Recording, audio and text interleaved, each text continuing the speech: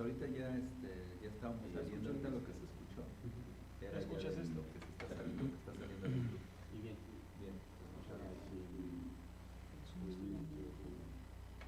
No, sí, Es que de dónde le estás jalando. ¿De dónde viene? ¿Te puedes subir un poquito?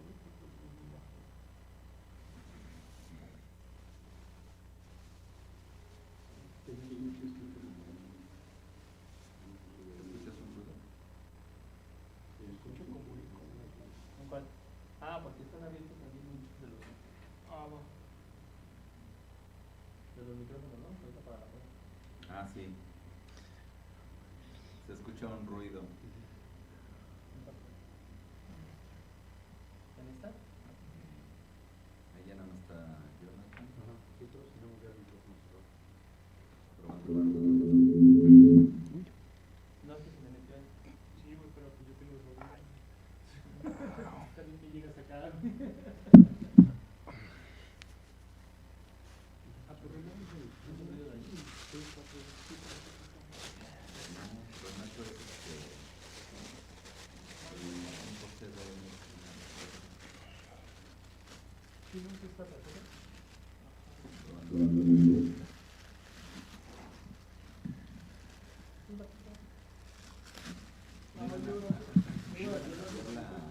Lo de la bocina,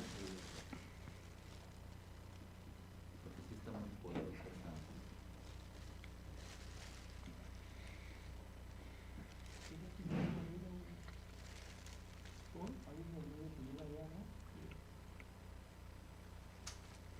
Mira y escucha, güey. No se oye nada. No se oye nada.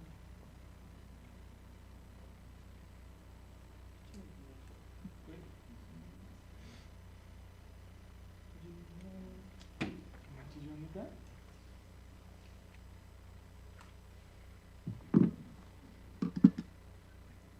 Ya no se oye, güey. Ah, sácate.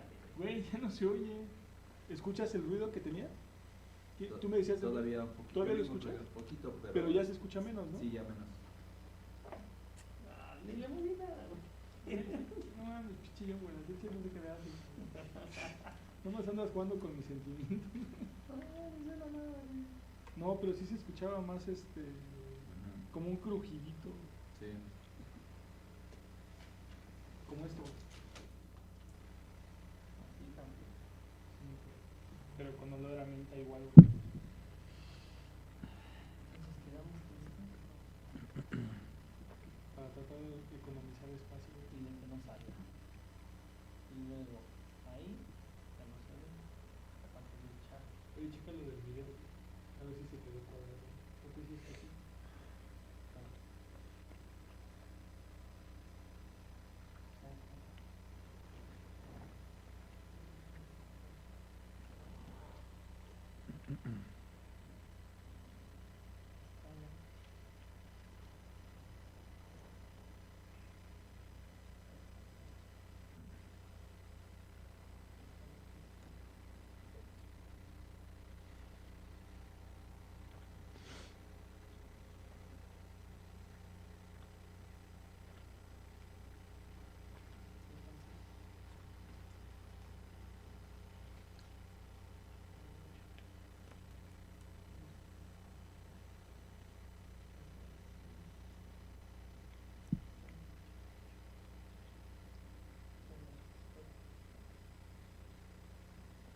Pero sí se ve tuneado, ¿no, güey?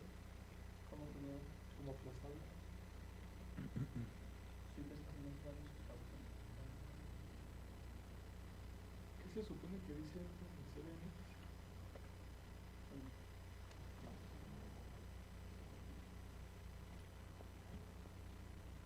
Ah, bueno, estoy reenviando lo reenviado. Ah, mira, sí se ve bonito, güey. Sí, pero necesito lo decodifico. Ahí estoy diciendo la cosa. Oye, pero no tienes que quitar de ahí las bloques, ¿no? ¿Cómo no? Los de arriba. No, ahorita no. Es que nada más quiero ajustar mi tamaño.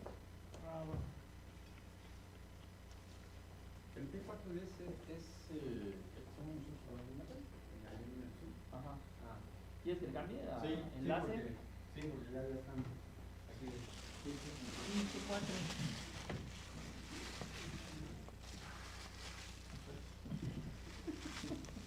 Qué asqueroso, ¿ah? Sí, güey, pero güey. ¿Y sabes qué es lo peor, güey? Que yo siempre traigo uno en la mochila, güey. Ahorita como no ha trabajado, güey, lo saqué, güey. Vamos a cambiarle aquí el nombrecito. ¿Cuál es tu 4? Aquí está. Ahora sí comiste, Javier. Ahora sí. Prefiero empezar con el estómago bien. Les digo ayer que nada más el sándwich te veía cómo estabas en chinga. Sí, hombre, parecía ahí el Bruce de Matilda. Ándale. ¿Pero qué conexión tiene? Tenemos como... ¿Cómo que?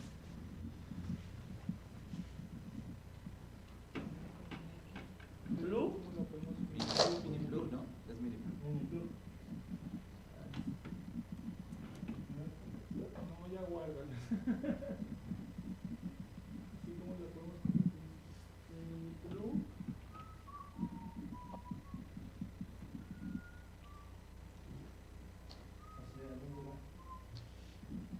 A la consola. Sí, pero estamos por Canon. Pero salimos por Canon. Déjalo, yo tengo un poquito de Canon. Canon mini A mini plug hembra. Eso sería bueno, güey. De Canon hembra a mini plug hembra. No, ajá. Lo veo completo, lo veo completo. Sí, ya te No, pues la otra es que lo conectes a una lab, ¿no? No, por interpretación. Entonces cuando entre interpretación va a ser algo chido. No, pero a la lab que tiene español. Exacto, a la de español. Ajá. Sí, pero cuando metamos el inglés sí tienen que escuchar la otra voz. No, ya sí, no, está bien. Sí, no, yo no lo sé. ¿Sí? Porque ellos cuando que- hace la traducción, Javier se la español. Ciertos mantienen y es lo que usa Javier. En español. En español. Pobre de los que me hicieron ayer en inglés, jamás me entendieron la diseño. Ah, no, pues sí. Porque hacen en Ah, un sordo anglosajón. No, claro, no entendió nada. Yo pensaba que eran universales las Sí, honestamente yo igual lo pensaba, pero lo comentó ayer y así de, oh, caray.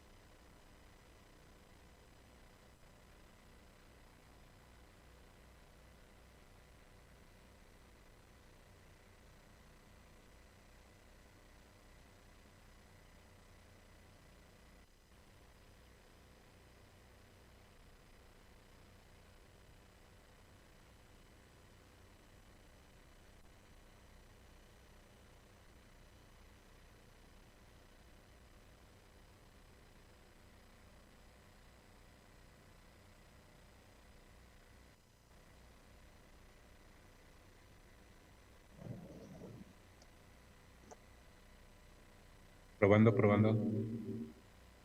Segundo coloquio, probando.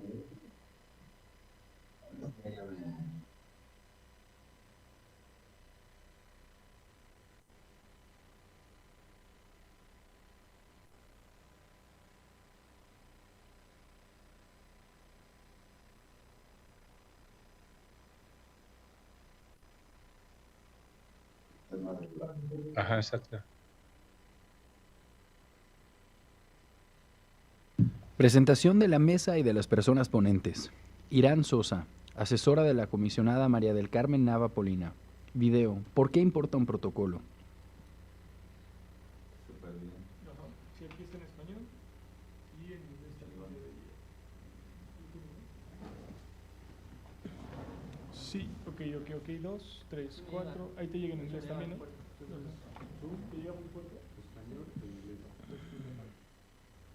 Sí. Y ya que no salga audio. Si quieres, voy a Al compartir. revés.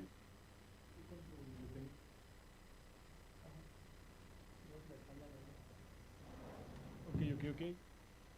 4, 5, 6, 7. ¿Quieres que me acerque más? 8, 9, 10 y ok. Ahí sí, ya la vi. 2, 3, 4.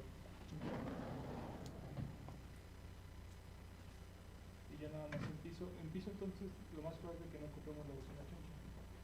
¿En piso? Ajá. Bueno, aquí. Y ya la van a ocupar desde su Zoom, entonces igual me puedo ir un poquito más alto para monitorear. Sí, no, ya si no, le apagamos allá la bocina, lo trabajamos.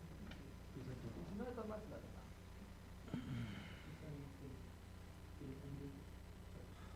Ya, entonces, doctor, ya estamos. ¿Quieres ya nada más para... Hola, buenos días. Buenos días. Buenos días. Hola, Oscar. Aquí ya estamos. Nada más así cachando. Entonces ya muteamos, ¿no? Las dos. Ya.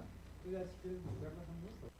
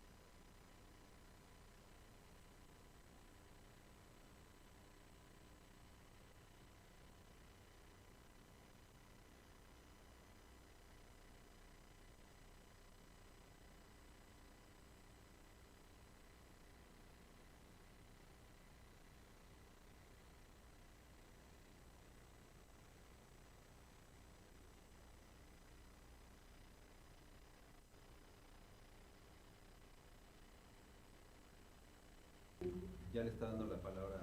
Adelante, comisionada.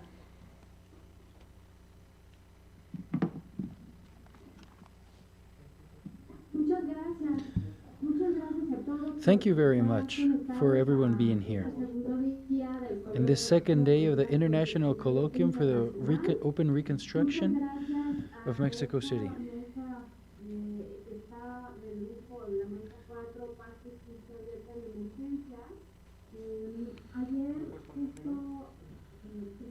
Yesterday, we had the pleasure to listen to several specialized people in the academic ambient and public relations and members of the civil society. How open state can be something indispensable in situations of emergency and what it implies.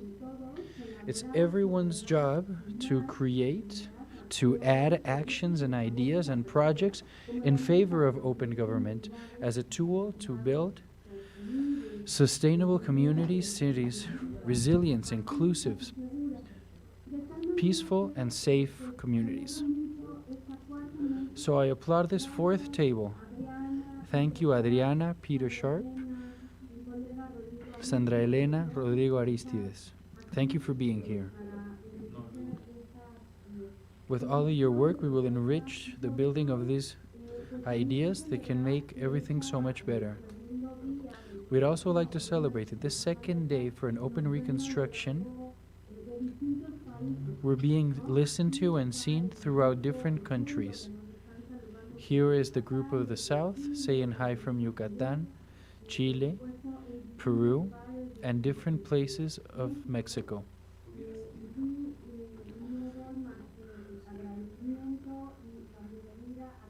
So welcome everyone. You're also going to be able to follow this transmission in Zoom. And also this conference is open through Facebook Live, YouTube, and the social network of Info CDMX. Thank you very much.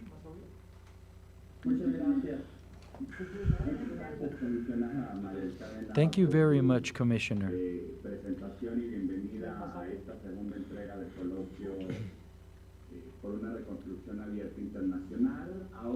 Now, so we can be able to start.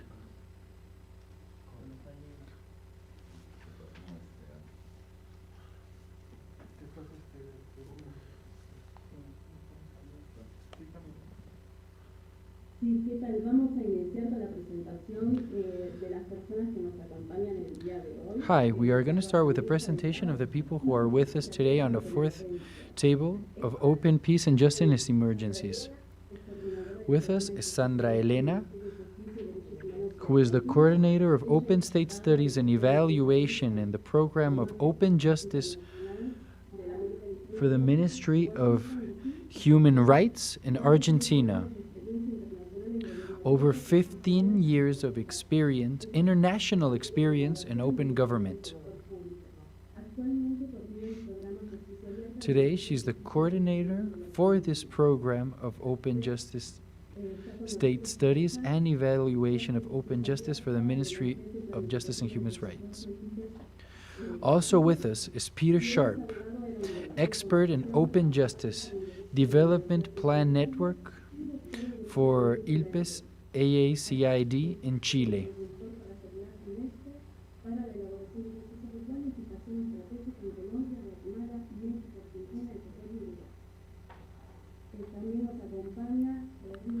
Also with us is Rodrigo Aristides Guerrero, Citizen Commissioner for Info CDMX, MBA for International Law and Constitutional Law,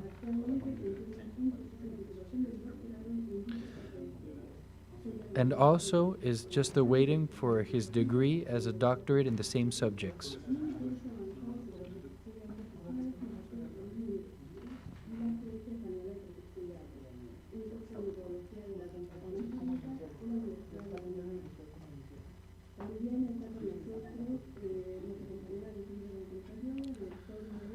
Also with us is Alejandro González Arreola, Director of Rule of Law Projects, World Justice Project.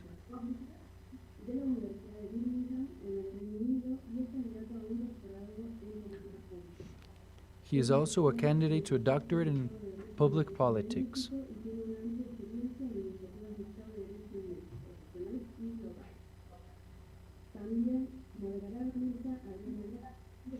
Our moderator for this table shall be Adriana Greaves, Director of TOJO, an MBA in International Law and Public Law.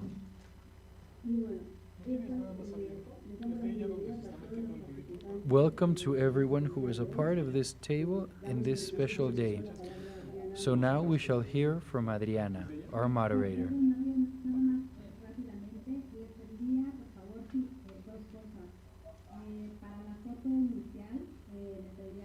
Now please, if everyone can open their camera so we can have the photo of the event.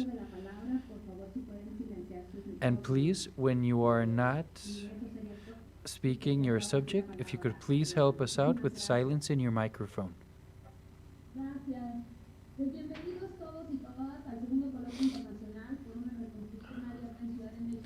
Welcome everyone to the second colloquium of International Open Government and Open Reconstruction of Mexico City.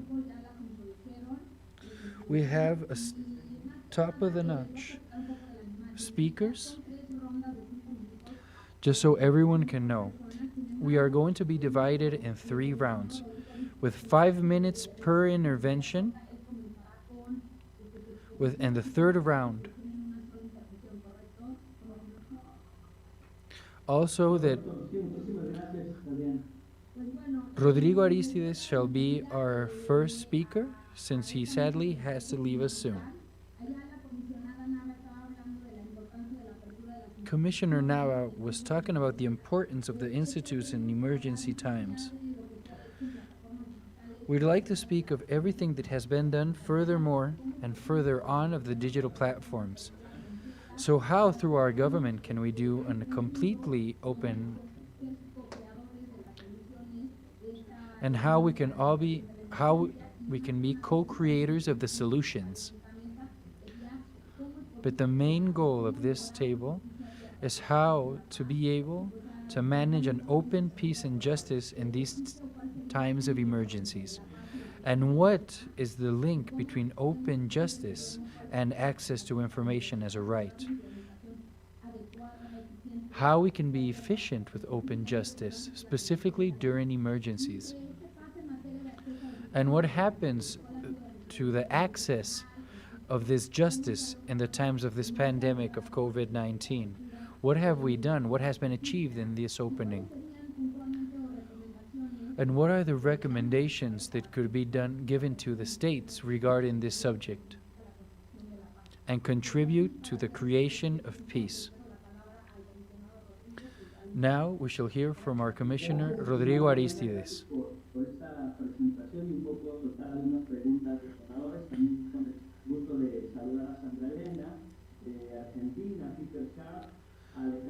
I'd like to give my regards to all of the speakers of this table, Sandra Elena, Peter, and Alejandro.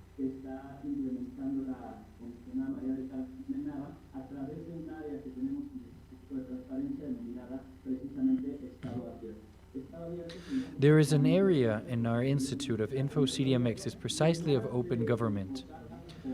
And we'd like to focus and use all of our concepts related to open government, like open justice and parliament.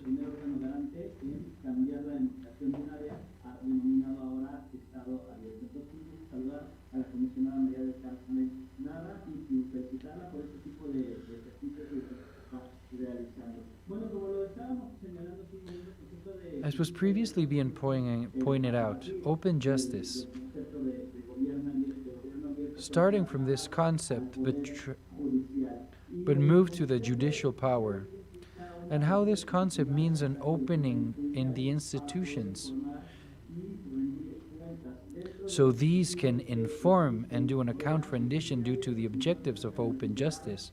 And some of these are to recuperate and maintain the confidence of the people in the tribute. And how this can make the quality of public justice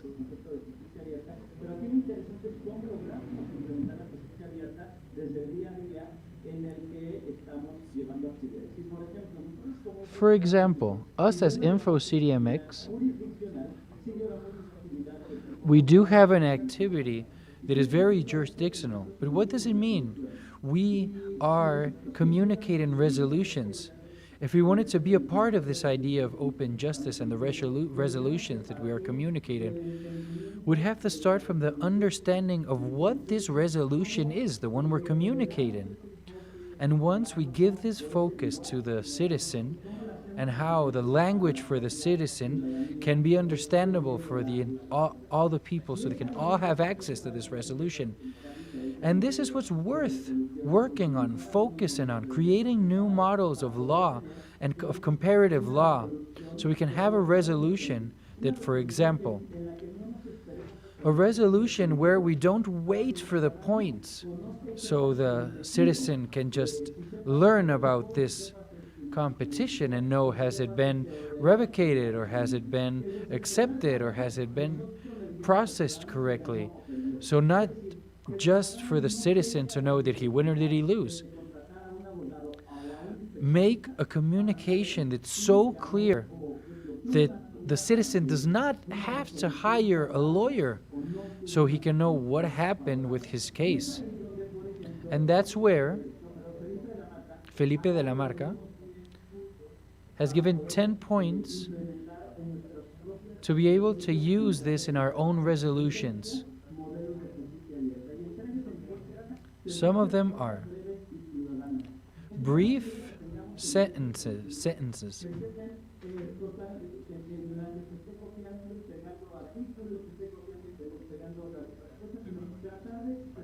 Not just do a copy-paste of the articles, but gets what essential of the resolutions, of the sentences, and make a very easy language.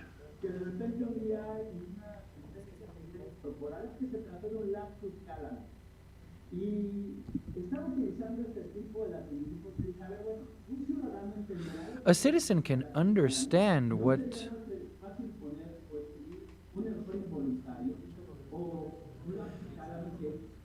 lapsus calami is. Why can't we just simply use a language that the people can understand? Not use extremely lawful language, like in Latin, for example, but make the citizen judgments in a language that everyone can understand, so everyone can be a part of all of these developments. Be very clear what the controversy that's going to be solved.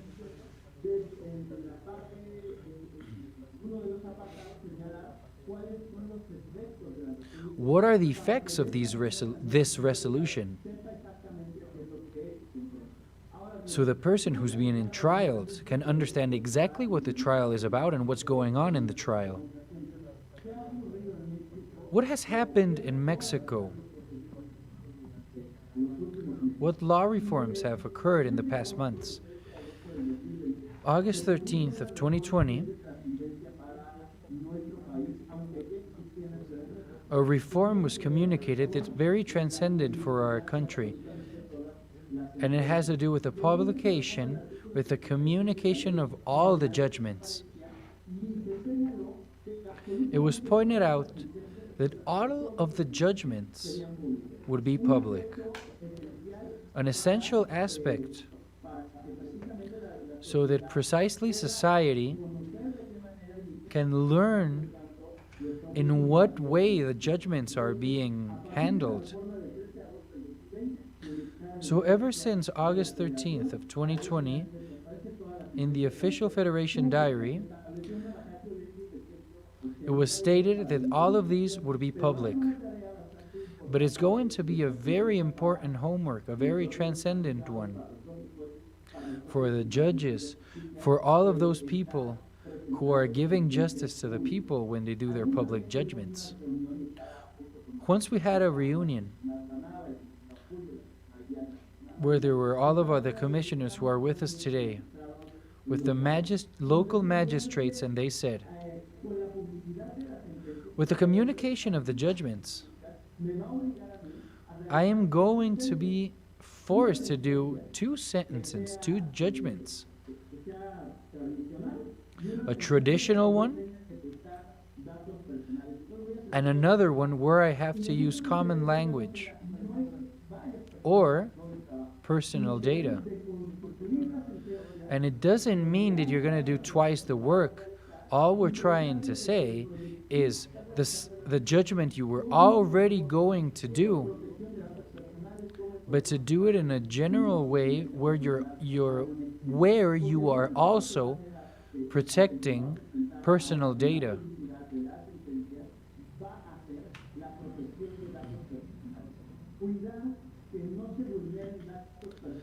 And we are to make sure that there's no vulneration to the right of your personal information to not be published, to be private.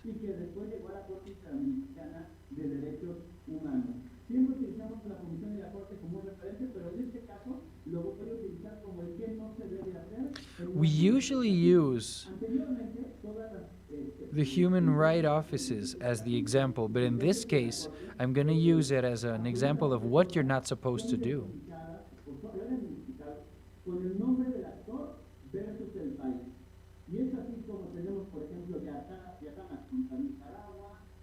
Usually, you use the name of the actor versus the country.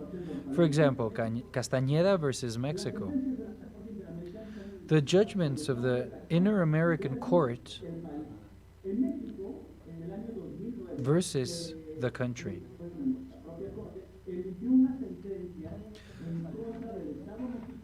A judgment was emitted versus the Mexican state, where the actor was Valentina Rosendo Cantú.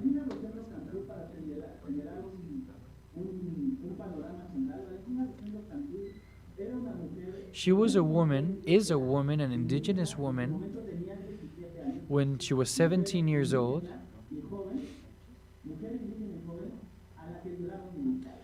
that was abused and violated by some soldiers. The soldiers arrived in the state of Guerrero and she was abused. And the resolution of the state was in favor of Valentina. So you'd think that this would be according to the law, but what my question is, did Valentina Rosendo Cantú want for the entire literature of the country, did she actually want for the entire world to know that she was raped by soldiers? And the Inter-American Court asked the question, did she want her name to be included in the law literature of the case? So this is a literal vulneration to the right of private information, because now the entire world knows she is an abused woman. But did she want this information to be public? That is where we have to ask ourselves, what is the limit where public information is literally public for everyone? Where is the thin red line between the right to information, the right to the protection of your information, and the right for your access to information?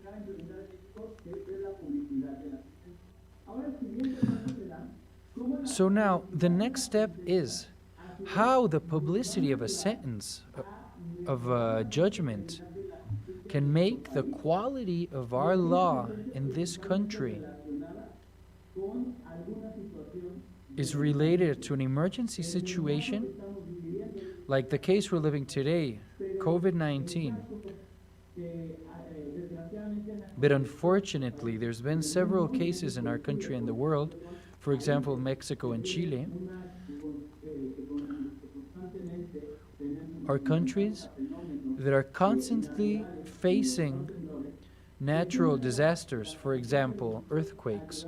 In what way can justice help us, open justice help us to accomplish, to improve public policies and to face these kinds of situations? that a lot of times happen in the countries. So in Mexico, something we have in favor is the publicity of the judgments. But we also have to be careful with the vulnerability of people's rights, because through these, we are going to be able to accomplish to learn who and how is being judged. Thank you very much for giving me my time here, and congratulations to the Commissioner, Maria del Carmen Nava, for these kinds of exercises. Thank you very much.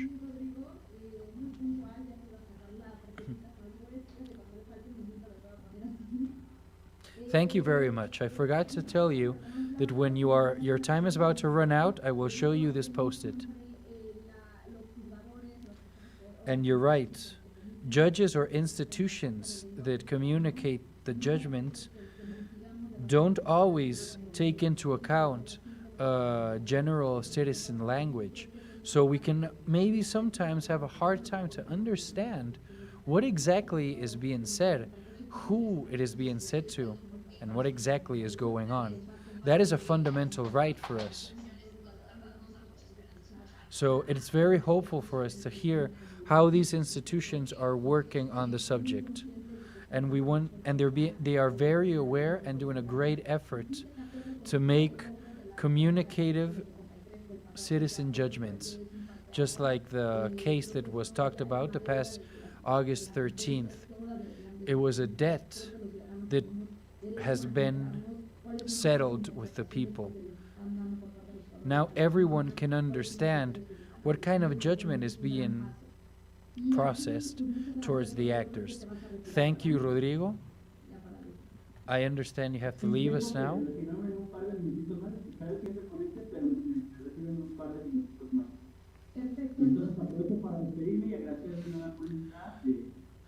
So I'd like to take advantage to say goodbye once and for all, and thank you very much, Maria del Carmen Nava. Pues perfecto, creo que regresamos entonces a los tiempos para los siguientes participantes. Serán tres rondas de 5 minutos. So as I previously recalled, we have 3 rounds of 5 minutes. When your time is about to expire, I shall show you a card, and I ask you to please be respectful for everyone's time. No sé si ya está el último, si está Alejandro ya en el... No, todavía no. Bueno, empezaremos con Sandra. Muchas gracias. Now we shall start with Sandra Elena. Gracias. Thank you very much. Good morning, everyone. Thank you to the organizers of this summit and everyone who is in this panel.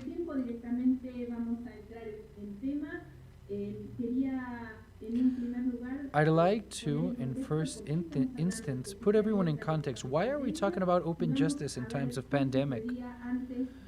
What happened before this pandemic of 2020 with the lawful needs that people had in the world?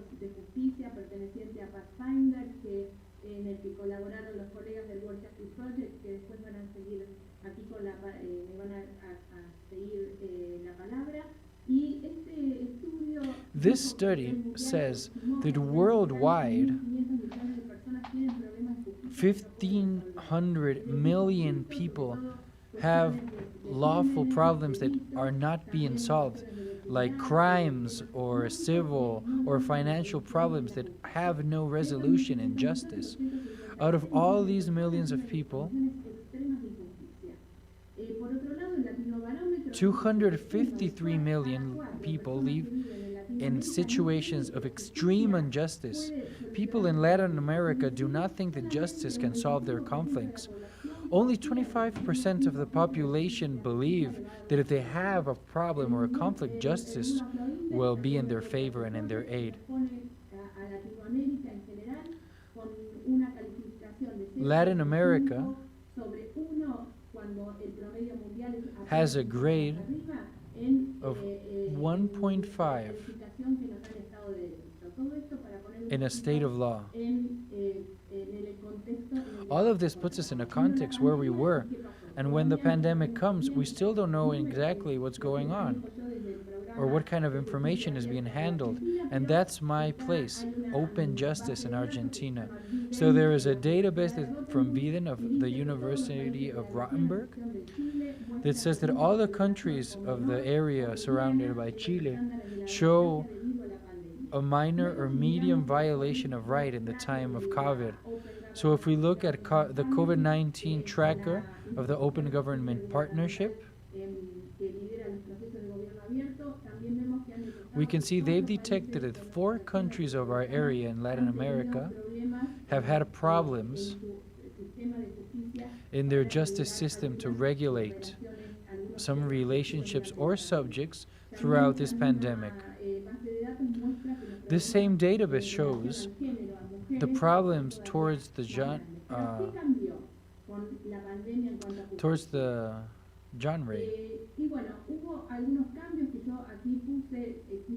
There were some changes I detected. Some of them are negative.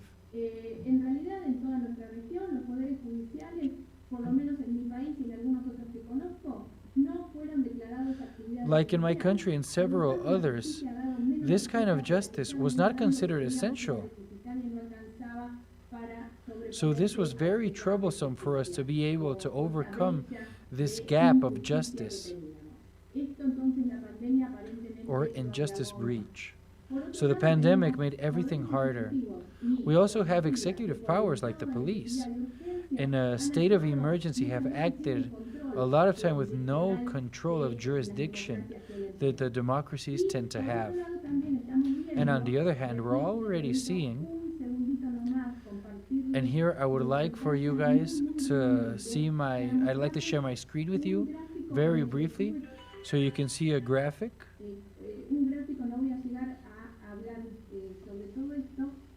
And I'm not going to be able to speak about all of it, but I would like to share it later with you since I don't have time right now. But the graphic shows how the citizen security crimes lowered during the time, but the crimes of resistance to our authority increased. These resistance crimes, the resistance to our authority, they prove how the police power has been increased over the population with no control, jurisdictional control. In favor of open justice, there is a tendency to see data that before wasn't verified, especially because public politics and health in the matter of COVID-19 needs to fill itself with data. And this makes a general tendency towards all the sectors to work more with data. I believe my time has run out. No, I only still have 1 minute. So, these would be the great tendencies and the great changes that COVID has created.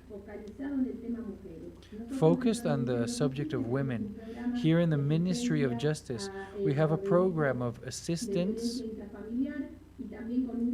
for crimes of family violence. And we have seen how during this time of pandemic and of staying at home, these crimes have boosted in Argentina, and we've been paying close attention to them. So there's been a change that has affected mostly women as far as violence goes, and an intermission of state over people, over their individual freedom, and how the usual power, the usual protection the judicial power used to take care of is a little out of their hands right now, and they can't cover all of the problems. In my next intervention, I shall tell you what exactly we're working on in the Ministry of Justice to find a solution to these problems.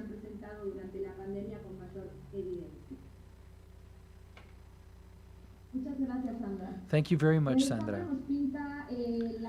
Sandra has shown us the breach there used to be regarding injustice, and how it changed when this pandemic arrived. And she mentions three fundamental things. Justice was not considered a first necessity. And this, the risk of the people's freedom with the excessive power of police. And so who do we go to when we have one of our rights violated or we are victims of a crime? Now we shall hear from Peter Sharp. Welcome. Thank you very much, Adriana. I'm thankful for the invitation by Maria del Carmen, Aldo, and especially to the other speakers of this table, Sandra Elena, Rodrigo, and Alejandro. I'd like to share my screen right now, if possible.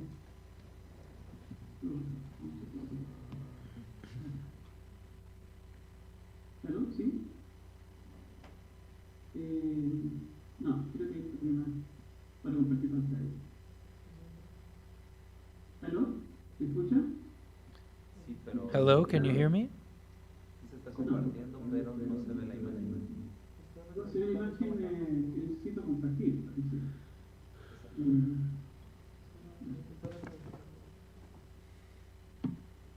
Bueno, voy a dejar de compartir, pero bueno, ojalá. Okay, I shall stop sharing my screen. I apologize.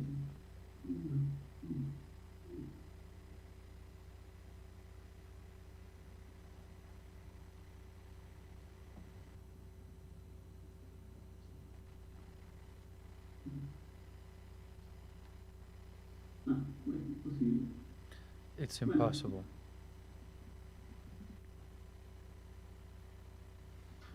¿Aló? Hello? Creo que ya perdí 2 minutos de intentar compartir pantalla. I think I've already lost a minute trying to share my screen. I'm very sorry. Sí, por favor. Bueno, lamentablemente me hubiera gustado mucho compartir pantalla. I would have liked to share my screen. I can do it in my next block. The question is, how do we face all of this open justice, all of this injustice in this time, especially regarding open justice? And how the dichotomy has to do if we are in a closed justice or an open justice. What exactly are we looking at or are we a part of? For example, the earthquake of 2017 or this pandemic, they actually checkmated the closed state. And it's been open state that has helped us to face these challenges in Latin America.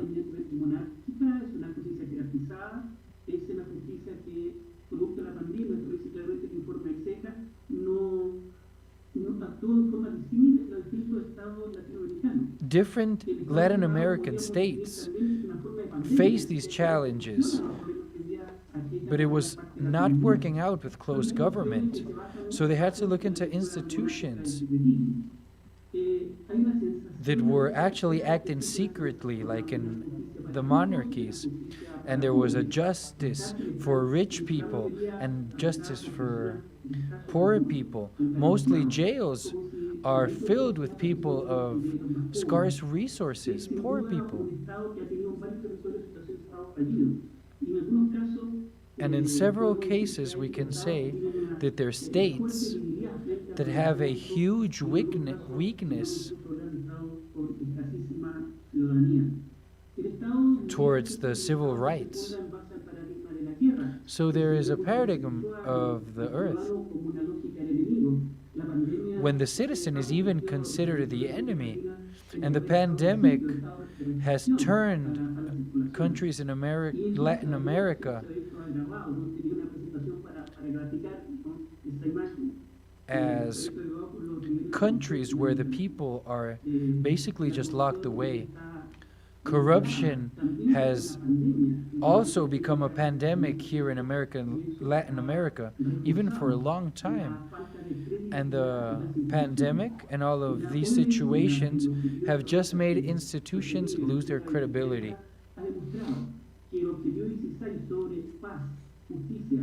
So peace and justice and solid institutions have found an obstacle and a wall they've crashed into. And we are running the risk for all the objectives in Latin America regarding human rights and justice and peace seems to be very hard to achieve.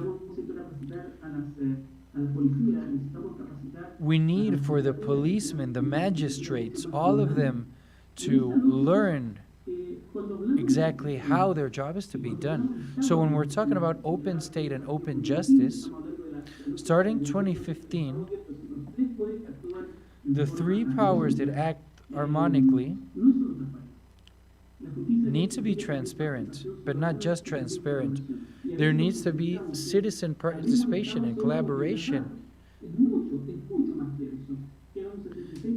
But it's so much more than that. We have so much more to improve and a long way to go. And the access to public information is basic for open justice and human rights. Like in the Article 19 of the Human Rights Declaration,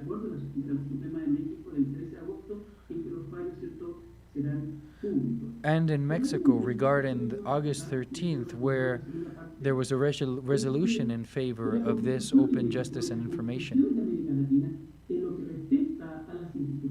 Institutions in Latin America, the Republican ones, are open. And the shaping of nations in Latin America, they started as open states and communities, but something happened on the way that we closed ourselves. And this closing became a fertile land for corruption and injustice.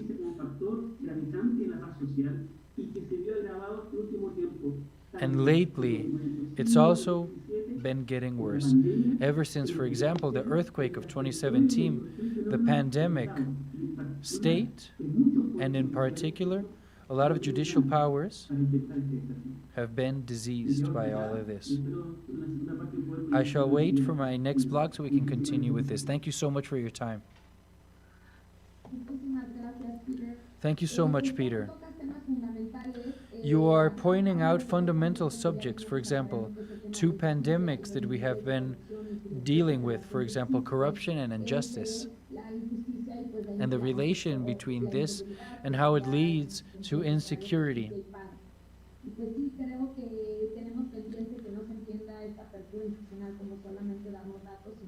So we need to understand how this institutional opening is not just giving away information, but also to work on justice. Alejandro, we're so glad to have you here. Just to let you know, you have 3 interventions of 5 minutes. We are in the first one, so you made it right on time. So we should like to hear from you now. Thank you so much. Thank you, Adriana. Colleagues, I apologize. I had a problem with my internet, and sometimes this digital era is a little hard for me. It's a pleasure to be here and share this space with you. Sandra Elena, I had not seen you in a long time. It's an honor. Thank you, InfoCDMX, all my colleagues. So we can move on quickly. I am collaborating in World Justice Project for a very short time. Particularly, I started in July of this year. And I'm honored for they've asked me to be a part of this.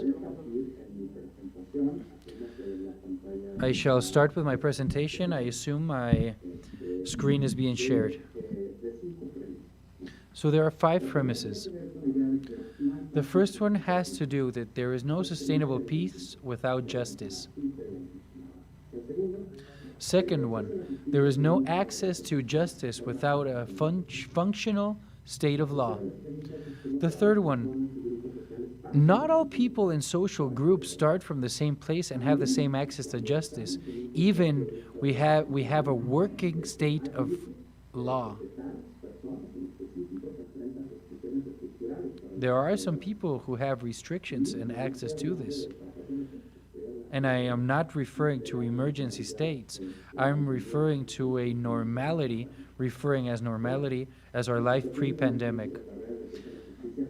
Emergency situations, they create a barrier to access to justice, and how these barriers just get wider and taller.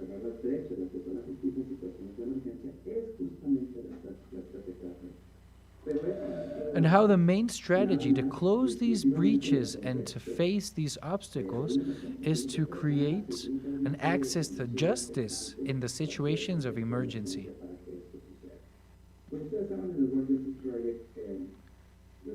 As you guys know, in the World Justice Project, we publish every year the global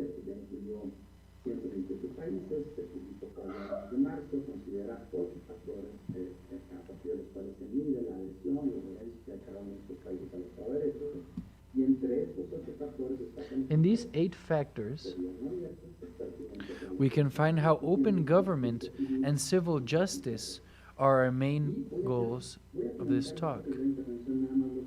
Because every year we publish the annual index of global state of law that includes 128 countries and their 8 factors, being the 2 of the ones that are outlined, open government and civil justice.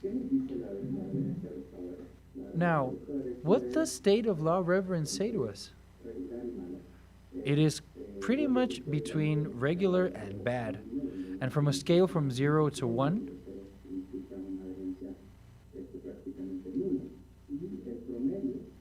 and the average in global situations is of 0.44. The tendency is a great problem. In the past 2 years, particularly this last one,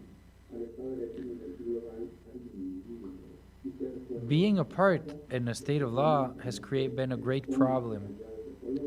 And as you can see in the map, the colors that are usually between blue and gray have a stronger state of law or an adherence to the rule of law. But as we see the yellow, orange, and red countries, it means they have a weaker adherence to the state of law. If we do an analysis according to these variables, we can conclude that, in general, these 3 factors that are relevant for this panel, here you can see the distribution of the colors, and on the right, there's a group of countries with a very scarce adherence to the systems of civil justice. They are free of discrimination, corruption, or unwanted influence. And then there's the system of justice where investigative police, attorneys, judges, jails, they are effective, respectful to human rights, free of discrimination and unwanted influence. So, as you can see, mostly we have yellow and red colors. But this is a pretty normal state of law, sadly. But what happens when we're not in situations of emergency? And not everyone is in the same condition. World Justice Project last year also published this summary that measures an estimate of the access to justice, and it identifies the multiple groups and estimates these groups that are facing serious challenges of access to justice, like the elderly, people with different capacities, indigenous people, women. But there are also other variables that determine this, like social cultural situations. Like sometimes some people don't have their identity documents or a steady job or access to Social Security. In emergency situations, this is a complex context where 1.2 million people can't have a basic access to justice, as they face all kinds of situations that make them more vulnerable.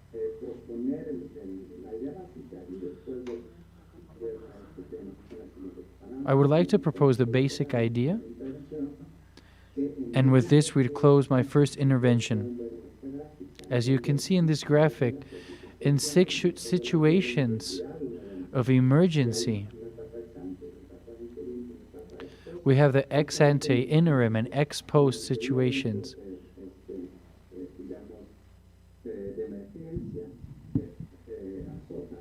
How a situation of emergency actually lashes towards these people, which makes the administration of justice in a general way to be interrupted, and certain nations and states that are in very difficult conditions, makes how discrimination and injustice shows its true face, and more often.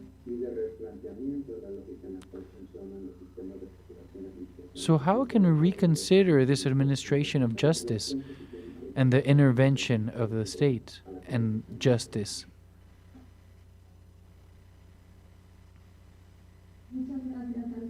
Thank you very much, Alejandro. Very interesting what the work you've shared with us, and how precisely what you mentioned is fundamental. There is no peace as long as there is injustice, and there will not be justice as long as there's not a sustainable state of law. So now for her second intervention, we will hear from Sandra Elena. Thank you very much. Thank you. In the first intervention, I tried for everyone to see the pre-panorama and post-pandemic, and how this impacted injustice, state of law, and mostly the access to open justice and the institutions toward the breach we have already talked about, just like Alejandro mentioned. And I'm so glad you included and you're a part of this World Peace Project. World Justice Project.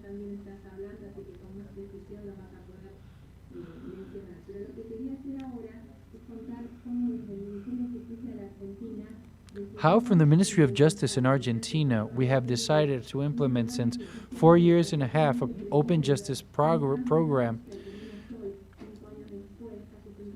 and how 5 years later we have faced this breach of justice problems in our country. And according to the data we have collected at the time with a group of people, we analyzed how to implement open justice in Argentina. And back then, 5 years ago, it was a subject we really didn't talk about. It pretty much didn't exist. The concept had not been developed. So we decided, with the new administration that was back then, was taken charge of government, to implement an open justice project that had to work mostly with areas of open government like transparency, account rendition, and administration. So it was my job to be in charge of the open data and justice, just like Argentina is a federal country, just like Mexico, which makes it so much more difficult because there's a lot of judicial powers that sometimes overimpose themselves among each other. 60,000 people were part of this in the more than 80 initiatives we worked on, and they were all related to a subject of open justice. For example, the participation of the people who were victims in the justice programs.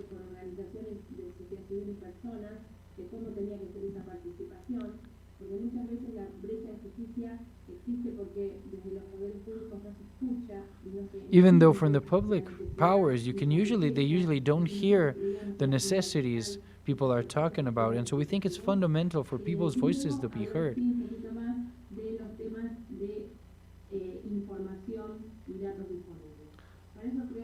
So we created a portal of open information,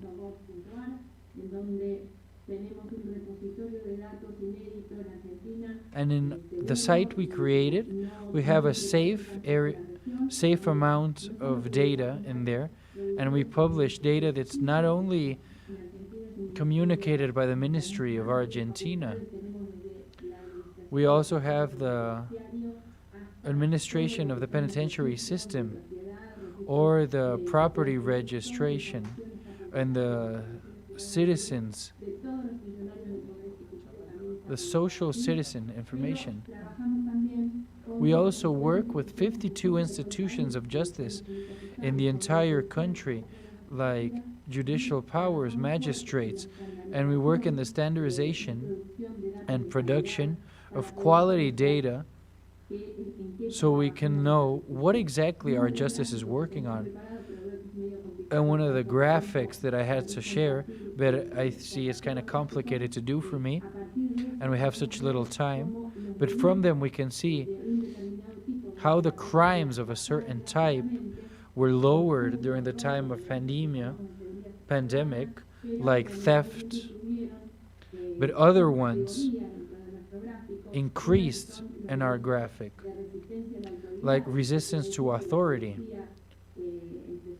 It means that the policemen started to be more violent, and they were starting to get a lot of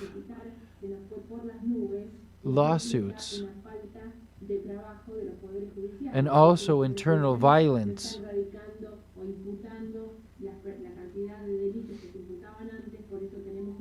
And how these crimes weren't being sentenced like before. And now we have become to a point where there's crimes that don't have a qualification.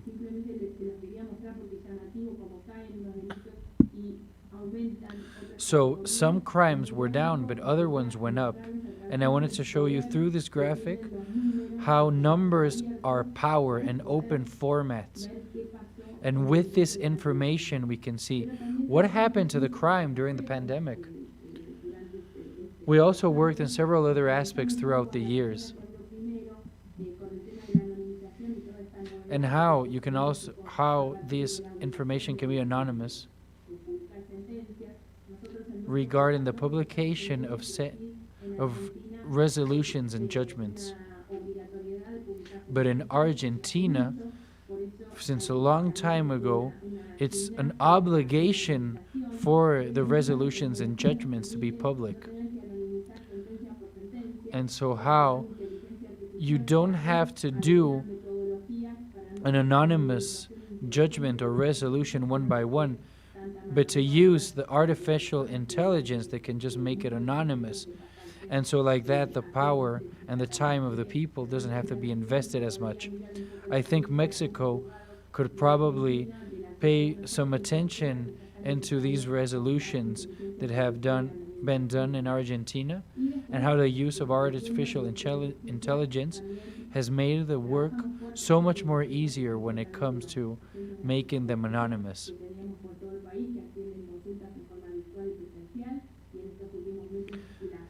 And how there's the option of consultation to be in presence and also online. And during this pandemic, since it made it more difficult for people to actually be present, the virtual alternative was great throughout these months, and also making sure language is accessible to everyone. The reality is also more obvious, and how data is created and united and promoted through the ministry, which is another one of the central facts of our open justice.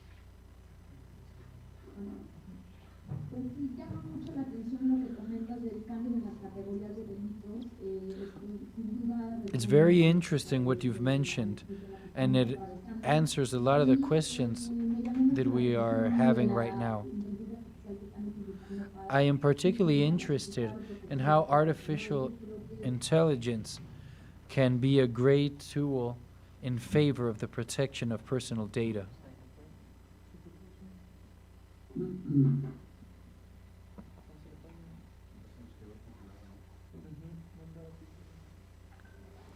Creo que perdimos a Adriana, pero justo íbamos entonces a continuar con Peter Sharp. So now we shall continue with Peter Sharp because we apparently lost Adriana. Hicimos una conexión internacional.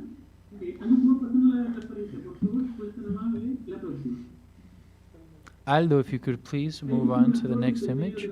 There you can see a flower coming out of the dry dirt, which represents the crisis.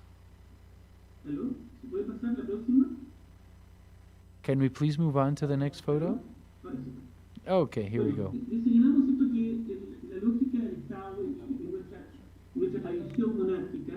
In our monarchy tradition, in a closed state, and how justice has also found a closing problem.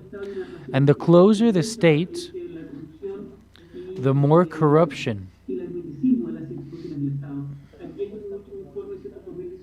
Here is the last study of 2019 of corruption in Latin America and the Caribbean America. And the countries that are in red have a high corruption level. And the greener or bluer, the lesser corruption they have.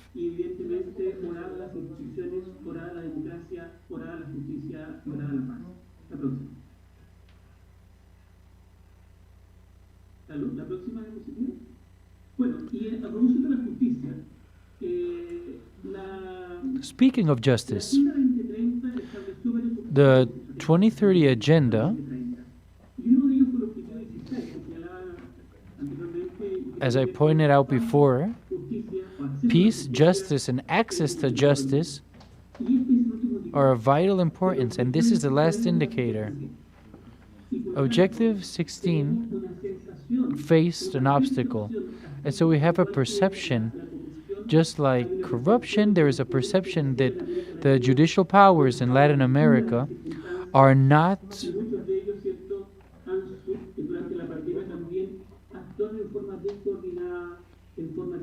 good enough, as they have been acting in the wrong way. So, what happens with the citizens in this reality? But it's so much more than just transparency that is needed. It's participation, collaboration to create spaces of healthy dialogue and conversation, where the public value is built by the citizens, because they use open state. The state, the social environment, all coming together,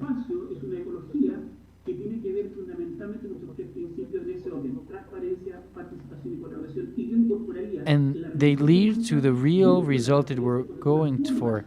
And this we need to do: transparency, participation, collaboration. And when I say transparency, I don't only refer to the administrative transparency, but also all that it englobes, all the information that can make the social state healthier.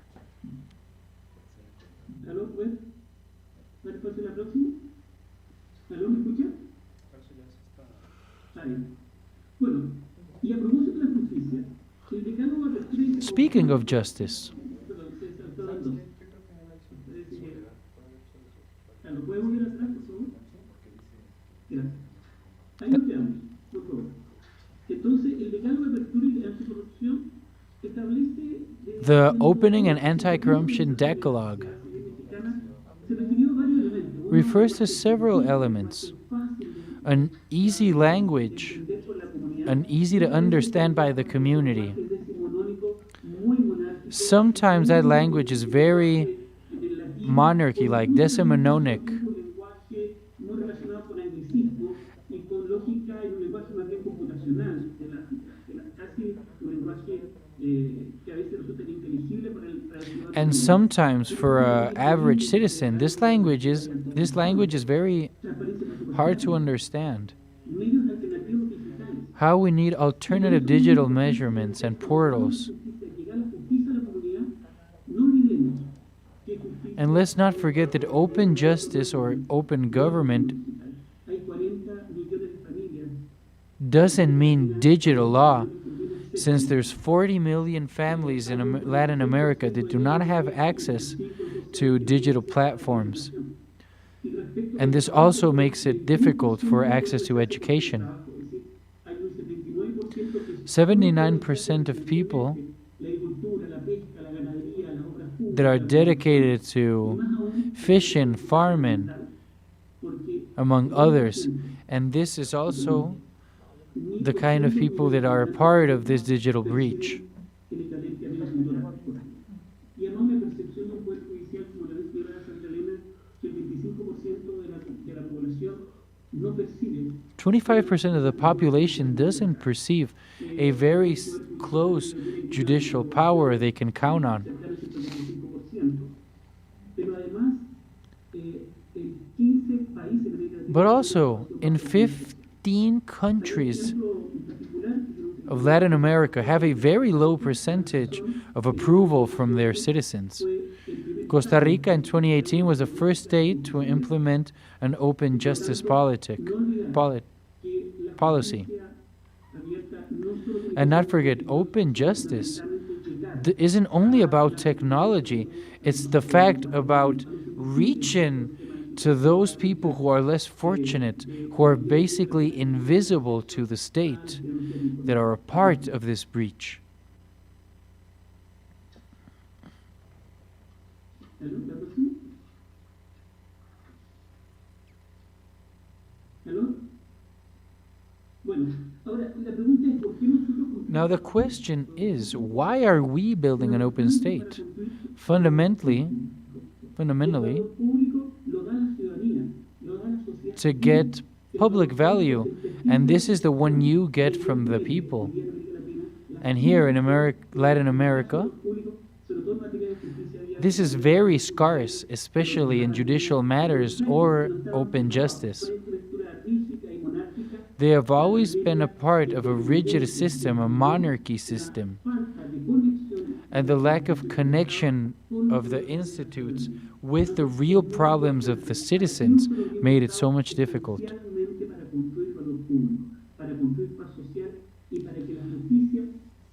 And they achieve for social peace and for justice to be an elemental right for the people.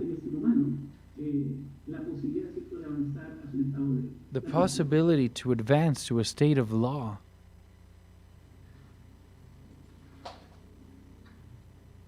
¿Aló? ¿Sí? ¿La próxima?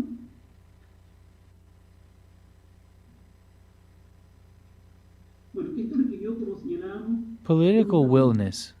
abrir el Estado que es fundamental la voluntad política que tuvo la presidenta de la Corte Suprema del Poder Judicial. Political will. As I mentioned in Costa Rica, this project of open justice ended that in March of 2018, Costa Rica makes public this policy of political will.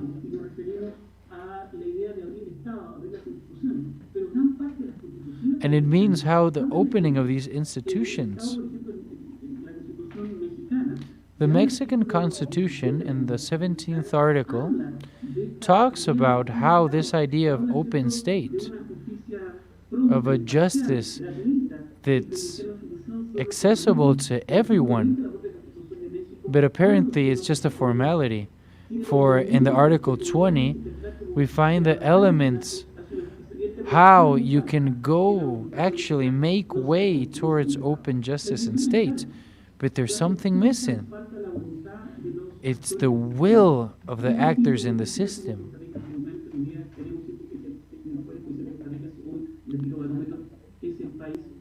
Costa Rica is the team Costa Rica is the country with the best judicial system in Latin America and Caribbean.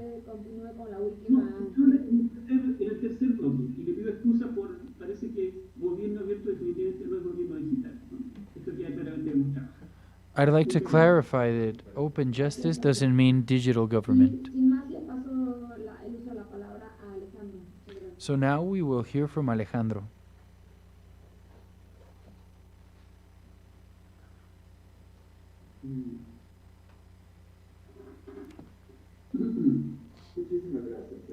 Thank you very much.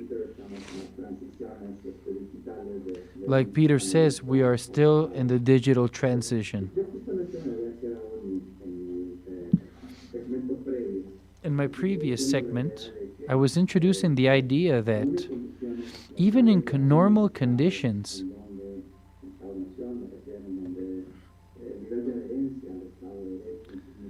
and how some countries, they have reasonably optimum adherence to the Justice Project.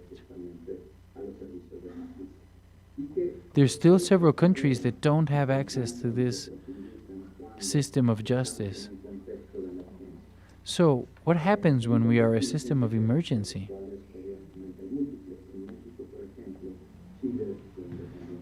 Mexico and Chile, for example, were countries that are exposed to multiple events.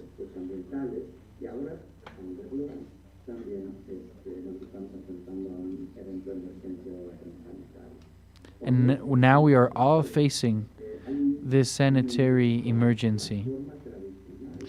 The traditional way of providing justice has been interrupted.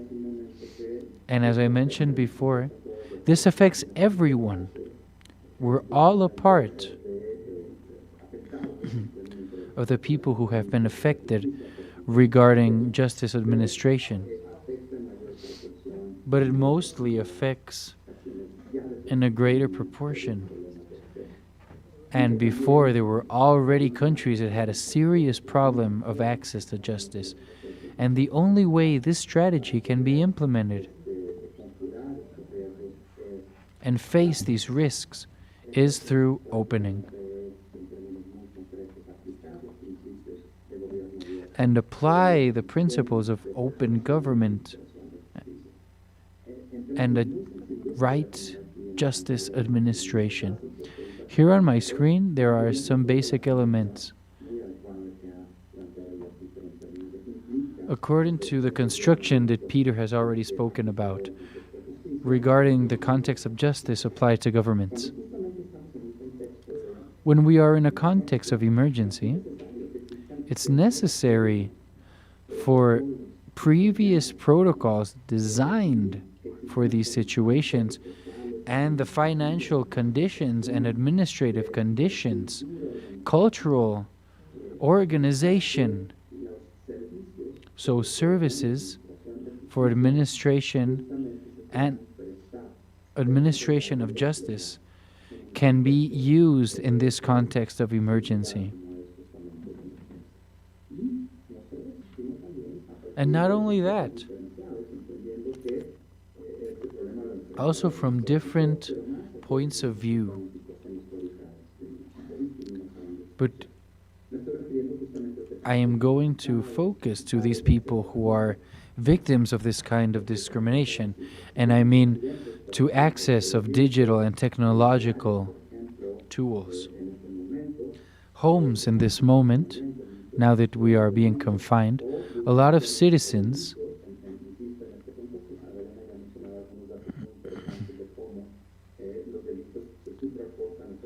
who are exposed to certain situations. Like Sandra Elena mentioned, how some crimes go down but other ones go up, and the people that are victims of these crimes. We need focused models who are emergency responders and are trained for these situations, and how a lot of them need to be focused on women, on girls, on children. And in situations of emergency, they are mostly vulnerable.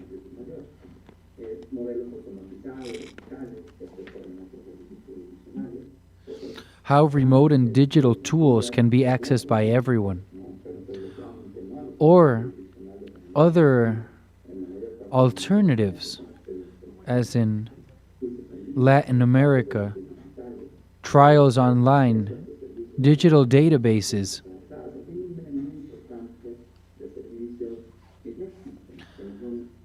How some services already exist, and they're not exclusive of sophisticated countries, but how they need to permit these models of justice.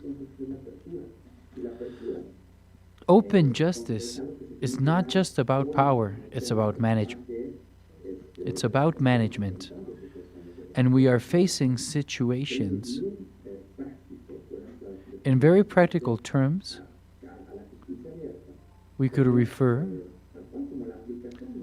how open justice is just the application of the open government principles, which are transparency, proactive, participation, collaboration, the institutes and the services and the administration of justice.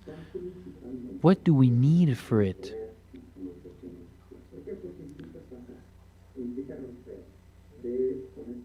We need to break with a cultural exercise of vertical authority, insularity, opacity, how the judicial and justice systems have actually been completely tied up to this culture. We need an opening of information, administrative, procedural, and jurisdictional, in a language that can be understood by all the citizens in open formats, and also a very careful control of the external citizen.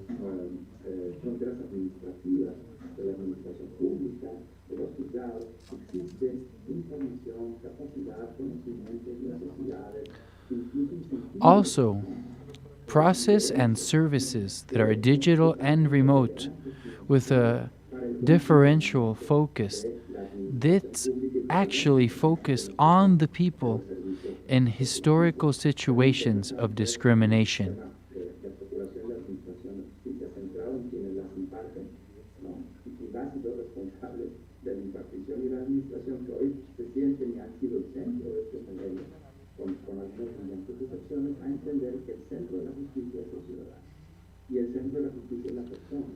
The center of justice is the person, and our debt is with the people who have been more vulnerable to our judicial system. We need to think of them mostly. Administratively, we need to focus also on the language and the citizen.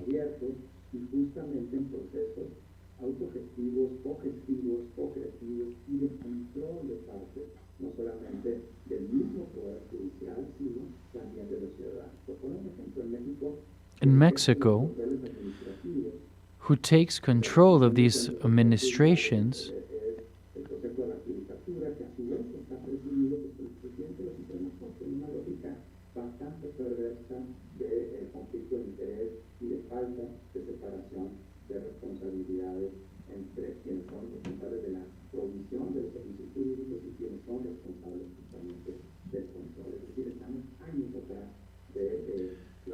by the Council of Judiciary, And this unilateral aspect can also make corruption more likely.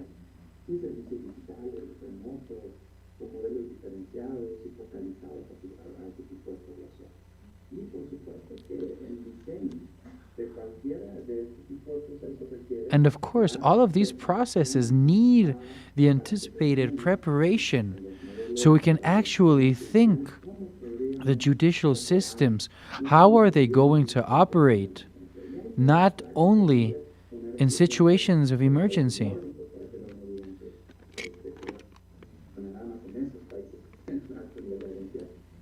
Now I'm going to talk about Nordic countries.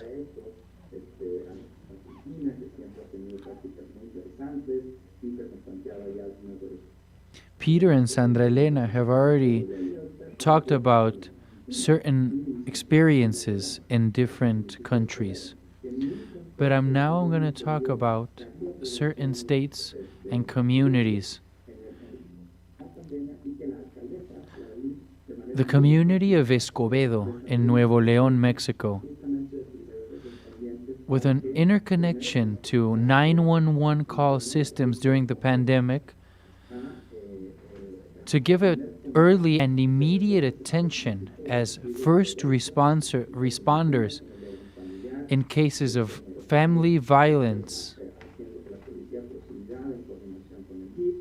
and gender violence, meaning the police, the family, the National Institute of Family, the judges, and civic justice.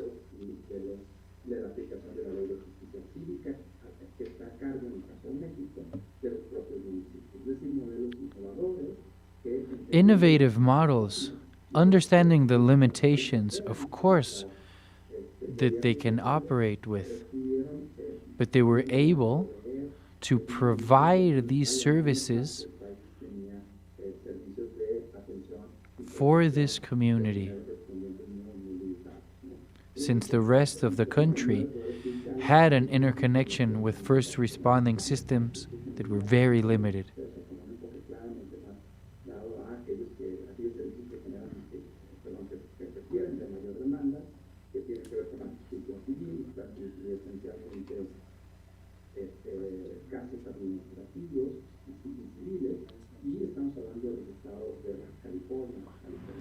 There are 9 judicial powers that have these digital platforms for trials online.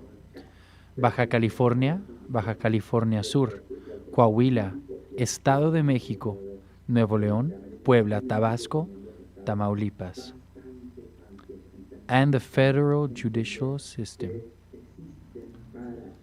And they exist for the people. So we need to find a way to modify how these act and how the judges and the people who are supposed to give justice are to act accordingly.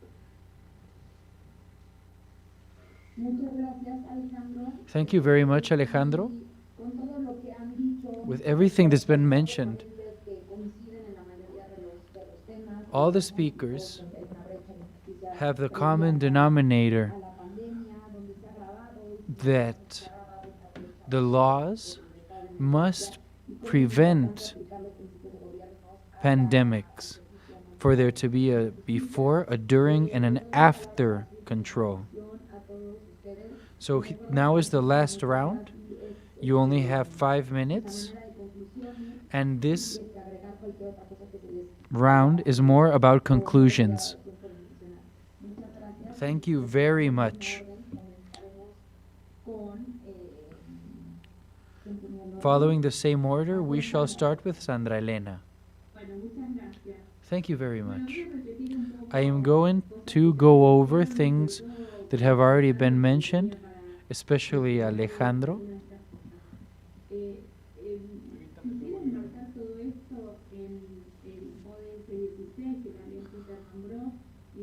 ODS 16, in order to achieve more inclusive communities and fair and justice,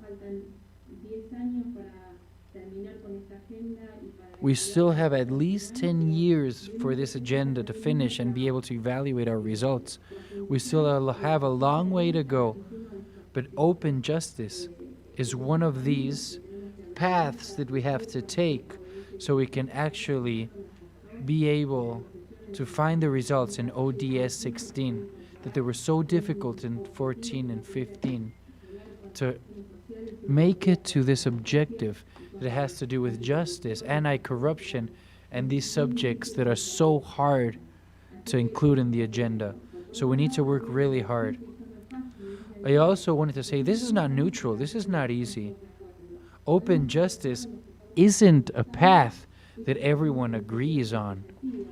And we have to do certain initiatives regarding this. But sadly, there's a lot of interest in the matter, and they all have to do a lot with the sector, which makes it very difficult. I am not a person who has worked all her life in the public segment of life. I used to work in the private sector.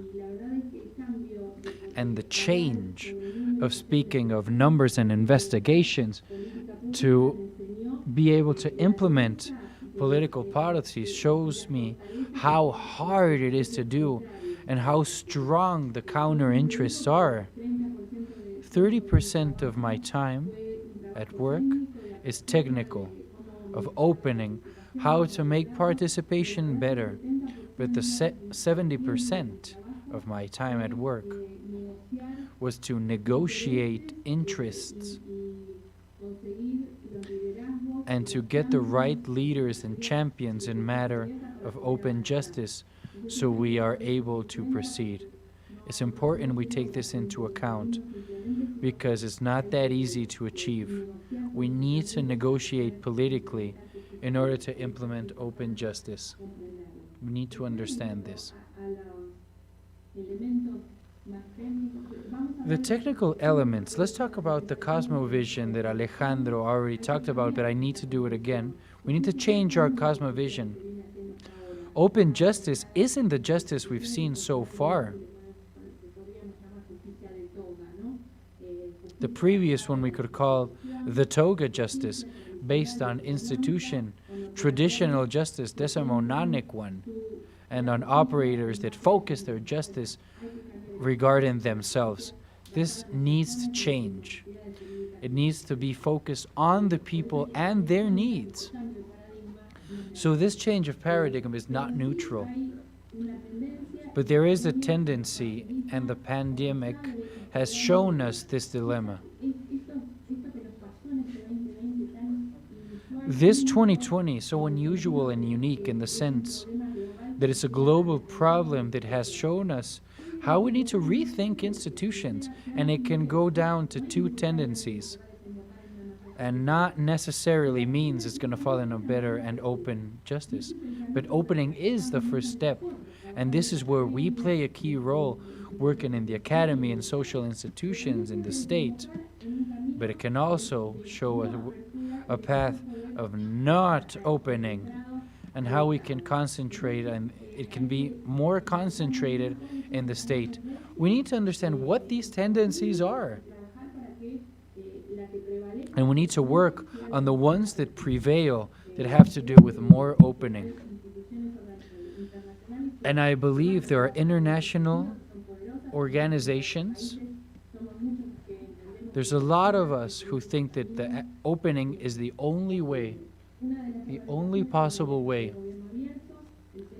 Open government, open justice is more present in the OBP, and we need to explore how to include new commitments to justice in our plans of action in countries.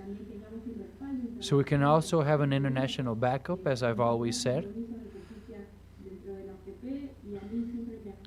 And it's always been helpful for me in my role as a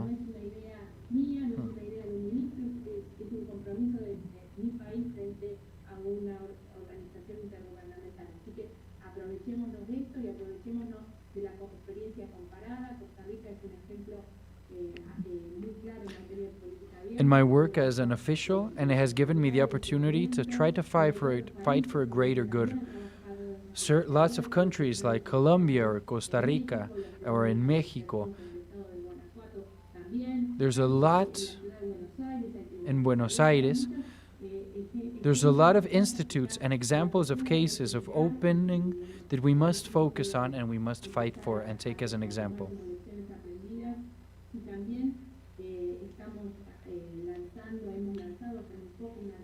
Not too long ago, we communicated a network of open justice that now has a lot of members in the region, so we can learn among ourselves and be stronger in this path that I've already said is not very clear where we're going.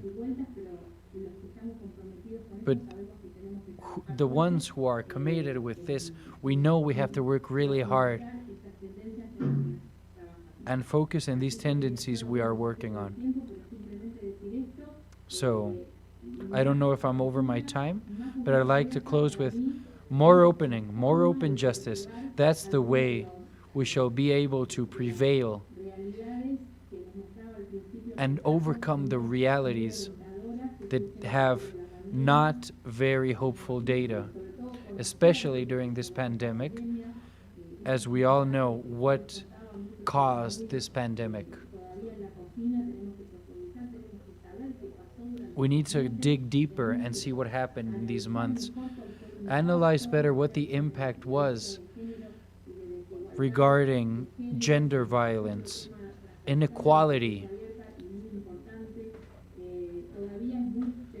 And it's too early. I still haven't seen any regional data that can be quoted in a trustful way.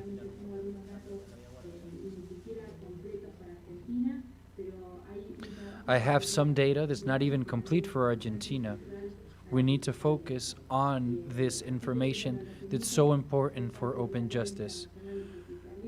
I would like to invite everyone to be a part of this network and for us to keep in touch for all of us who are working regarding this subject so we can manage and accomplish more open justice in our region, in Latin America. It's one of the areas that works the most of open justice. And this is reflected in the amount of commitment throughout the OPP.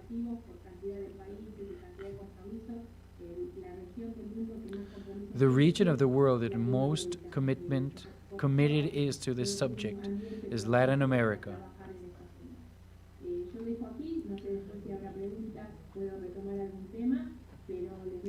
I shall end here. Later on, if there are questions, I can focus on a subject. Thank you, Sandra Elena, Director of Open State Studies and Evaluation of the Program of Open Justice for the Ministry of Justice and Human Rights in Argentina. And yes, what we mostly learn is the importance of open justice, and we are on the path towards this opening. We are very excited for having you here. Thank you so much. Now, Peter. Adriana, buenas tardes. Ahora sí lo recurriré a una PPT si me quiere hacer una reflexión final. I would like to do a final reflection. We are in a beautiful crisis. In Japanese, gonji, the symbol of the crisis, has two parts. One means threat. We are threatened by an institution. We are threatened by institutions that are full of corruption. We are threatened that we need a better police force and people in the state who can serve better. We are threatened because there is no legitimate institutes in the states. We are threatened because the institutions don't communicate between each other. But this symbol means threat and opportunity. And we have a beautiful opportunity. The opportunity to move on from a closed state to an open state with more democracy, respect for fundamental directions, a more transparent state, one that fights against corruption, and one that can be a space where everyone can be a part of this unicorn we all know that exists. Even a Cuban poet lost the term, but we actually mean justice. There is a sensation of a greater injustice today in Latin America. Justice for rich, justice for the poor, and local institutes that are not fighting for this right.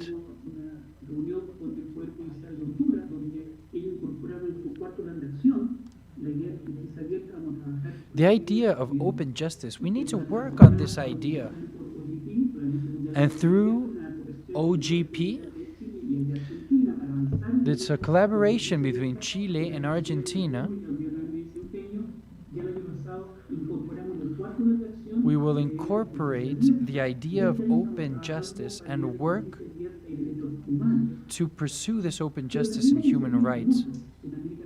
But in Latin America, there are very beautiful initiatives that are focusing towards the advancing of a greater collaboration and participation and transparency of the judicial power institutes.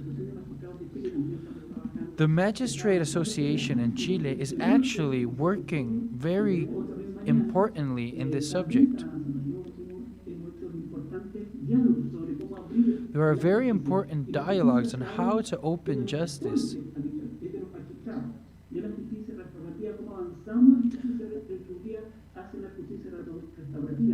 How justice can be restored.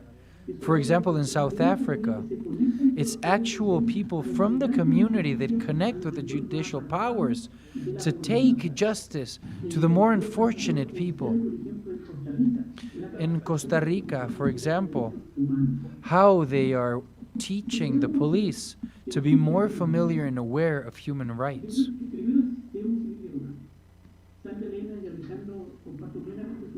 Sandra Elena and Alejandro, I share your point of view. This is not easy, but there's a certain beauty in a difficult path, because it only means that when the wind is stronger against you,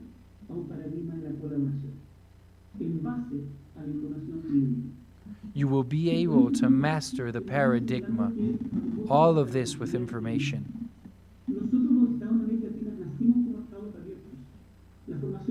Our countries of Latin America, we were born as open states, but once as the monarchy was influencing these countries, it got closed. It closed little by little until becoming a closed state. And this makes it a really difficult path. But there is a certain beauty in difficult. There was an idea of community. In the Western world, we have the future ahead of us, and the past is behind us. So we really never pay attention what we were and where we come from. We're always focusing on the future, on what's to come. But the original pre-Hispanic civilizations like the Aztecs, they had a cosmovision that's different. They have the future in the back because they can't see it. But they have their history, their past in the future. They are always looking back to their story. And our past, our story, is an open government. That's why we have the figure of parliament, for example.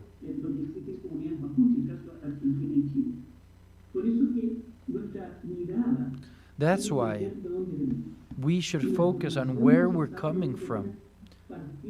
And the states and the countries in Latin America started in transparency.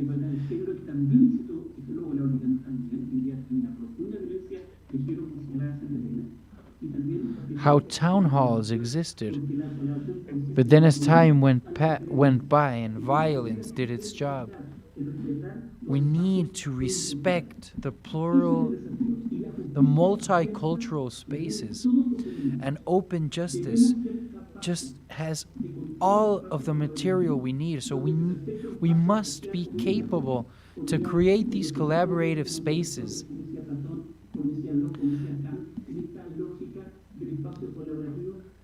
As past philosophers said, we need to create a space where justice is for everyone.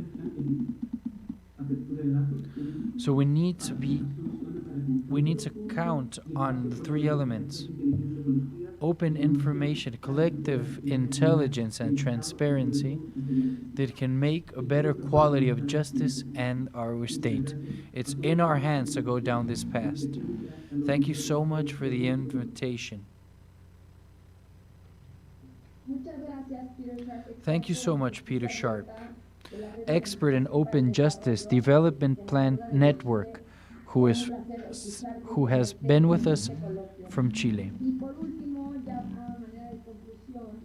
And to conclude, I would like for Alejandro Gonzalez, Director of Rule of Laws Project, World Justice Project.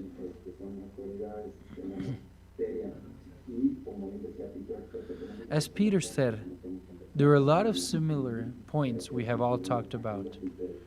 And there's very interesting agendas, not only for Mexico, but also for the region. I would like to point out three relevant aspects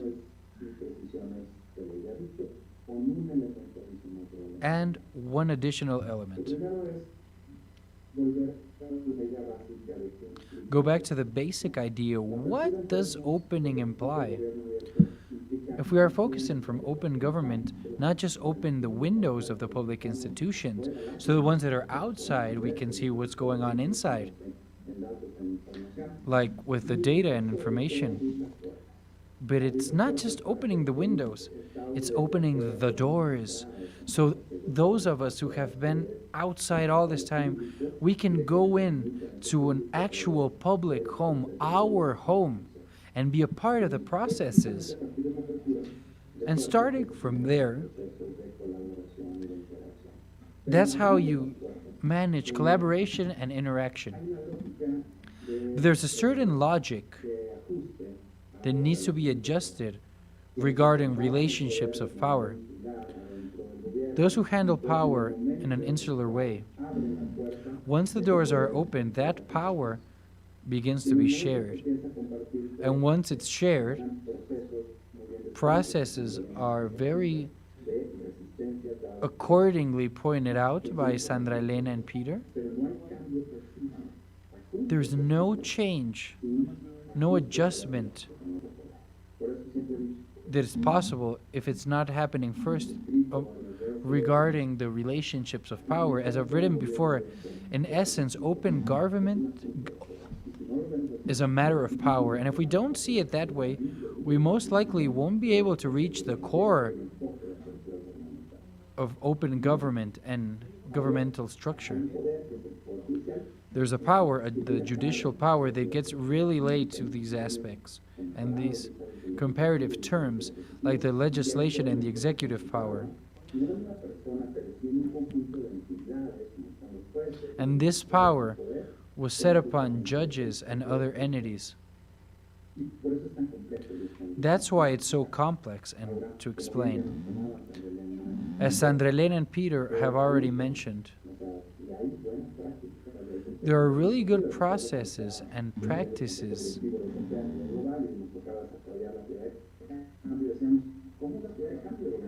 So how is a changeful theory of opening government? Not entirely closed, not entirely open. But even in the really closed one, there are certain champions, meaning people, public servers, who are willing to open. And the platforms of open government need to identify who these agents of change are. So, in a collaborative way, we can work with the people who are inside these institutions and outside and work with each other, all in a pro-opening point of view that can actually lead to transformation. That's what we need to focus on. Just like Sandra Elena has so amazingly documented how open justice worldwide, specifically in Latin America, in the Alliance of Open Government, this is not only the platform that talks about the subject, but it's also a privileged one that makes us stronger, that makes us learn how can we find those spaces. I'm not going to be naive. In this process, I want to show you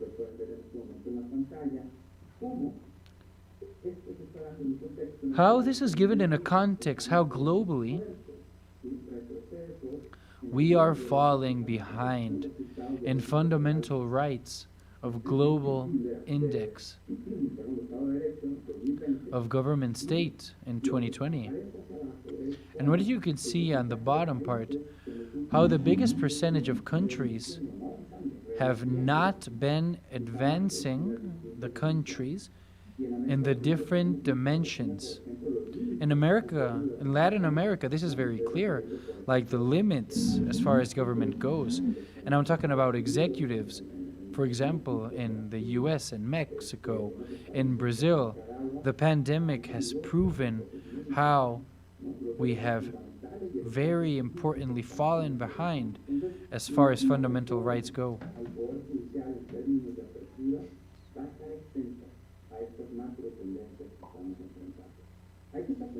We need to be aware of these tendencies. It doesn't mean that because they exist we're going to stop. It means we have to be really clear where our stance is and how we're going to generate the conditions locally and globally that can eventually make all the pro-opening forces can come together and become stronger. There is no opportunity to achieve our goals if we're not aware of everything that's going on and willing to work starting locally but attempting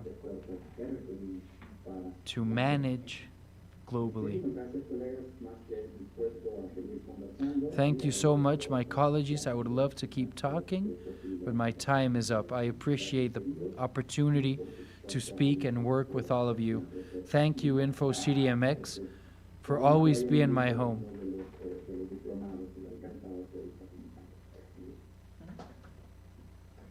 Muchas gracias. Por tema de tiempo, lamentablemente no habrá ya un espacio para las preguntas. Sadly, there will now be no time for questions and answers because of our time. But thank you so much to all our speakers for sharing their knowledge and wisdom and experience with us. What are the best practices that we can take from government in order to manage justice?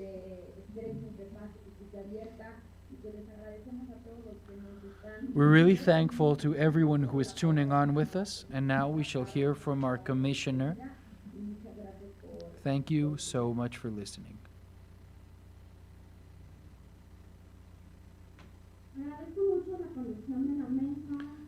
Thank you so much for the moderation of this panel. Adriana, you have given us a great context of what we need. The vulnerable groups, Sandra Elena from Argentina, Peter Sharp from Chile, Alejandro Gonzalez. It's been great hearing you all. Rodrigo, my colleague, thank you for being a part. I would like to share, in the context of Mexico City, what we're doing regarding this subject. For the last trimester of 2018, a reform had already been done regarding transparency, so all the resolutions and judgments would be public.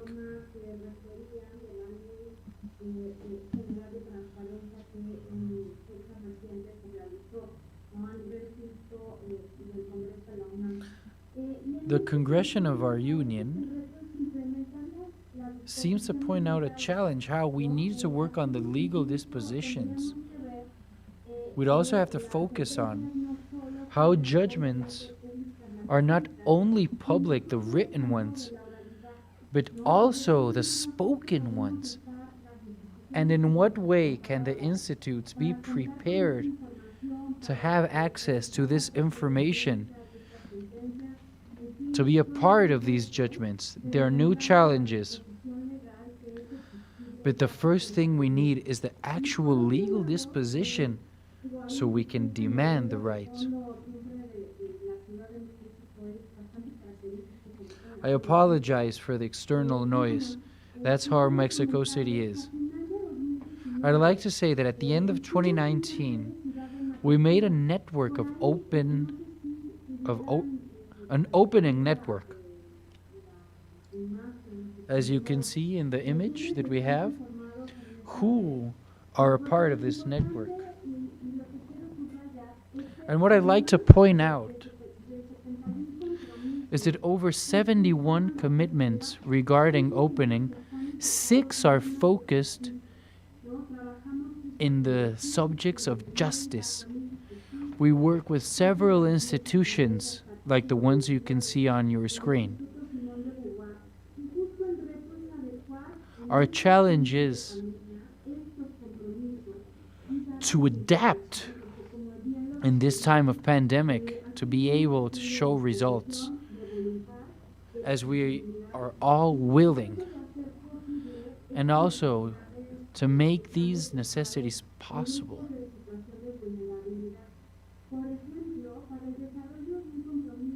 Especially to the less fortunate, to open information that are focused on law,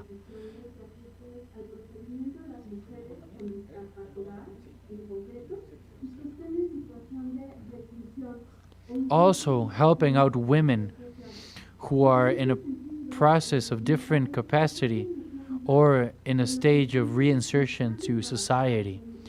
We are willing to work in this network of opening city with different institutions and entities, public entities like government, CONAPRED, human rights, among others.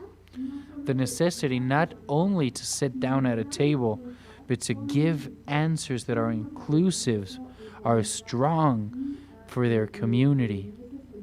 In that sense, help the appropriation of the tools in a matter of open justice. It's a part of the work we're trying to do here in Info CDMX through Open State. So I'm very thankful with everyone who was a part of this panel. All of this you can find in the channels and the social media of Info CDMX. Those who were not able to be live with us can still see all this material. What are we going to work on is on the focus on all this you have talked about, and to share this information with all of the people who are involved in our institutions, so that the open state can not only be something visible, but how we can effectively be a part of these tools of opening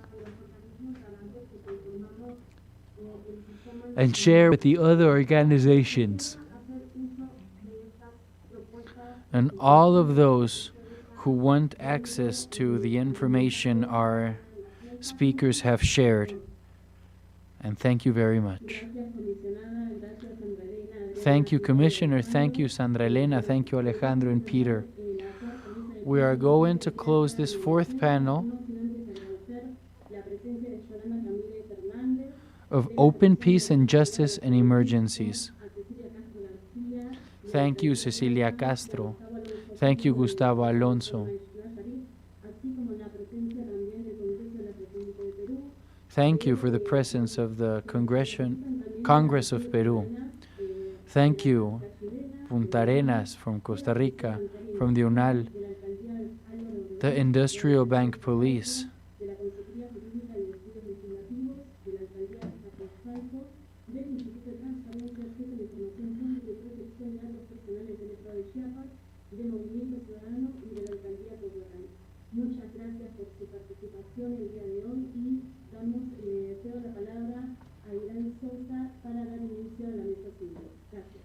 Now we shall hear from Iram Sosa for the introduction to the fifth panel. That's about the importance of human rights in emergencies, protocols of opening and transparency. I would like to present those who are going to be a part of this table. But before, I'd like for everyone to see a small video of why this protocol is important. The objective of this table is to point out the importance of counting with preventive provisions and how minimum steps of opening during and after an emergency, how the people must be able to access in a very simple way the standardized information and also trustful information. States must be transparent and open.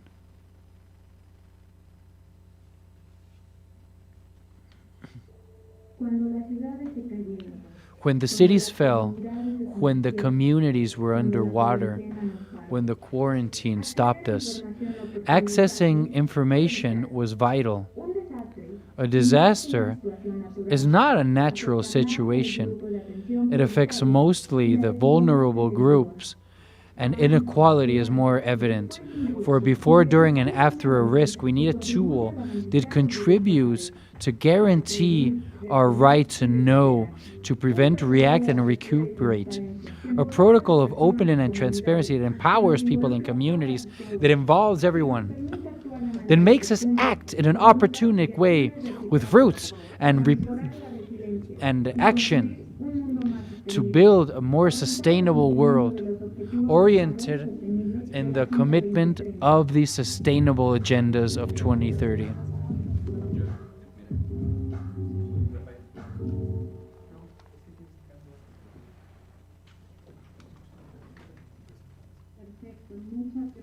Thank you very much.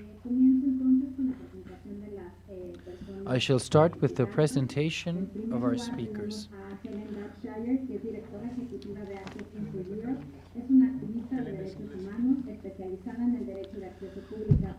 Helen Darbyshire, Executive Director of Access into Europe, Spain. Miriam Ursúa Venegas, Secretary of Risk Management and Civil Protection. En representación de la Secretaria de Gestión Integral de Riesgos y Protección Civil de la Ciudad de México, tenemos a la licenciada Luz Elena Rivera Cano, que tiene una maestría. In her representation, we have the Luz Herrera Cano. En la Universidad Nacional Autónoma de México y ahorita está en la Secretaría de Gestión Integral de Riesgos y Protección Civil de la Ciudad de México. Por su parte, tenemos a Miguel Ángel. We also have Miguel Ángel Blanes Clement, del pueblo de la Comunidad Valenciana, donde se encarga de informar y redactar las propuestas de resolución. Defensor of the people and community, risk management and civil protection of the Valencian community, Spain. Es doctor en Derecho y máster en Derecho Ambiental de la Sostenibilidad por la Universidad de Alicante. Su tesis doctoral versó sobre la transparencia informativa de las administraciones públicas, el derecho de las personas a saber y la obligación de difundir información pública de forma activa. Por otro lado, tenemos a Tania Gabriela Rodríguez. We also have Tania Gabriela Rodríguez, academic of ITAM and specialist in human rights, full-time professor of law of the School of Law in ITAM. Así como derechos humanos. Es doctora en Derecho por la UNAM. Por otro lado, tenemos a Claudia Ocaranza, que es coordinadora de periodismo y proyecto. We also have Claudia Ocaranza, coordinator of journalism and Project Power. Independientes con distintas temáticas desde cambio climático, género y rendición de cuentas. Estudió periodismo y medios de información en el TEC de Monterrey y la maestría en periodismo de investigación, datos. We also have Carolina Chávez, national coordinator of the Academic Network of Open Government. Por otro lado, Carolina Chávez, que es coordinadora nacional de la Red Académica de Gobierno Abierto en Chile y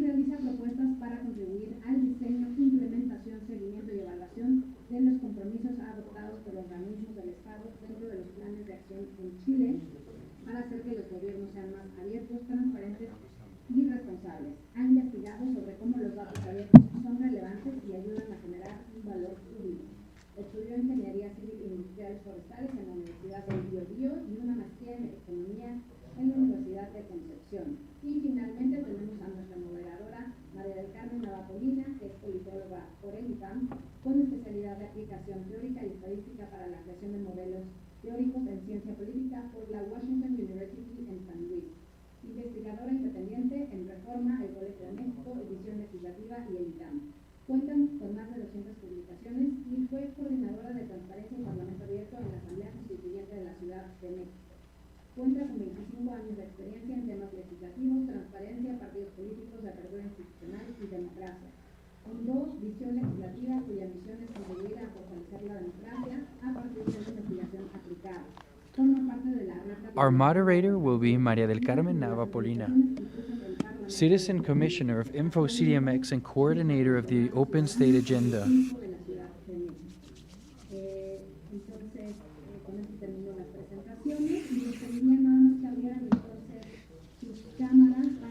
So if you could please open your cameras so we can take the picture of this panel. And as a reminder, as long as you have no intervention, please keep your microphone off. Commissioner, the word is now for you. Thank you so much, Iran. Thank you so much, everyone. I'd like to thank everyone's assistance. Helen, Miguel Ángel, Tania, Gabriela, Claudia, Carolina.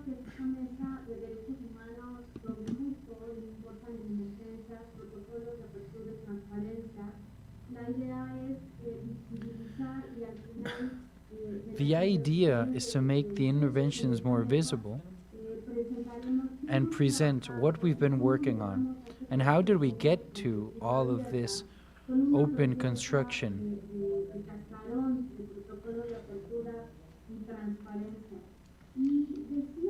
I was saying, I was really excited of being to moderate this table because most of the time, most of it, this table, we are women. And I believe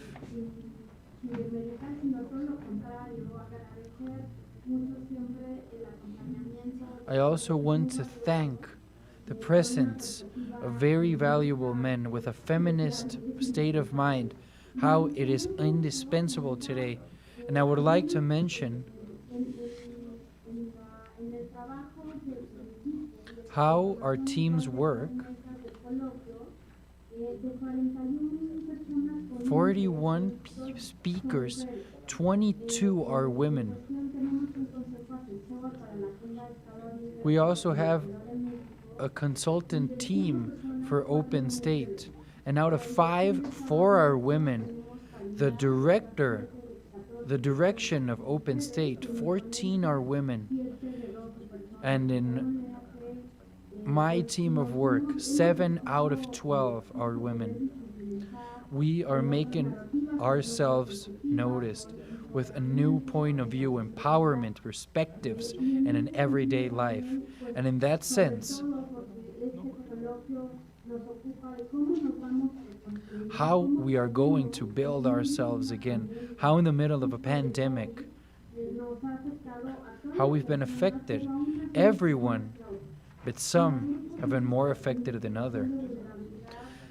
And some groups in a vulnerable situation and painfully with greater repercussions. And there are others that have greater tools to contribute to those who are vulnerable. And in that commitment, I think it's really important how we should all play a part in this. Give substance, very particular actions that contribute to make the recuperation more difficult in this pandemic.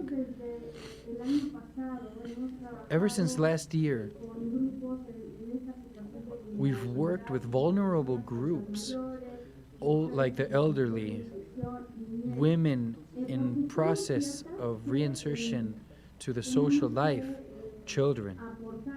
We need to contribute to these political policies of health and social that are focusing on controlling the effects of this pandemic to rebuild, protect in a sustainable and inclusive way.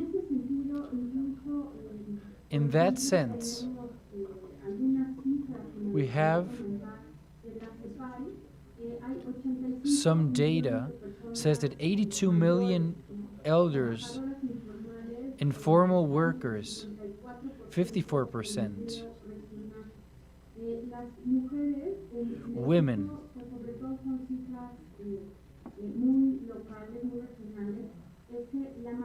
most work in informal activities and with not fairly remunerated activities that make them violent prone. There's also 60 million people in communities that are indigenous and migrants, people with different capacities. These are some of the challenges we have ahead of us. And as Iran mentioned, in this panel there are 3 rounds. The first one is of 5 minutes. The second one is also 5 minutes, but the third one is only 3 minutes per person. I would like to share some of the questions. What are the mechanisms, like the protocols, that have the risk prevention? But what do you think of the opening protocol? What's going on after them? How can we rebuild them? Through what mechanisms? Are these accessible to all the people? How are they accessible to everyone, these protocols? How can they link us and not just good-intentioned letters? When would you think that these transversal protocols, why? How can we make them that are replicative? That are they able to be replicated in the country, in the regions, the communities? And if you know a protocol regarding opening and transparency that has already been applied regionally or internationally in a context of emergency in such a way so you can see they are really challenging. These questions are very challenging. So we'd like to implement these protocols and make them visible. Are there good practices, and where can we get to by using them? I would like for Helen Darbyshire to begin. 5 minutes. There is a timer on your screen that shows the time you have a right to. Thank you so much, Helen. Thank you very much. Kindest regards to everyone. I can't see the timer, but I can see my face. I am going to try to control the time.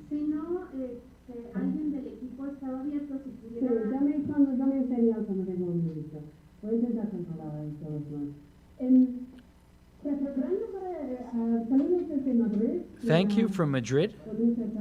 Good afternoon in Madrid. It's a pleasure to be with you. I've been following all the conversations and debates.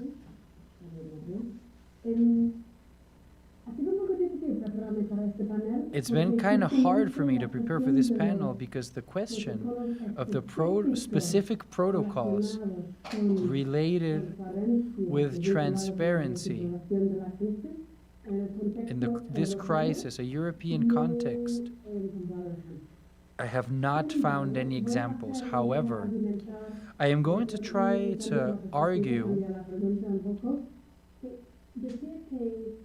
regarding the questions they have said. the normativity to access of information must work for a recuperation situation to ensure transparency and for to be able accessed whenever in a lawful context that defends human rights and can also work in pro of development. But there's this question on the panel regarding the Reconstruction. Seeing the situation of transparency of governments, the opening of data from the perspective of an activist of human rights, we are still in the construction and implementation of this law. And during the pandemic, we have seen lots of problems, a lot of flares towards transparency, like there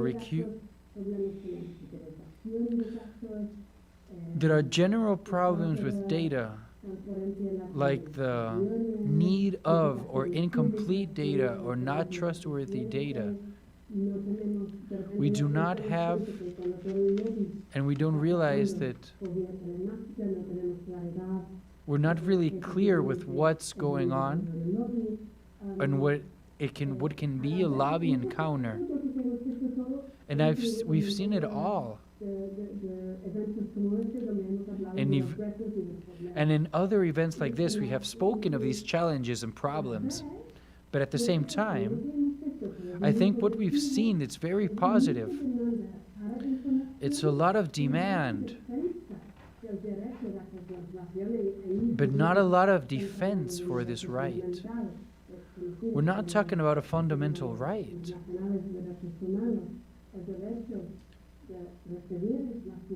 The right to receive information and the obligation of the states to proactively share this information. But up till now, we've seen how journalists, commissioners, international organizations, and general public have a great demand of information and a defense of that law from the commissioners, for example. For me, the question is, at this moment of time, in the time of this pandemic, and how are we going to advance and recuperate? We need to have clarity of what our demands are. I think it's really interesting how we have specific questions to focus on specific answers. But at the same time, I think what we're doing, we need to be clear of what our demand is, and we need to strengthen, protect our right to access to information. And as a community, I'm not sure how many people are online. There's people who have been a part of several other events like this. I think we could all work a little more to define our priorities. For example, demand the transparency in the decision making, in the public funding and the follow-up of the spending of this public funding. We are working in Europe for an alliance of open government. We are making this a priority, opening a priority, and the right to access of information. nuestro futuro. Gracias. So we can all focus on our future. Thank you very much. Ha funcionado la tarjetita con las gracias. The card has worked. Thank you so much for your participation, Helen. It's super important what you were saying. How we need to be protected and the right to know, the access to information. And in the case of Mexico, what we've observed is how these 33 independent organizations, not all of them are working. We still need 13 that can be fully working. And that is the case of Mexico City, where we've only resolved the resources regarding COVID in a continuous way. The right to know was abandoned. But just last week we were able to focus on those subjects. And you're right, it's necessary. We must point out what you were saying, Helen. Thank you so much. Now we will hear from Luz Elena. Good morning, everyone. Thank you for the invitation. I'd like to apologize in representation of the secretary. She could not be a part of this event. She was really excited of being a part of it, but she couldn't, unfortunately. So here I am in her stead. Our organization has everything to do with this event, with this subject. And there has been a change in our law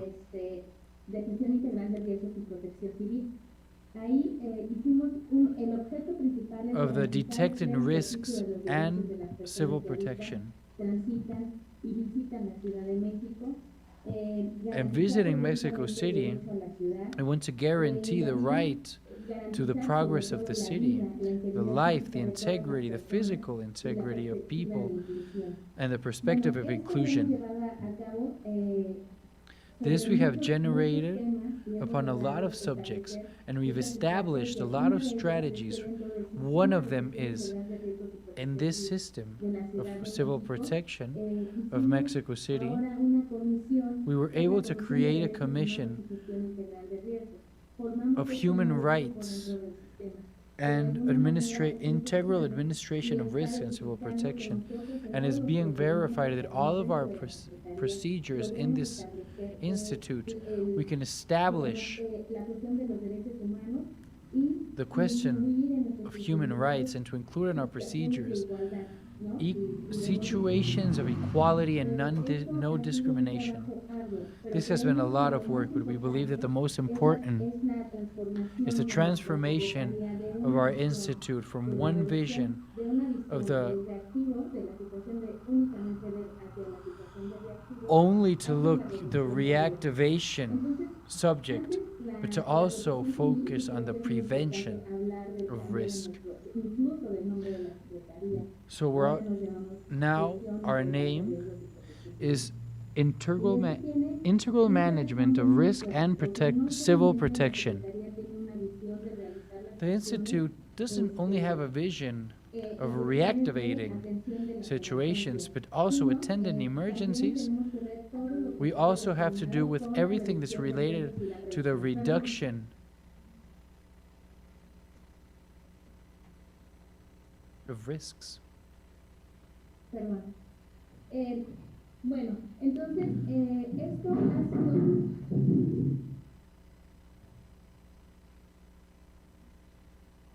Perdón. I apologize, sorry. Esto ha ido, digamos, esta transformación... This transformation, what intends is to not just see the solution of emergency, but to see everything as reducing the risks and strategies that will reduce emergencies and procedures and establish that can create situations, the right situations of attention.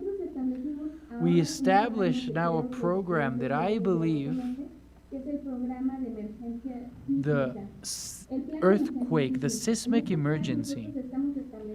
In this area, we are establishing how we are going to attend an emergency, a seismic emergency of great magnitude in the city, coordinating ourselves not only with the government but with society.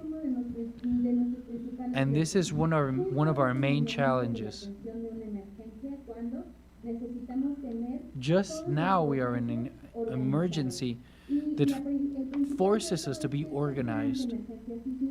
And so this seismic plan is in a community scale. I think this is a very important accomplishment that I will more specifically talk about in my next participation.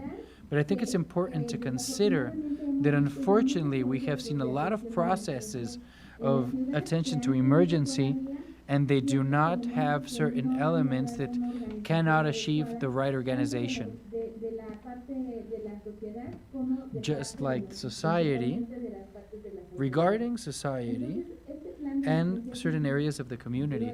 But this plan, we've tried to establish it in several simulations, and we have managed to test the way we are going to respond when this happens. I'm very thankful for your attention.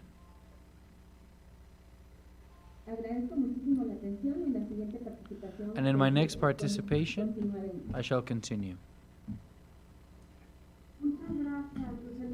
Thank you very much, Luz Elena. Don't worry. Don't worry for the external problem. This is our life now, and we're all adapting to it. Thank you so much. We can count on you. The resources we all have at hand so we can work on are the challenges we have in this day. Thank you for your effort. I'd like to hear from Miguel Ángel, coming from Spain. Hello everyone, good afternoon from Spain, good morning there in Mexico. Salute you from Alicante, thousands of kilometers away. Congratulations to all the people involved to manage this virtual summit. And thank you also to everyone who is listening to us, who are giving the most valuable thing, which is time. Focusing on what I'd like to share with you, COVID-19 has taught us that it only affects people. It not only affects people, it also affects the health of human rights, specifically our right to know. I defend the necessity of a specific protocol that can protect our right in situations of emergency like the one we are living in. Lots of countries in the world, this right has been seriously affected. The only country that I saw that was able to work with this right was New Zealand. And we are asking how this protocol could be applied to the rest of the population. And I would also like to invite all of the people to exercise this right.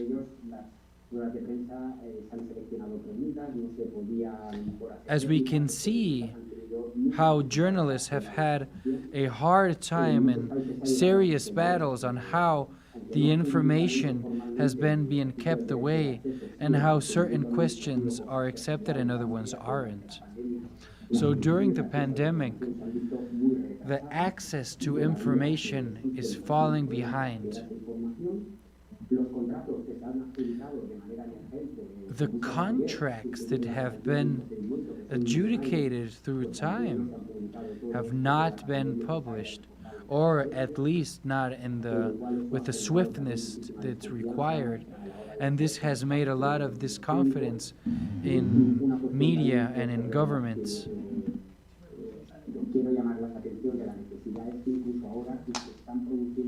I'd like to point out how critical the requirement of this information is, and how the fight for information. There have been reunions, expert committees, and decisions that have not been documented and have not been written. And it turns out this information does not exist. And it does not exist because there's no documenting of it. So the citizens are going to want to know about what's going on. And a pandemic affects greatly a country. We can see how the countries are being affected.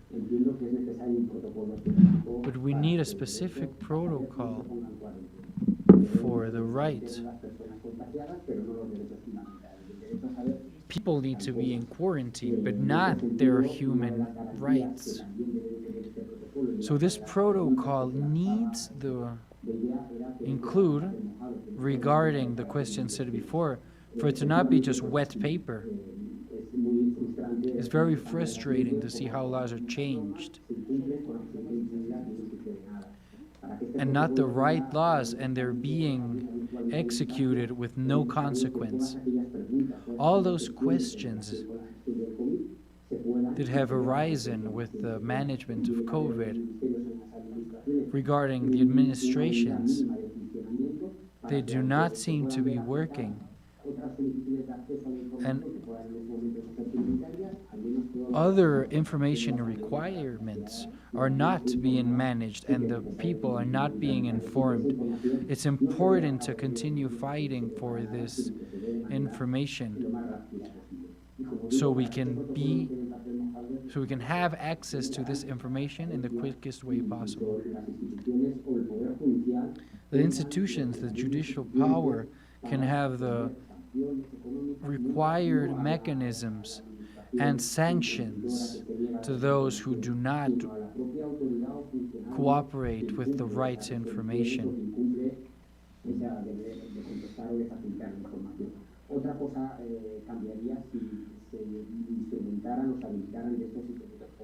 If these powerful instruments would be habilitated, we would be able to demand more from our authorities. I shall continue in my next turn. Thank you so much. Thank you very much, Miguel Angel. Yes, definitely. This question you were talking about of empty data, it's a drama we have faced in this pandemic. And I'd like to share an example in the case of the legislative reforms, so that sessions can be done virtually. Out of the 34 Congresses, 25 have managed these reforms. But out of these 25, only 7 have the full accounting and documents of the voting, of the dictations. It's only one of so many decisions that are being made in this pandemic and require documentation. These are very important challenges. So now we'd like to hear from Tania for 5 minutes. Thank you for your participation.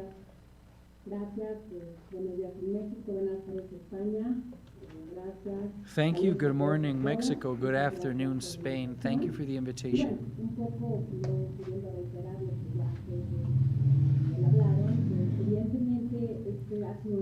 This has been a great challenge for the world regarding human rights. I remember I participated at the beginning of the pandemic regarding emergencies and human rights.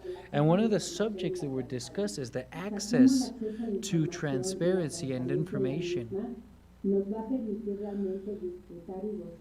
How we are going to be permitted to be a part. It's an emergency and it's declared, and some rights are being vulnerated. And in the practice, you can see this happens.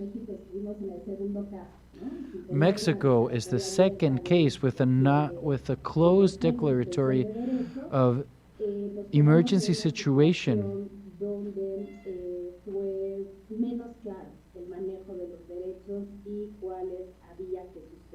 What rights needed to be suspended in order to attend this emergency? Like Miguel said, New Zealand was the only country that followed a protocol in this aspect.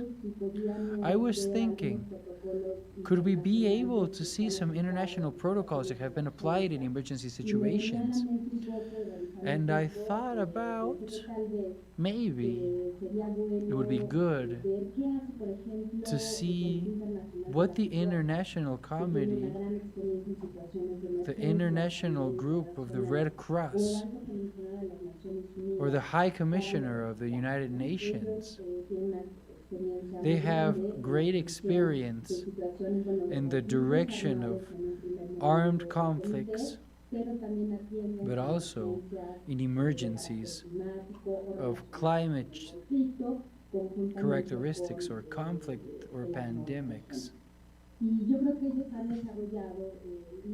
They have developed lines and practices that are very transparent and clear according to resources, information, because the experience of how many victims, we need that information. We have a great problem regarding information and documentation.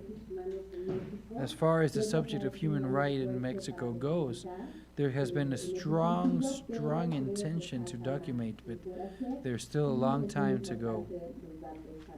So we need a lot of information in order to face these obstacles and create protocols. So what have the international organisms done to establish information, accounting, rendition? Because they also have a lot of experience regarding the management of fundings and donations they receive. Not only these special particular agencies, but also the United Nations. And there, I must say, we have also been criticized for the not correct amount of access to information and what is done with it. And what is to be done with this information regarding that subject. It's important to see what the international organisms are doing, because in the end, they need to report and see what's being done with budgets and other subjects. What can we do for these protocols to be linked? Because it's not good enough with just good intentions.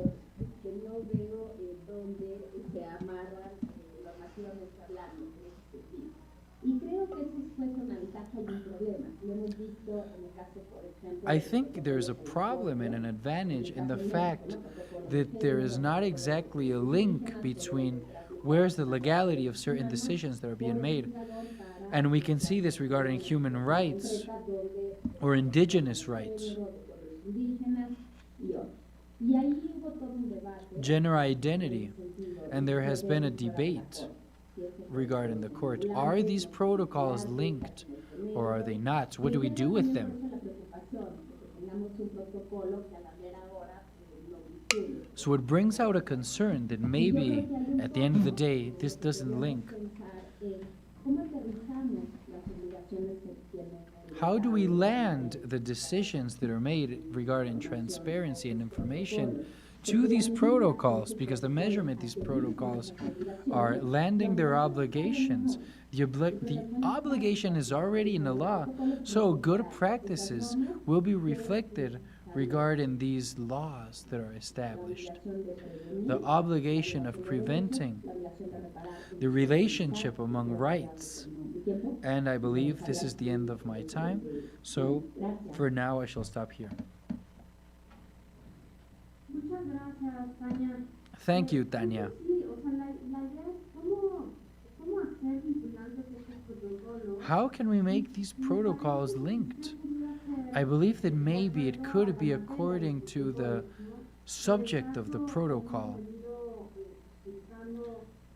We have been pushing for protocols of opening and transparency.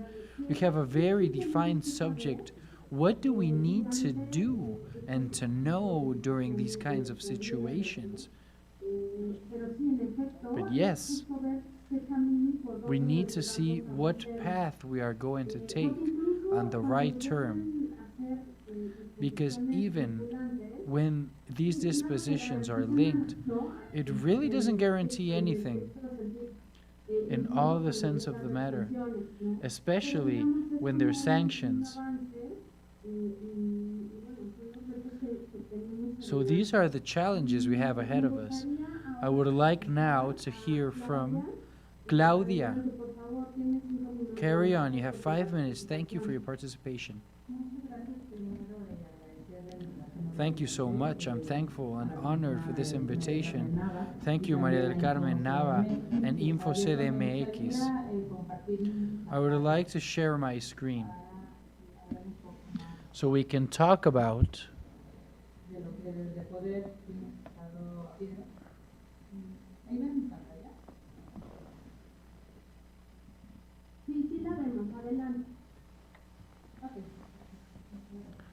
human rights in emergencies.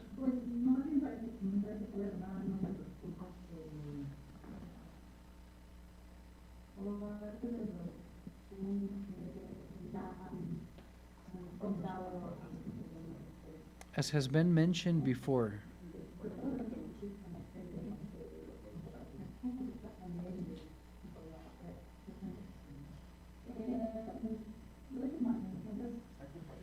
human rights in emergencies, the follow-up of resources through public hiring. We have identified contracts, transparency, and human rights. The contracts are the instrument to guarantee the fulfilling of human rights. A misuse of them can provoke a violation of human rights.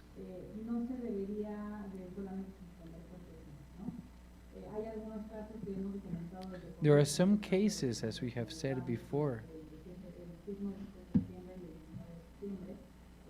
like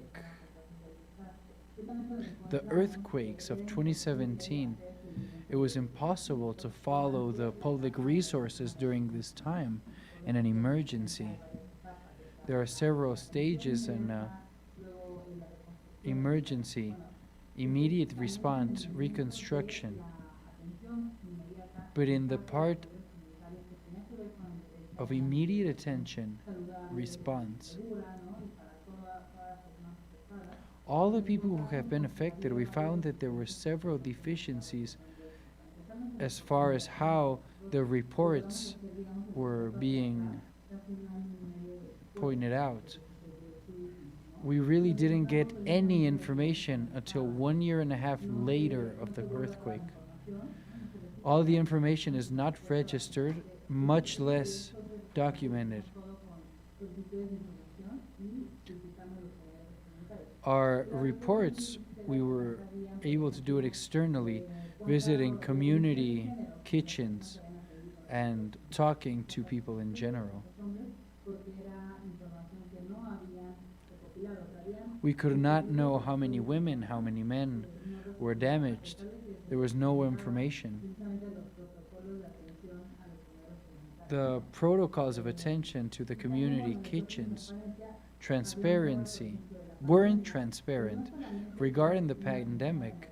It's not only an emergency that you must respond to right now. It's an emergency that has been going on for 6 minutes, and we cannot just wait we cannot just wait after 1 year to have the information. So at this time, openly, throughout certain sites and understanding, we must regularly attend to the health of the people and also the ones who work in these institutions, like of transparency. But it's important to point out this subject. In cases of emergency, we need to have information immediately,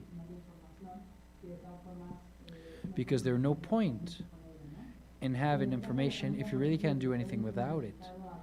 In this pandemic, we have done a follow-up of the purchases and the contracts that have been done in this pandemic, federally speaking, throughout the Red Palta.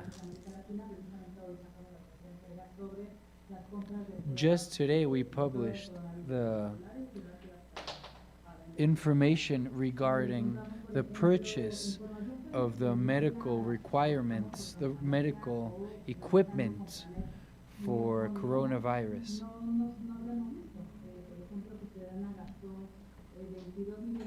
We did not know that Sedena spent 22 million pesos for only 10,000 tests that are to be used only for the people who have access to military hospitals, but those who don't need to wait 2 weeks to have their test made in public hospitals. There is a terrible inequality, and if no one is trying to investigate these things, people won't know about it. Further on inequality or contracts is the fact that there is no access to information, like of these cases of inequality. Something we've always asked ourselves: how do we know how much money is being spent in this pandemic? Who are we buying it for? Who are we buying it from? How do we confirm the government is fulfilling or not? With an answer in any emergency at all. Do it post-emergency is not enough.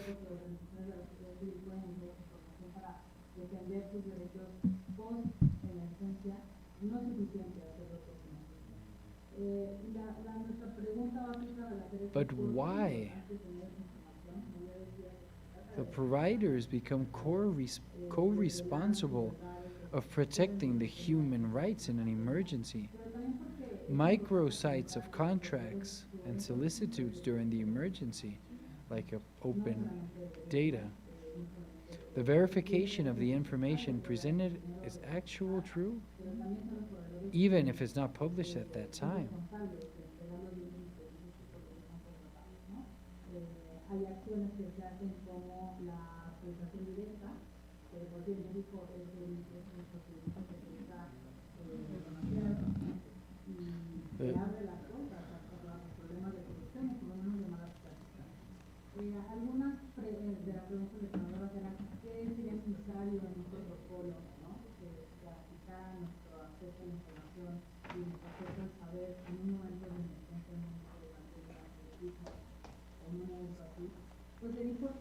It's important to point out, have the microsites of the contracts. It is the way we can actually have the right information, since this kind of corruption is so common. A microsite of contracts that have been done during an emergency have an open information.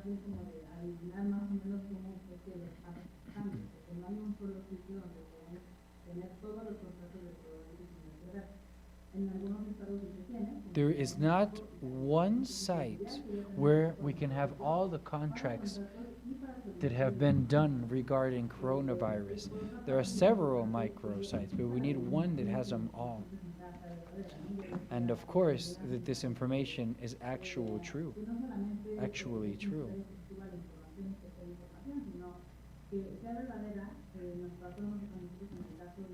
It happened to us in the case of the community kitchens. In a government portal, We asked regarding the transparency of this information, and they had no idea about any information at all. So it's not just about the fact that the information is there, it's the fact that the information is real, and if not, then we have to do something about it.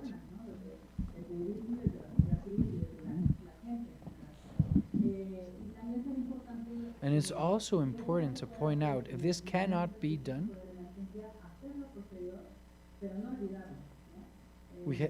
at the moment of the emergency, do it later, but not forget it. After 6 months of pandemic, if there is not a microsite with these contracts, it's about time to start doing it, even if it takes a little time. But it needs to exist. These rights are a priority. I shall stop my intervention right now. I shall continue later.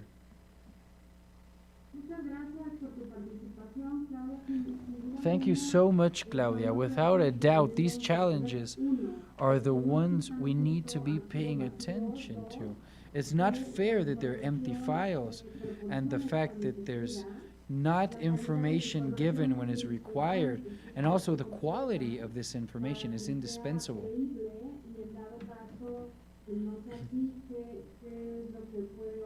So if this can happen, then what are we going to do about it?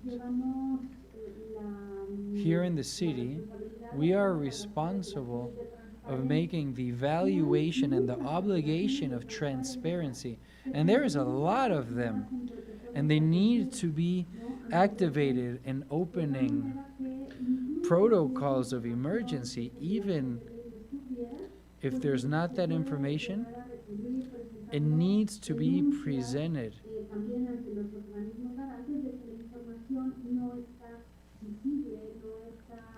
If this information is not up to date or incomplete,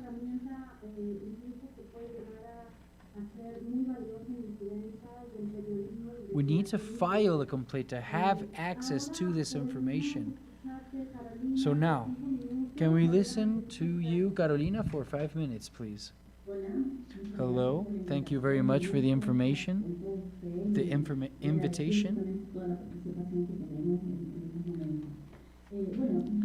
I'd like, after listening to my colleagues, we've spoken of protocols, how important they are, all the problems there are regarding transparency. I think this is very relevant, and we need to consider this. Regarding open data, the important thing is the public value that's given to it. It's not just about data. It's about the fact that this data creates a value for the people. So we need to develop protocols that are linking all the institutions who participate in them in an open city. This is really important for me. We need to integrate all the institutions and for them to be public, associated to the situations related to a country. And like this, someone would not, and no one would have to make different protocols.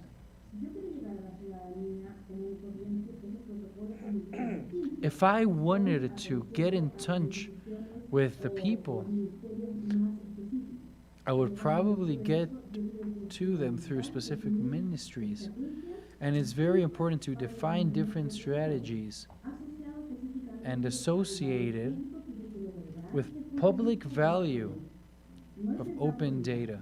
Not just data per data, but a data that makes you want to be an informed society, the one you are trying to be a part of. Here in Chile, we always are suffering earthquakes.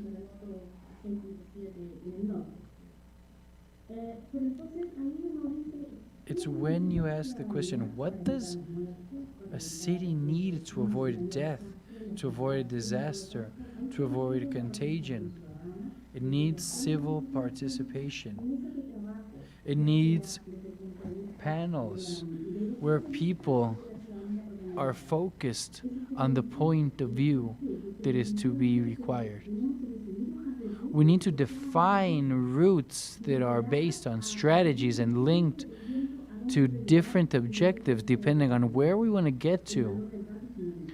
And the value of the data is fundamental. We also need the required training for these public institutions.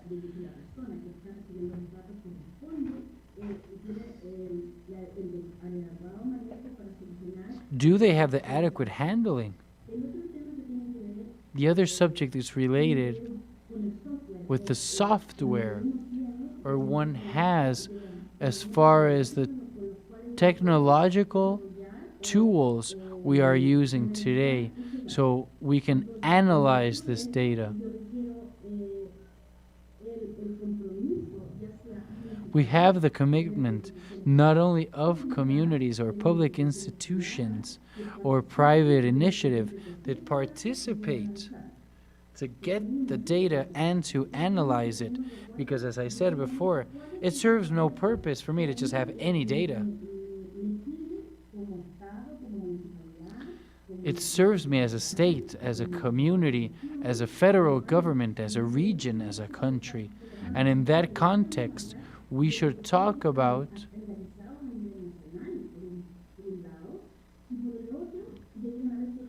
how there should be protocols, regional ones, or local ones, that allow you to represent clearly what a protocol means, the geographical situation, the community, the cultural aspect of that region. So, the public value, protocols that condition the existence of these. And each region and sub-region should have specific protocols, but also linked ones in all of the extent of the country. So that would mean that we would all be able to face international situations and participate, everyone, as citizens. I shall continue later in my next block.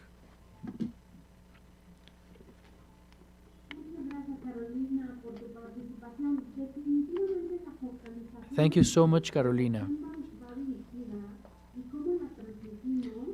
This is directed to how we can transmit this, because according to we can build great protocols, but then they never arrive or they can't be operated. Even in the public institutions or the public initiative. I was listening and thinking when Claudia was a part.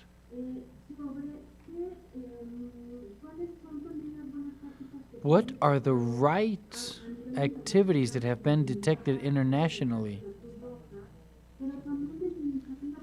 But also from private initiative. Regarding donations in the pandemic, there are transparency protocols, like in Sinaloa, they have worked a lot on how to do this protocol regarding the private initiative. So here there's a good practice. But these are the challenges. How do we do them? How there is the tribune and how we can do it as well.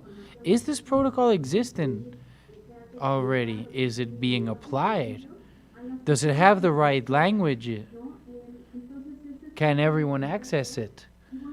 So we need to be very concrete and punctual of what we're aiming for. I'd like to ask Iran, how much time do we have generally to be able to participate?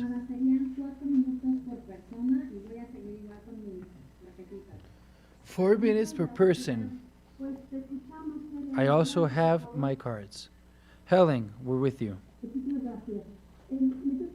Thank you very much. I would like to clarify what we're talking about here. I'm sorry if I'm confused, but I see we're talking about two things. One, protocols on how to act, whatever the emergency is, and how this pandemic has arrived without the right protocols on how to react. And the other one is the transparency on how we act and implement these protocols. But another thing is, if we need or not specific protocols to ensure transparency in times of crisis.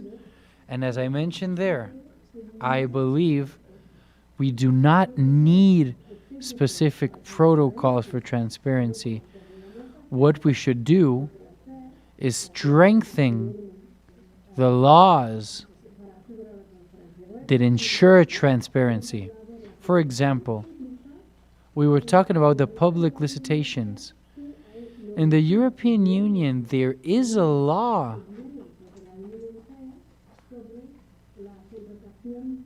regarding the hiring people. You can do it. There are criteria to do it. They're not specific. It doesn't say what kind of crisis, but in times of crisis, how you justify, because in times of crisis you can do hirings just by pointing out, but there are certain obligations and justifications and publications that come along with these emergency hirings. This is not a protocol. They're laws, general laws that are very important in times of crisis.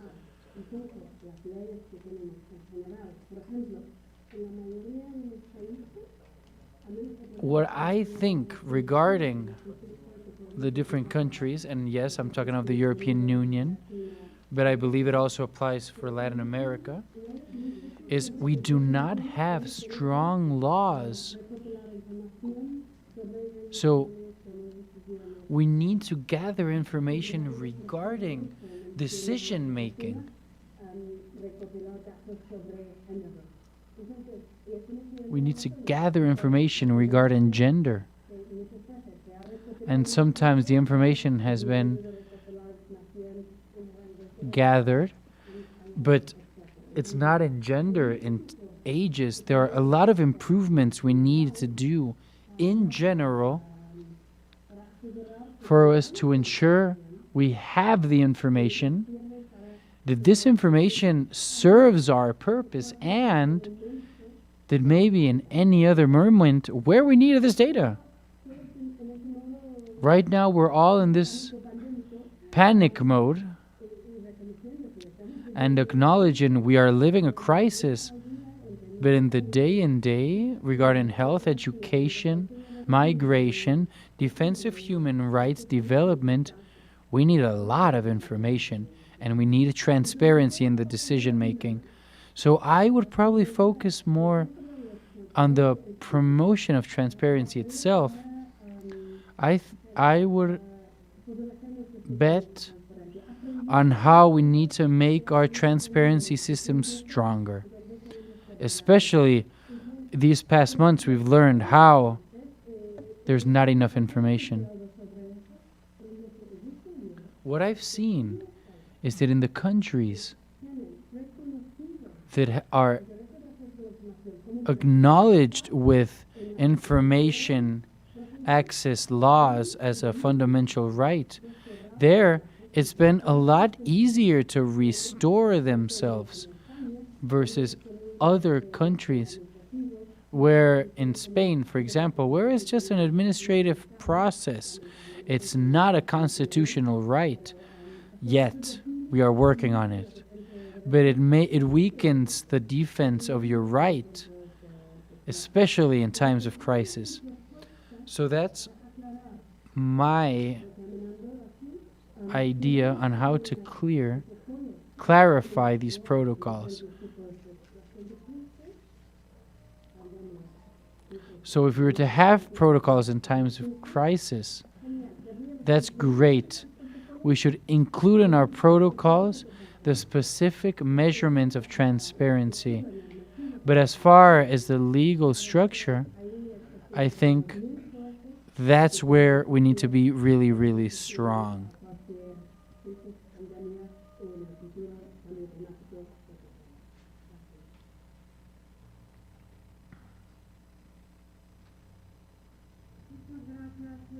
Thank you, Helen. Definitely, it's convenient. We should have to focus on where we are regarding our discussion. And I think that's excellent. I would like to comment also something that has written in our Zoom chat of what's the difference between phenomenons and disasters. What's the context in this panel? What are we talking about? A disaster or a phenomenon, even if it's a hurricane, earthquake, or anything, is when you find a community that's not prepared. The better prepared we are, or we anticipate the risk, this is the only way how we'll be able to reduce the disaster themselves and the affections and the damages that these cause. So I'd like to thank the participation in the Zoom chat. And remember, we also have other platforms like Twitter, Facebook, YouTube, where you can also participate, interact, share this information that's being generated in these panels.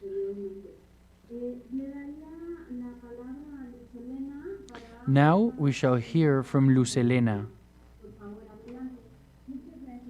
Thank you very much. Precisely regarding the prevention, that is what we're working at, and I completely agree with Helen. We shouldn't be doing different protocols regarding transparency. They should already be included in our projects, and that's what we're trying to accomplish here.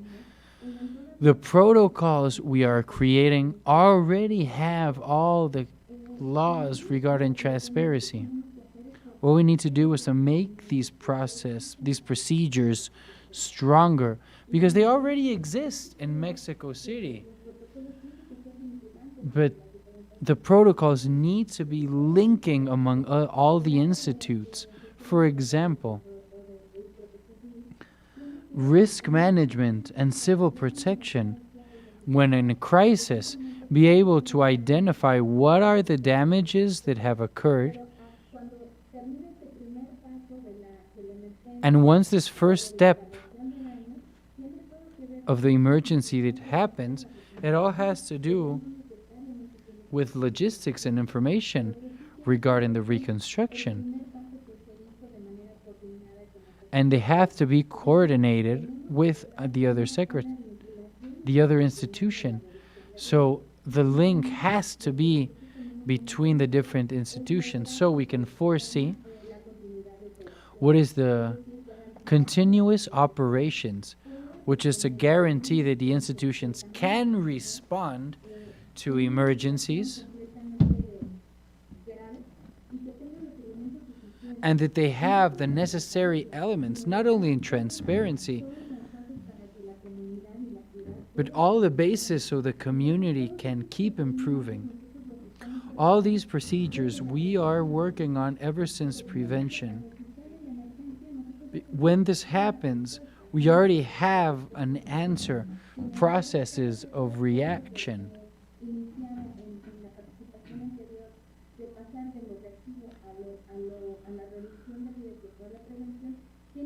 So we can go from the active response to the prevention, because that is the only real way damage can be reduced.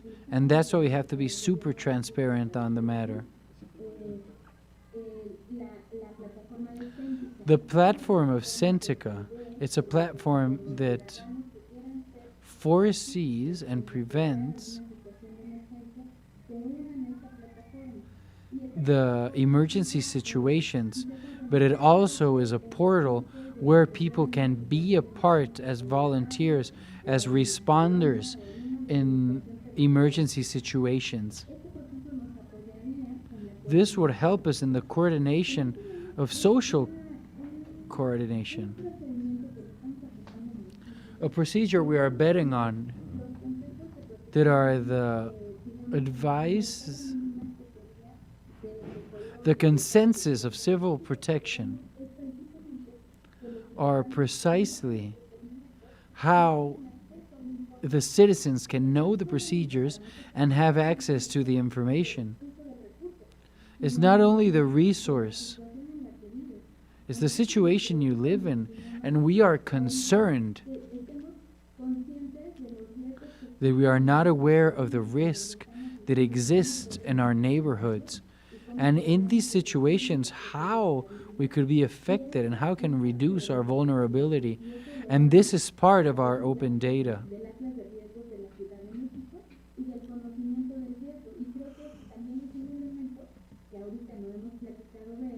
I think you have not spoken enough of this element that's basic for a policy of risk reduction that we are trying to make stronger in Mexico City.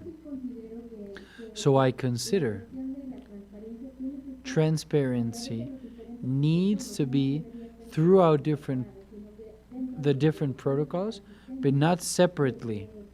In each one, we need to guarantee how each action in the different stages of the disaster, and even in prevention or preparation or reconstruction, we have transparent procedures. Thank you very much. Thank you, Luz Elena. I could not agree any more with you guys. Helen, Luz Elena, we shouldn't be speaking of a specific protocol for transparency. And I would like to continue with what's going on in this table. Everything requires political will. And in order for this to happen, regarding opening and transparency, which is what we're working on and guaranteeing in Info CDMX,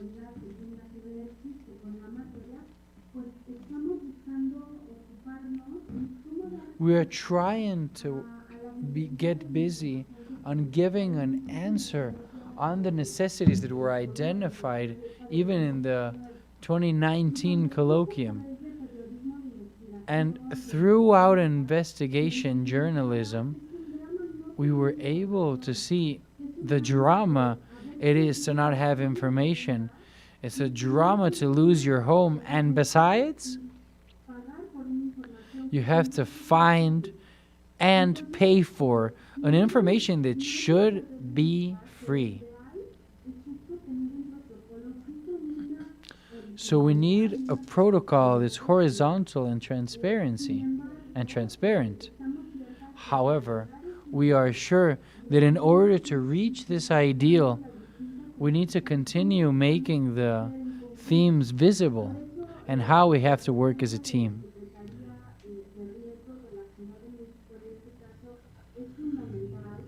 So that's why the presence of the Secretary of Risk Management and Civil Protection is fundamental. And in this colloquium,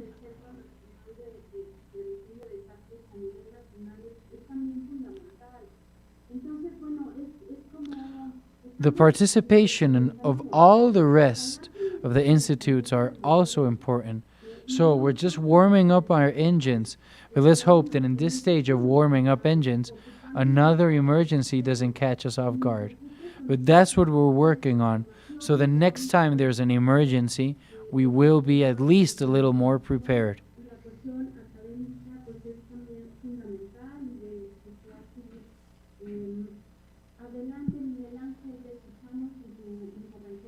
Miguel Ángel, would you like to hear from your next intervention? I would like to comment a reflection on what you've said. I think the idea is really clear. Among any emergency, natural or emergency situation, just like any building that its interior configuration is different, we need a blueprint, and not all the organizations that are public are the same, and not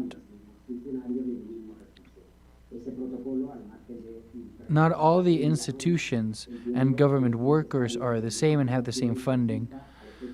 So in this situation, we need to know what organization, what public worker, who are the ones that need to do this, who are the ones that need to answer, so the organization can respond accordingly and not be paralyzed when there is an emergency situation that needs to be managed.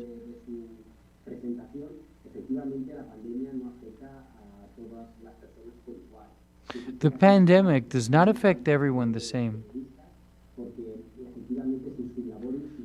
So effectively,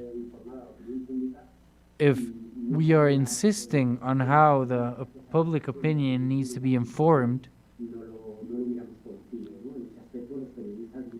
the journalists sometimes, when I talk with them, there is no such thing as transparency. We have to wait a month for this information. So when are we going to be able to talk about this, to write about this? When are we going to have access to the information? Journalists are having a hard time making their profession be worthy.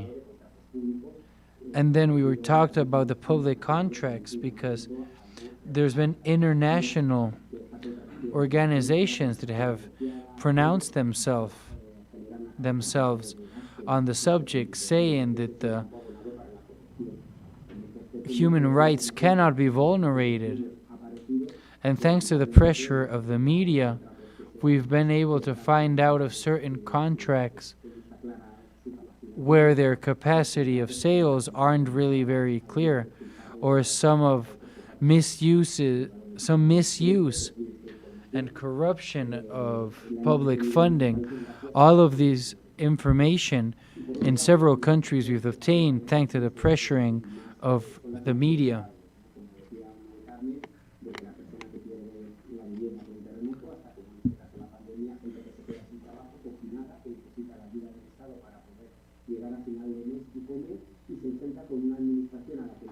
So all the people who are having a rough time regarding a pandemic or a natural disaster,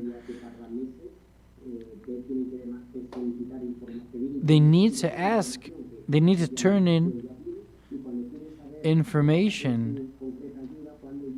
No, they ask for help. And when they are asking for the information in order to get this help, they're offering information to a government that should already have this information. So this presents a great opportunity for corruption. I would like to point out something really important. The solution of these problems that we are facing and talking about are in the hands of those who usually provoke these situations. So it's an absence of political will. We need for these leaders to share the right information, and we, the people, are empowered to demand the responsibility of our governors.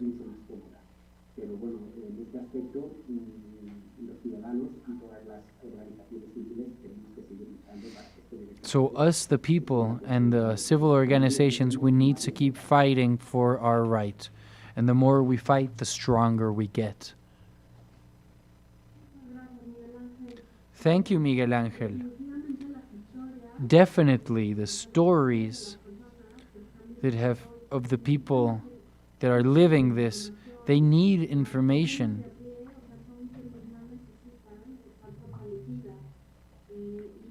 People need to be strong now more than ever. So we must not lose our path. Now, It is Tanya's turn to talk. Thank you. I think these situations of emergency and what they've done are make more visible the problems we already had and we hadn't resolved correctly. There was no transparency, there was no access to information, there was no data, and in that sense, as we mentioned before, there was no political will for this to be done and to establish the rules, the clear ones that are transparent and access to information. And I believe that in these situations, an emergency situation, this is what happens. So what do we do with this?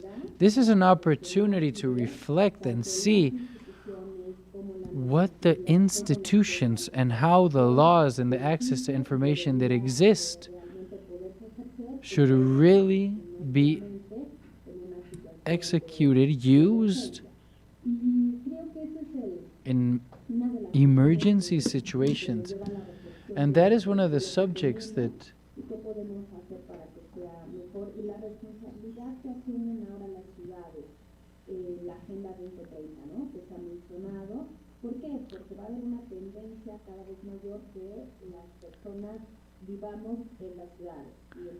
now more people than ever live in cities.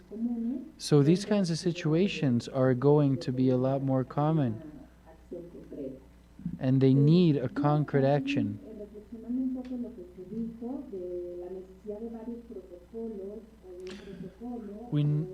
What I meant regarding a lot of protocols so we can get the information that must be published, but I do think it's important to think who these protocols are addressed to, because there's a lot of situations that are presented, like the correspondence of the providers, contracts, access to information regarding health, data, how the pandemic is being addressed.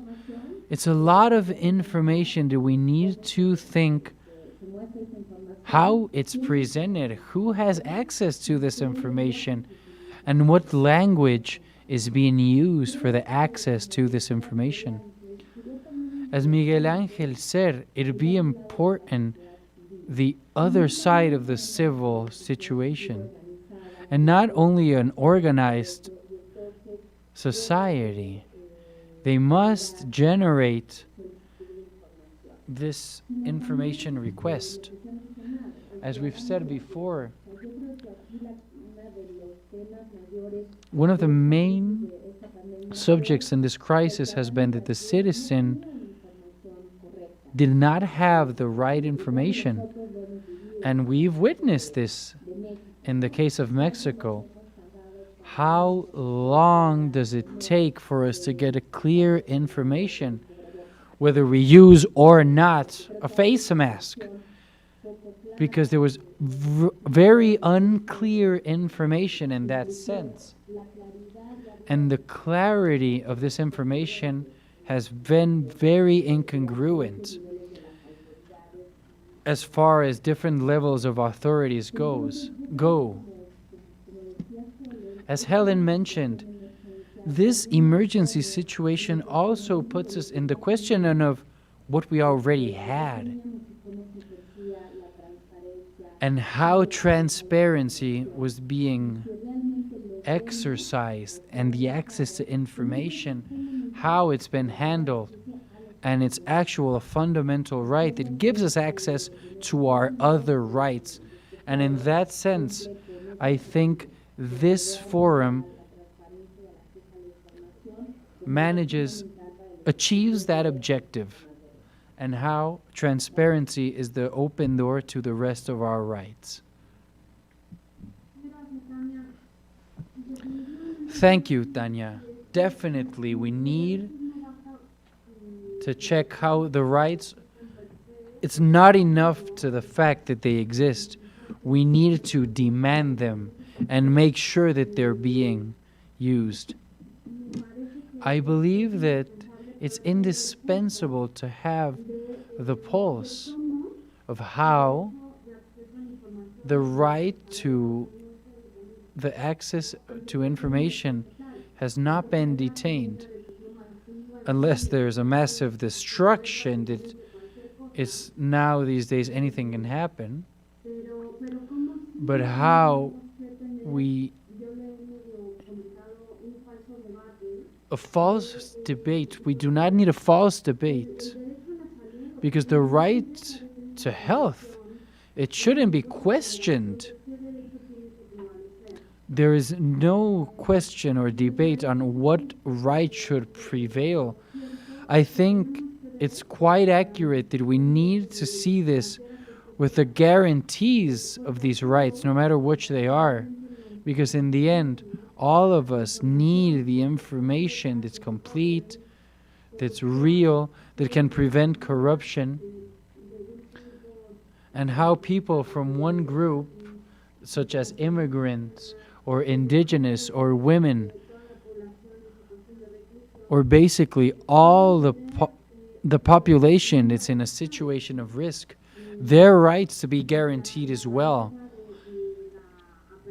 And the tool of opening is fundamental for this to happen.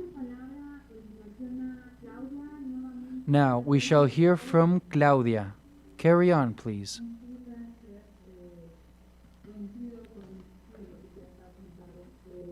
I agree with a lot of what has been mentioned. We need an independent protocol that can guarantee our right to information, but not just via a request of public information. We need the real information.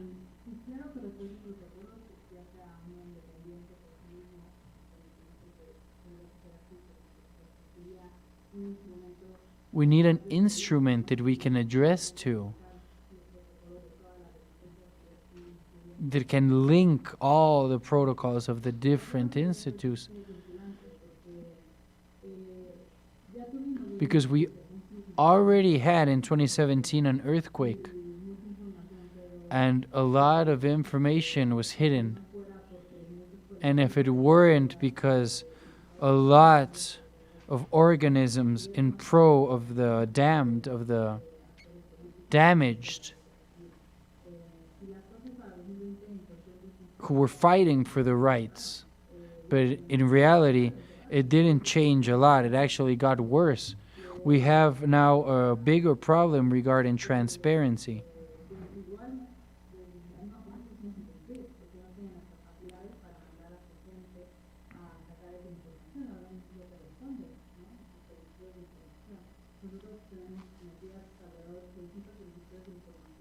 We have 600 projects of information. And a lot of the subjects that are forced, obliged to answer, they never answer because they say they can't. And actually, they can't because there is no information. So everything should be linked so we do not have to receive these kind of answers.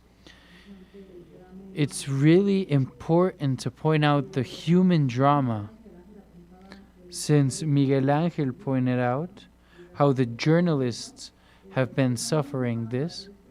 But, well, this is our work. But the people who not only lost their house, who suffered a disaster, they lost their job. Now they have no way and nor time to go and put in a request to obtain information. We need access to quick, specific, and truthful information. Like the people who work for mining companies that was just now considered an essential industry. How the people who are working there, they have no idea of the protocols. The people who are working in this mining, how certainly and safely are they going back to work when they don't even know if the company they're working for is respecting these protocols? And what is the result of the investigation of the work secretary or institution regarding these mining companies that are not following the right protocols and giving the right information. So we must remember a pandemic or any disaster or any emergency does not hit us all equally. Some of us suffer more. So this protocol needs to ensure the information is going to be there and for people to have access to it even from their smartphone.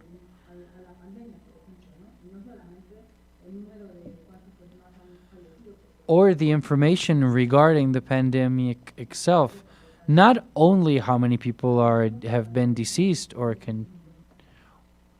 have caught the disease, but very deep and specific information as well. Thank you, Claudia. Yes, I believe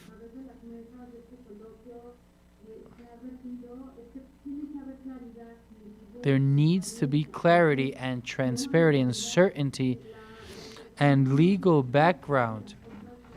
The pandemic can't just be an excuse for contracts and public funding to be acquired in excessive prices.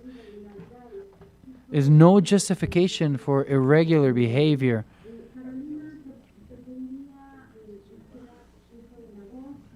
Carolina, we would like to hear from you right now. Thank you very much. There's a lot of strong ideas that Tanya and Claudia and everyone else have mentioned, and I believe it's very relevant what they are saying.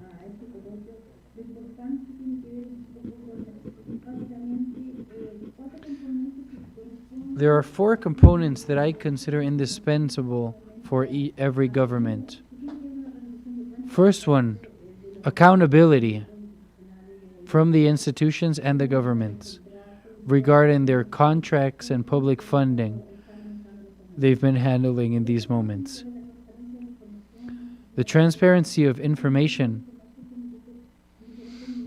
in different levels regarding the public value of these expenses. Not only the areas that are suffering from COVID or how many people have died or what disasters have happened, but information they can acquire from any website, from their smartphone, tablet, or computer. Where can they find this information? Where can they get new papers? In these institutions, there's a lot of complex activities, and it's fundamental. I consider it obvious that laws need to be generated that ensure transparency and information and accountability, but also these protocols that benefit the common citizen.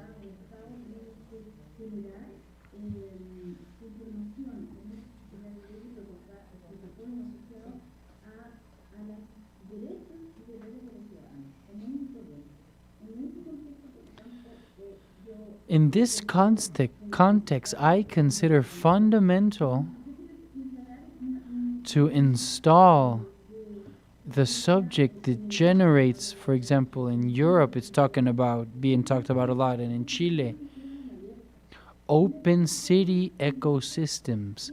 An ecosystem means where you can identify all the agents that participate in the city regarding public workers, private workers, citizens, and to generate ideas that are interesting to me as a common citizen and can help me carry on in this pandemic. Where am I going to look for work? Who am I going to talk to, or for the government can help me to resolve these kind of situations? Where is there a hospital that can take care of me? Where can I have my tests done? And how we can collaborate so the financial situation can be worked on and lifted, because there's a huge problem of unemployment. So we need to systematically work for open cities where there's transparency, accountability, citizen participation, and information technologies, where we can define routes strategically regarding the cities, and obviously in a context of the right planning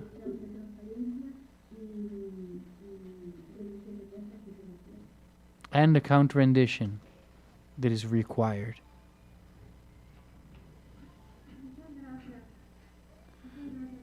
Thank you very much, Carolina. How we are building open cities is a huge challenge to protect them between different levels, organism, powers. And I mean, even in the generation of the information that we are trying to make visible through protocols, and having among emergency the capacities, how each public entity has and how they're all different. And here, Luz Helena will not let me lie. The Secretary of Risk Management and Civil Protection is always treated with human rights, health. There are public agents that are really busy during the emergency, and others that kind of have to turn off the light. And we have to learn how we have to work from the public with other tools. And another way of documenting archives electronically, how the government can make possible the electronic documentation of the public work. Fortunately, us ourselves have witnessed it from where we are, how we require a sign, a signal for us to log onto a computer, to work from a hard drive that can handle all the information we are generating. An email can allow us to communicate us and attach heavy files. There are certain requirements that we need to make sure we can ensure the right information, and it doesn't just turn off all the light.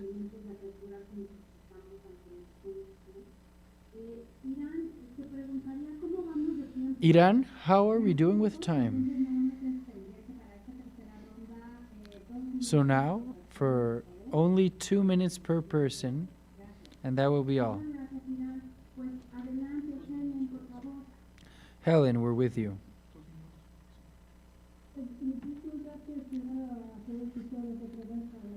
Thank you so much for the invitation and the opportunity of participating in this panel.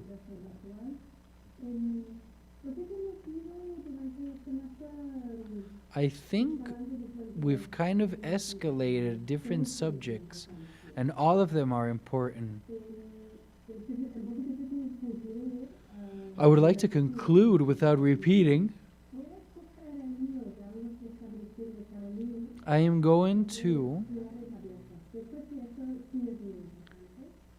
read the line of open cities.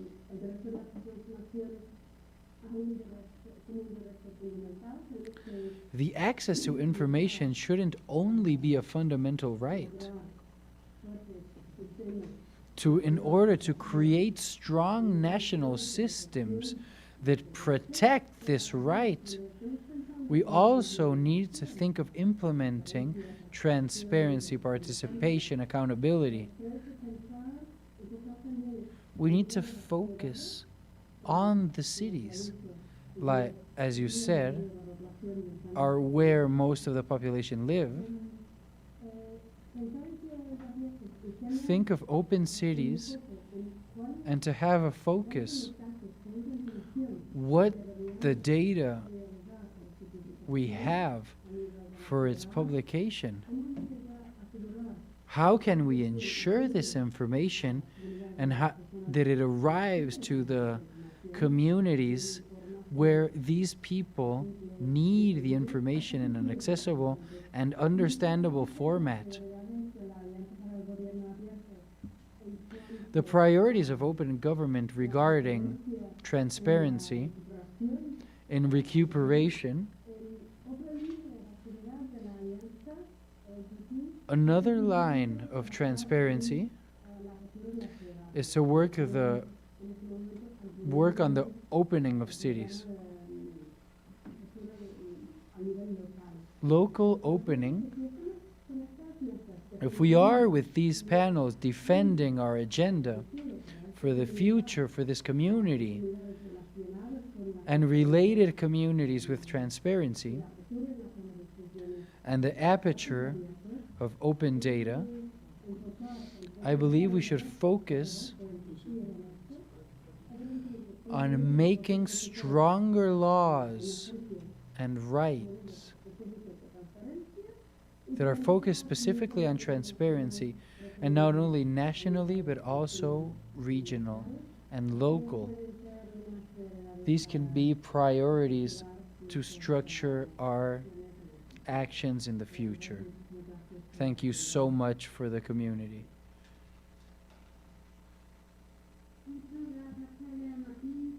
Thank you, Helen. This is fundamental what you've said. We need to distinguish how far our protocols can go. Luz Elena, we're with you.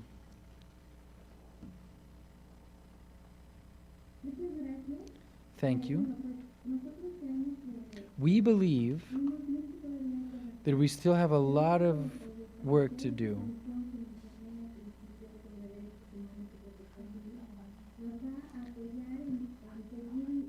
We are going to get the support from this institution I previously mentioned. So anyone who wants to be a part of this, to support us in the protocols we need to work on and redirecting and redesigning from the different processes that emergencies are.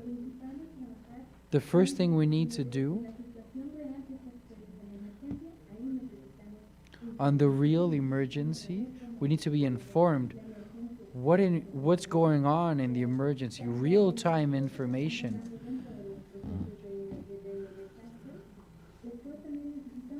We also need to know information as citizens regarding the exposure, the vulnerability, the amount of risk.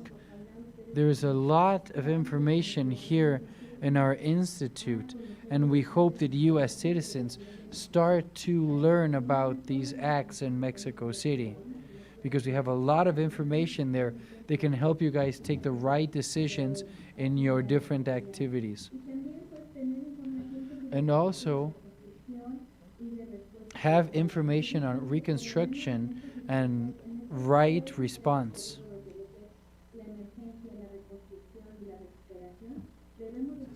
We need to continue working on these transparency elements. And it's very important to link these different situations that are being manifested, so we can all enrich ourselves with your participation. Thank you so much for the invitation.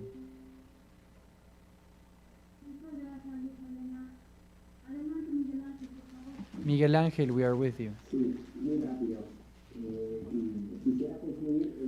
I would like to conclude with 2 minutes.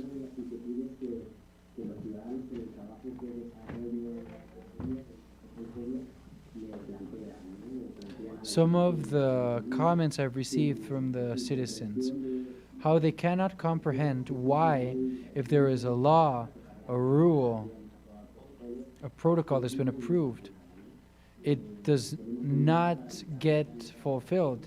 It is not followed or obeyed, and nothing happens. We also need to talk about the consequences for these laws that are not obeyed. We are fighting all the time for these laws to be made and followed, but when they're not, there needs to be a consequences. So they are followed because the institutions are in the service of the citizens. In their websites, all of this information needs to be there on their first page. The people need to be informed. Administrations cannot hide. They have to interact actively and also asking for citizens to be a part of it. So a last reflection is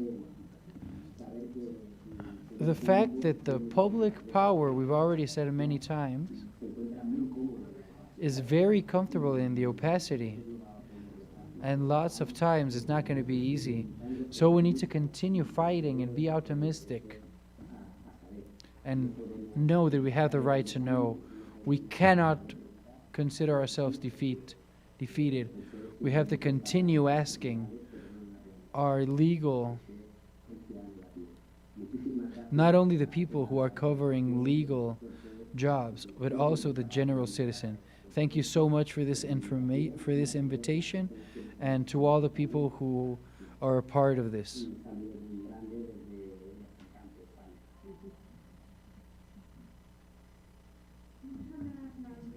Thank you so much, Miguel Ángel.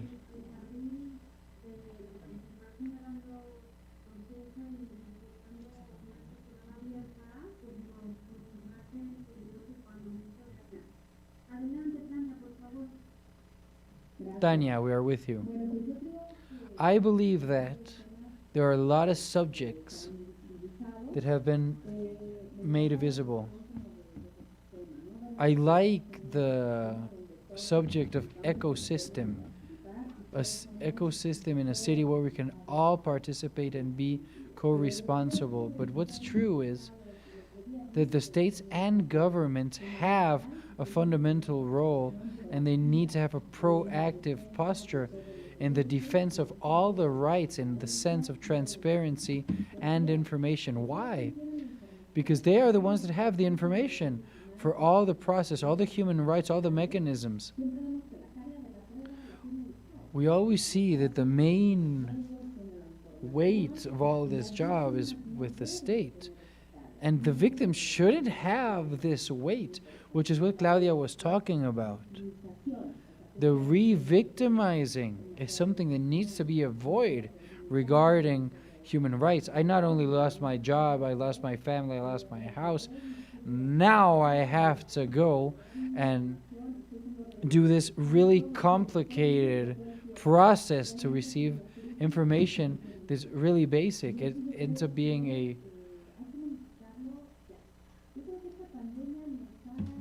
This pandemic has helped us find new ways to be creative and find solutions. As now, here we are in a conference via Zoom where everyone, no matter where we are, can be a part of it. So that is an advantage of technology. Has made us be creative, to think outside of the box, even in a different way regarding the city, and how we need to collaborate in a common ground, which is the exercising of our rights. And we have to be proactive. The opportunity it gives us to think of open cities, it means we're all a part of this city. We all participate in the creation of a better place.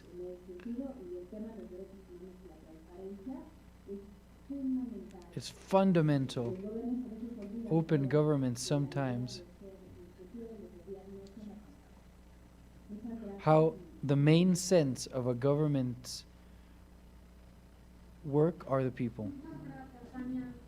Thank you very much, Tanya. Definitely, the advance in these visibilities and necessities of information, it always goes on the journalists, on the organizations, those who need the information. We need to make that breach shorter.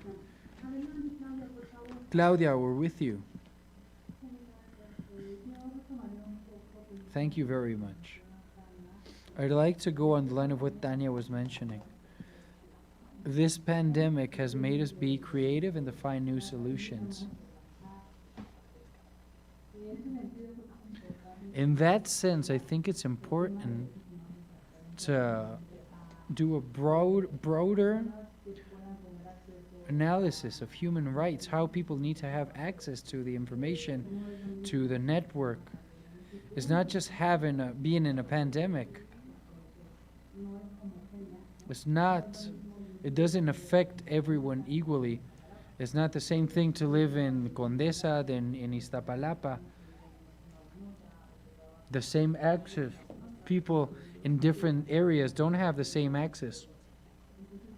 People who have the same people don't have the same income. So it gives them different realities.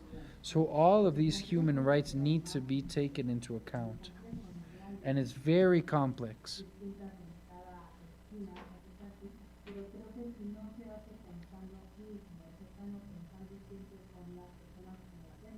We always have to focus on how the people are the main goal of all of this. And focusing that this isn't just goodwill, it's actually a result, and have the right mechanisms that can demand for the institutions and the organisms to do their part, to do what they're supposed to do. And we need to find these measures. And we should also remember, it's always about the people. And also, there's a lot of people who are living different realities. And we need to think that human rights and transparency also has to take these people into account. And that's all from me. Thank you so much for giving me the opportunity of being a part of this.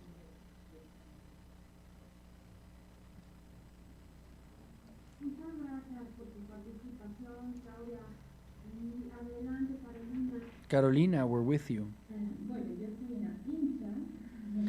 I am a fan of open cities. I insist, open cities is a rather concept new that in Europe is being used a lot, but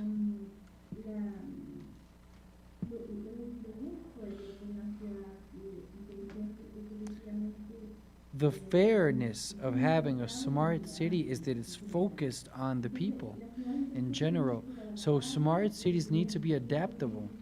They have to be inclusive in gender, in vulnerability, in the elderly, in the indigenous. There also needs to be a participation of citizens that's really important. So you can validate everything that's being done inside. Not only laws, protocols, states of action, processes, products. The fact that these participations can be validated, what for your institution will be done. It's fundamental, otherwise there's no sense.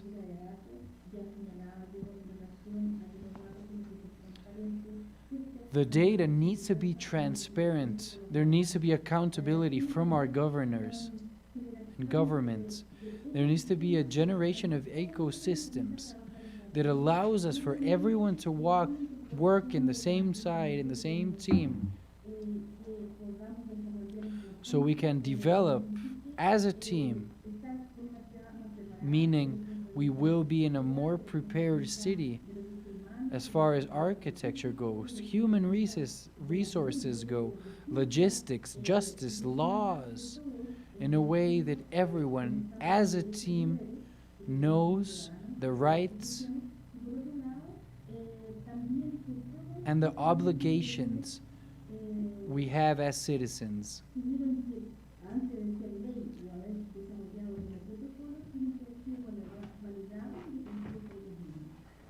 So we can create laws that were generated by ourselves and validated by ourselves. And so it's fundamental we focus on open cities because we can accomplish very interesting things. Thank you so much for the invitation.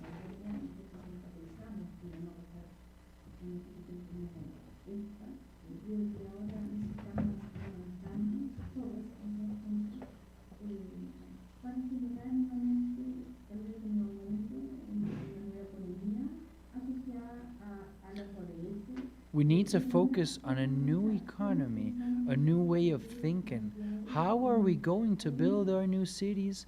How are we going to build better cities and better countries?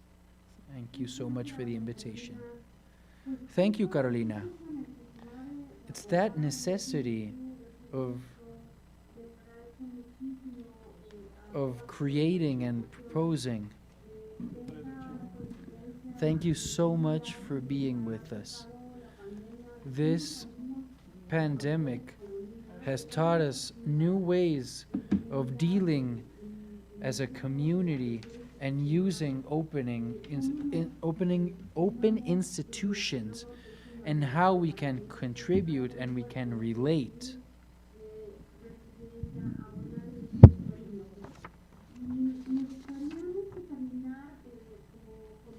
I would like to end by pointing out the brief presentation of the sixth and last table of this international colloquium of open reconstruction. In previous weeks, we worked in different panels of creation to build initial proposal of protocols of transparency in emergencies and what happens after them. How can these protocols contribute to these situations?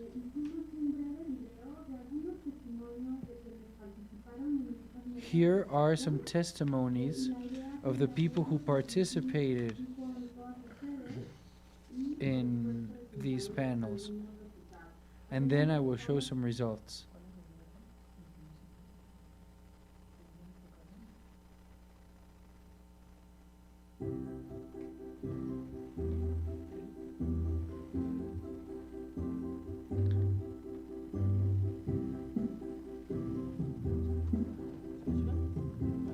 Pluralism.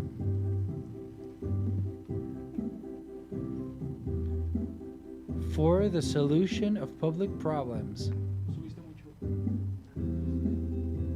Focus, diversity, participation, co-creation are a key for an open state in situations of risk.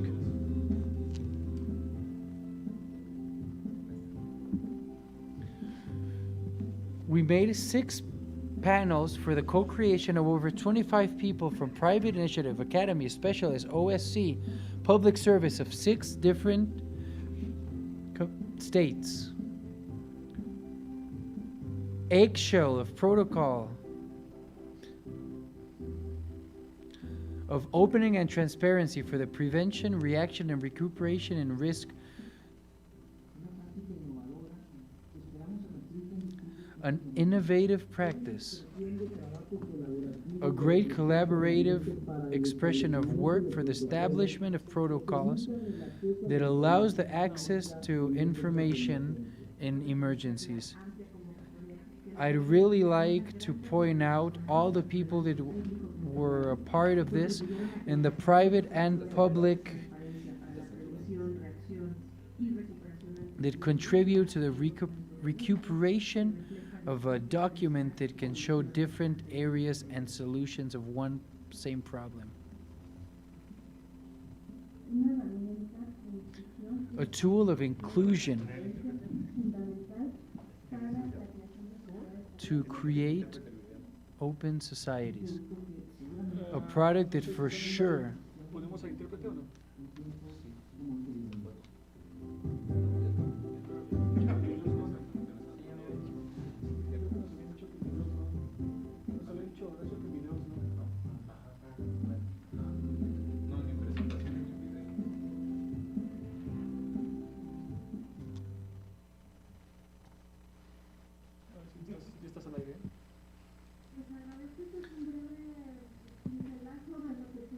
I'm thankful for this synopsis of the things of what we've been doing in these panels. And this was the first stage. It's all documented in different videos in YouTube where you can find all the things we've done and also have the narrative of where we've come to and all we've achieved. Public entities, academies of different branches and different sizes, how emergencies.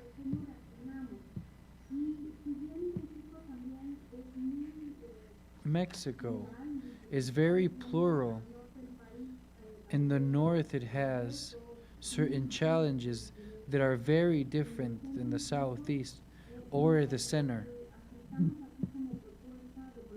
Our idea here of protocol is to consult. You can consult all of our goals and all of what we've been working for on our different platforms. It's 64 agreements that were achieved via voting, open voting, through tools, virtual tools.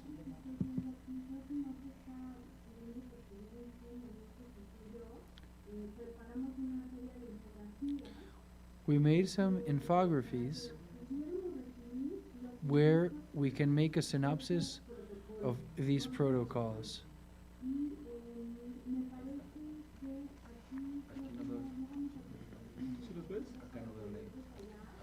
We don't have a lot of time to be specific, but the eraser of our protocol, what it implies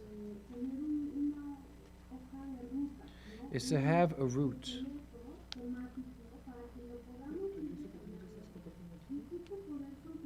So we can be precise of that according to the ambient, how it can be articulated in such a way that even this could be used in order to co-create in a second document, and also open panels with the flexibility and the visibility so that these debates can be perfectly visible. I would like to ask my team of Open State if it was possible to see the infography, because I believe my screen has frozen. If you could just tell me.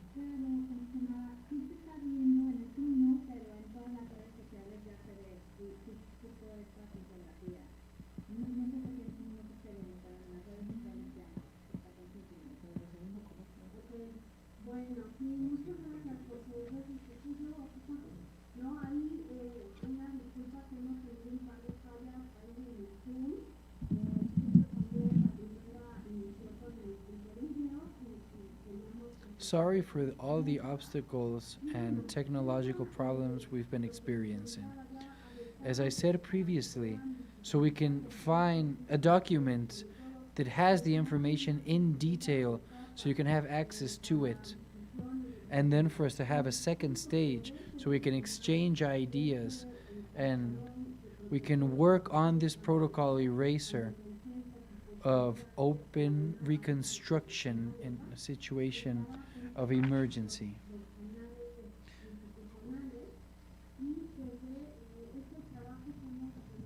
This is the work we have been doing ever since we arrived from the team of open government, and I will always be thankful for your time, for what you have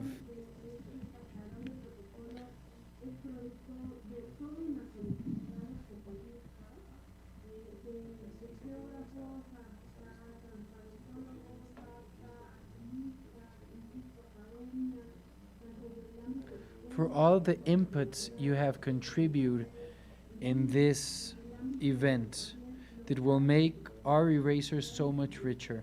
Thank you to all the people who are here with us from different states of Mexico and different parts of the world. And we would also like for this information to be shared so we can all contribute globally. So everyone can have access to this document, so we can start with the stage 2. so everyone can have an opportunity to contribute and give certain inputs so we can make this document so much richer.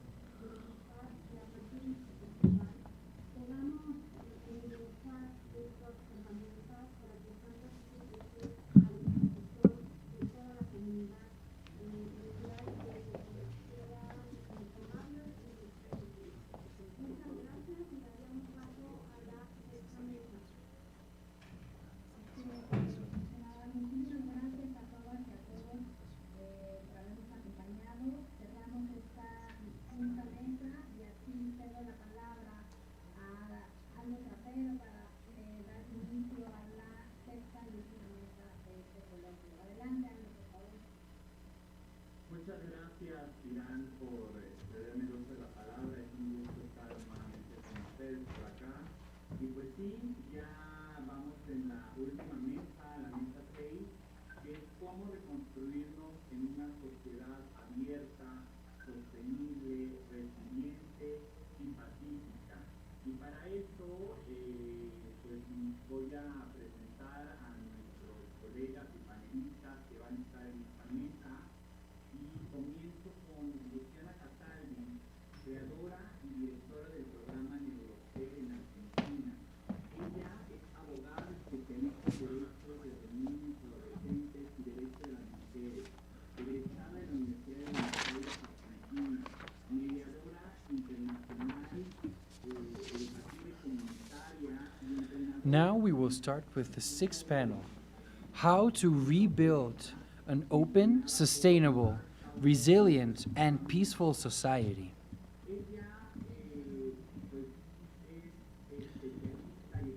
We have with us today, we have Luciana Cataldi, creator and director of the program Neurocer from Argentina. We also have with us Carlos Juarez, responsible for the Institute for Economics and Peace in Mexico.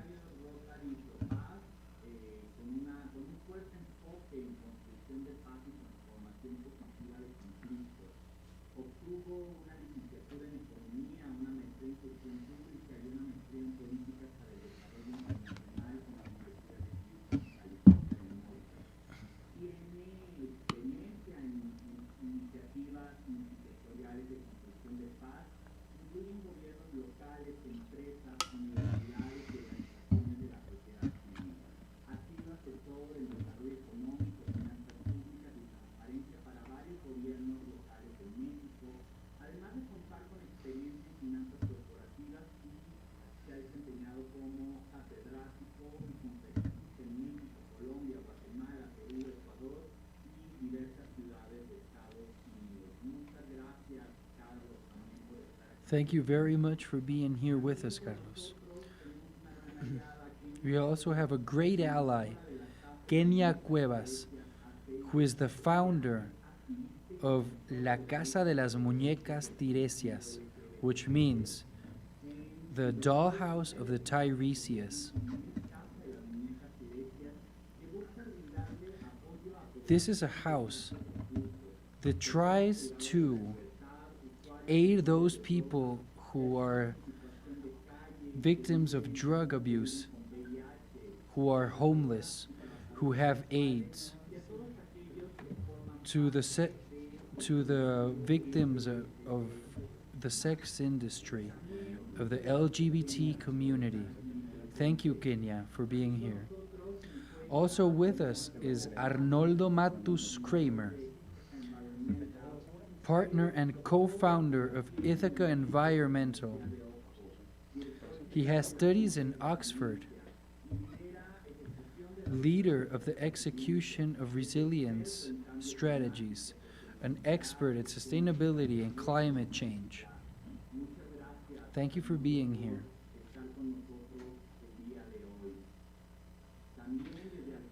From Argentina, we have Maria Barón,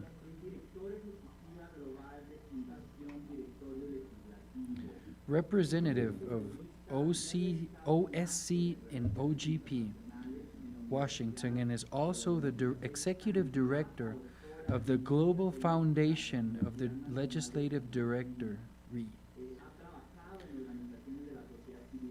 She's worked in civil organizations in Argentina and in other countries, trying to reduce the unethical behavior of legislators and public workers. Thank you for sharing your time with us, Maria Barón. Mara Hernandez, co-founder founder of the Consensus Building International Global Network.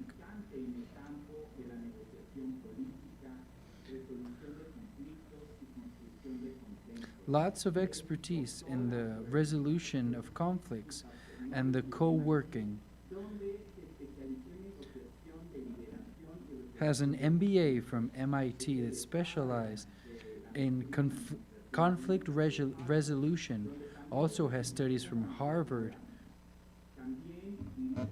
Also directs Dialogues, Innovation, and Change, an organization that specializes in pushing forward innovative processes in the resolution of conflicts focused on dialogue.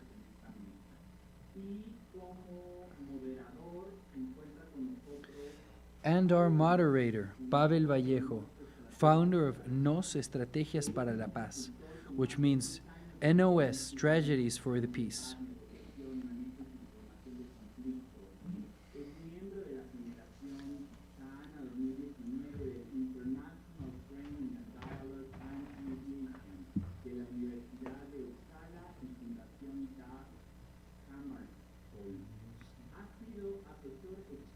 He's been an external consultant for a generation of facilitation for different institutions. Also an Uppsala graduate.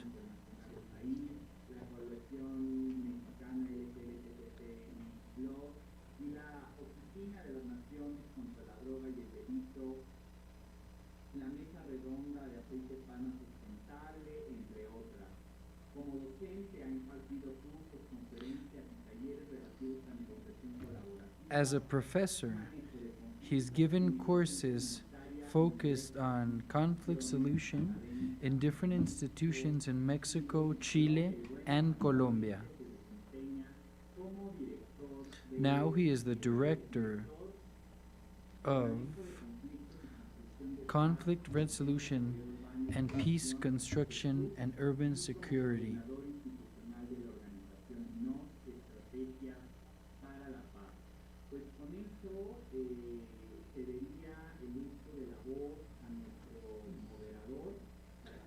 Now we shall hear from our moderator, so we can start with our sixth panel, how to rebuild ourselves in an open, sustainable, resilient, and peaceful society. Please, Pavel.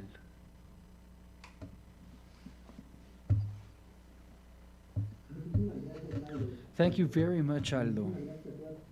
Thank you everyone for this invitation. I'd like to welcome you to this sixth panel in the second International Colloquium for an Open Reconstruction in Mexico City. It is an honor to be able to share my time with all these people who I admire very much.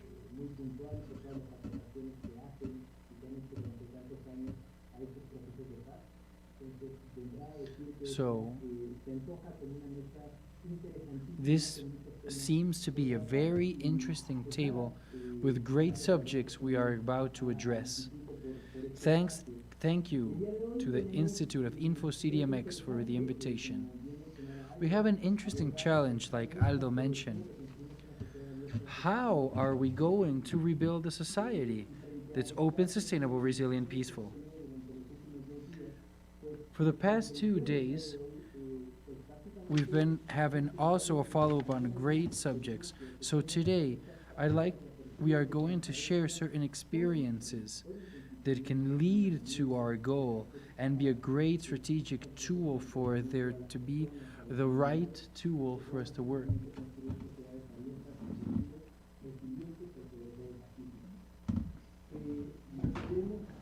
We will keep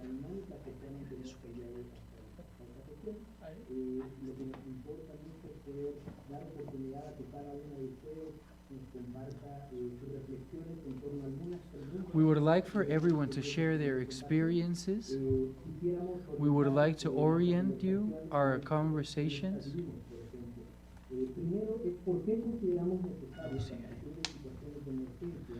Why do we consider that in emergency situations we need to rebuild ourselves?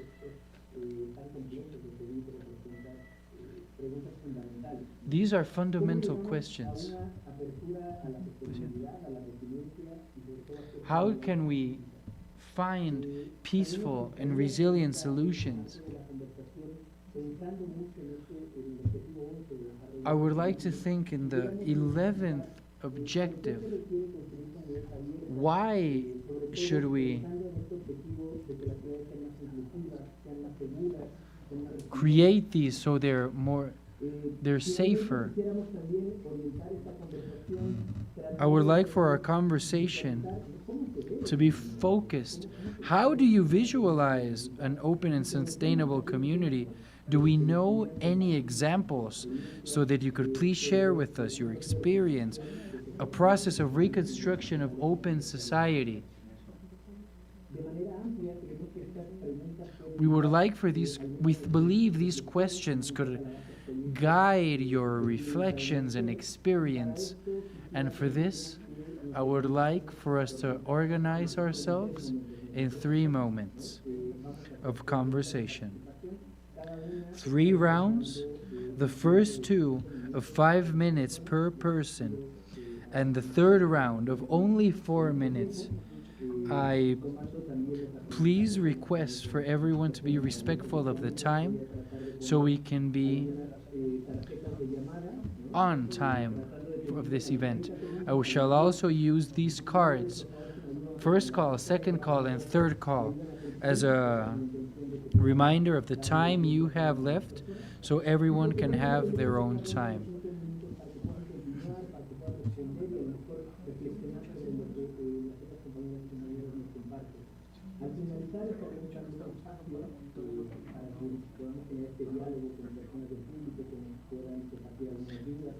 When we are done, we will have a space for the public to also share on the chat of Zoom any questions they would like to be answered. Any questions? Everything good? Also, I would like to congratulate Carlos because it's his birthday today. We are in double festivity and we share a big hug and we are excited to hear what you are to share with us. With this in mind and without further ado, I would like for Luciana Cataldi to share her thoughts with us.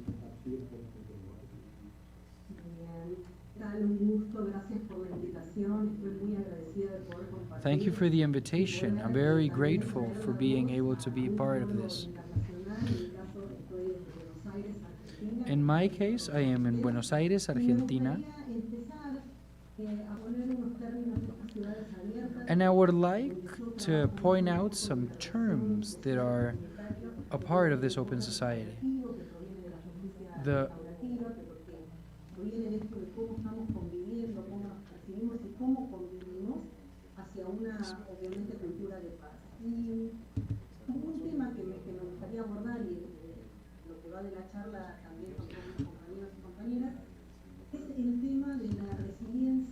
Resilience. I would like to focus on resilience. It's one of the pillars of this restorative subject in the open societies. They play a close part with the restoring.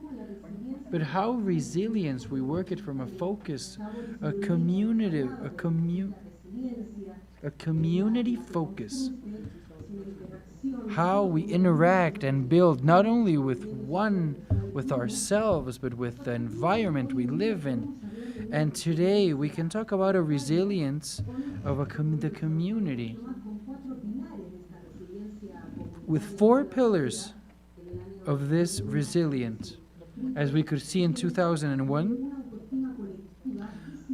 a collective self-esteem, how we immerse ourselves in this collectiveness, a cultural identity that we can express, a social humor that's always linked to resilience, and introspection, how we see ourselves as a community,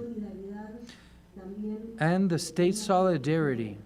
We need to stimulate these social links, how we have to coexist and be able to talk to ourselves, refer to ourselves as an awoken society.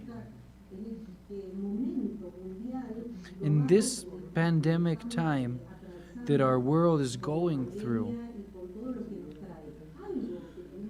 something we need to work on, and to work on a lot, is the restorative aspect, or the emotions of the society. It's crucial. We cannot advance out of community resilience without pointing out and identifying the emotions, because there are certain interior duels that each person is going to, and we need to aid, to help, to the control and heal these emotions.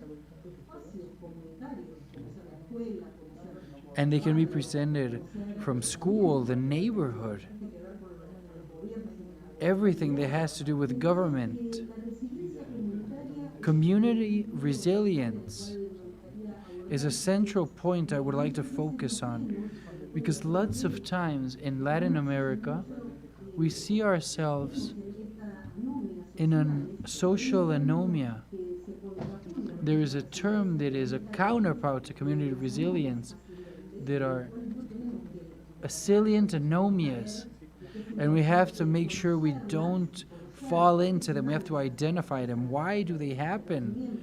Why are they created? And how do they destroy communities? So we can start working on the focus of restoring the culture of peace. So this is a little bit of what I would like to talk about and working on, and of course listening to my colleagues so we can see how we can restore open societies from resilience.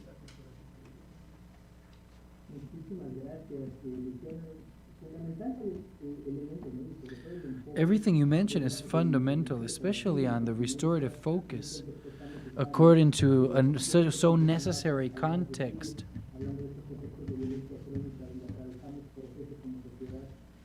We are going through progressive trauma and violence, and we need to understand how resilience needs certain processes and work on our feelings, on our emotions, and on the inner duels.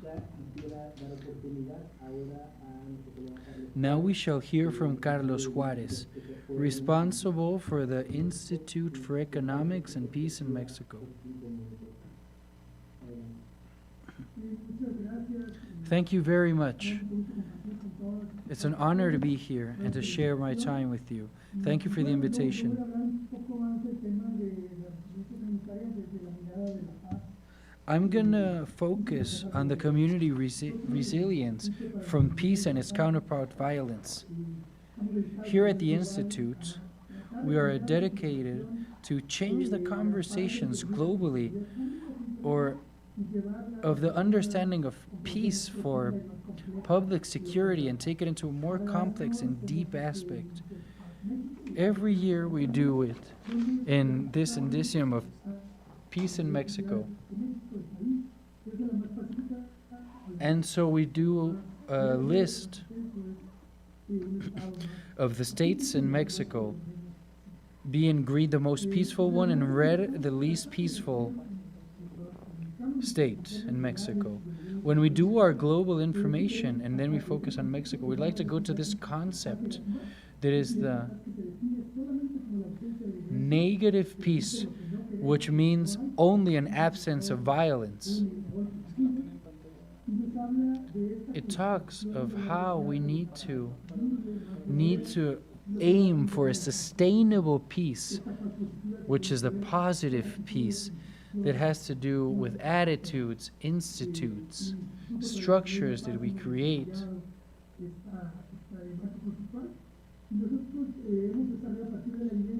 We have developed through evidence and analysis this focus of positive peace that has 8 pillars. And we think that on the long run, these can be achieved.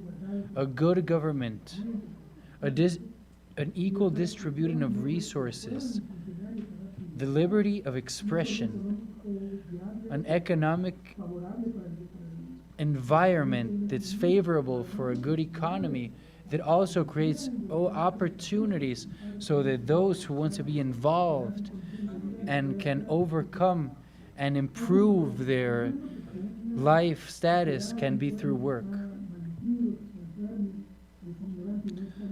A healthy, well-educated, and well-nurtured society. A high level of human capital, an acceptance of the human rights of other people. We need to increase the level of ethics not only in the public sector, also in the private sector.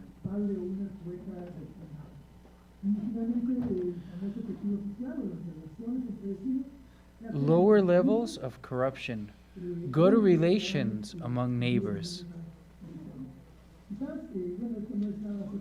Maybe this is no surprise.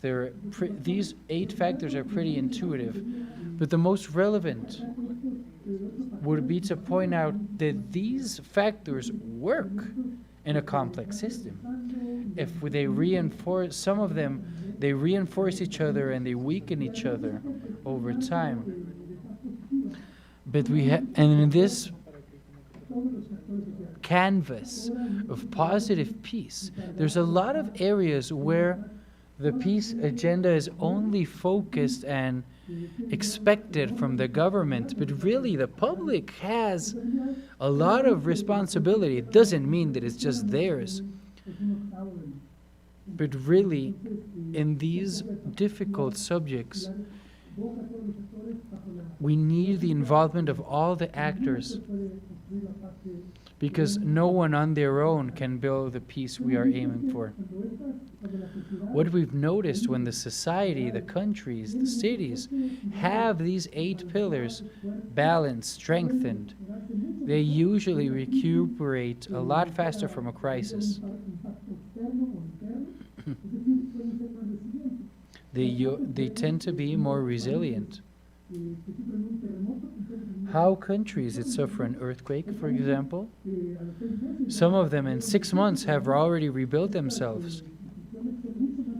And sometimes these new buildings are a lot stronger than they were before. But some other ones, even like Mexico, 2 years later, there's still people who are living in temporary refugees because they lost their home and they still don't have a home. So we need to aim for our positive peace that is a measure of social resilience.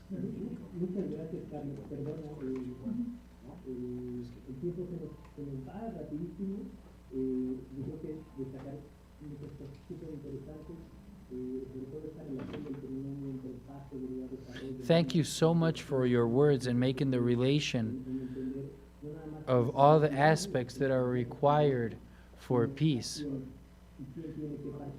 All the people who have to participate in this process, the diversity of actors for it to become a reality. Thank you so much for your participation.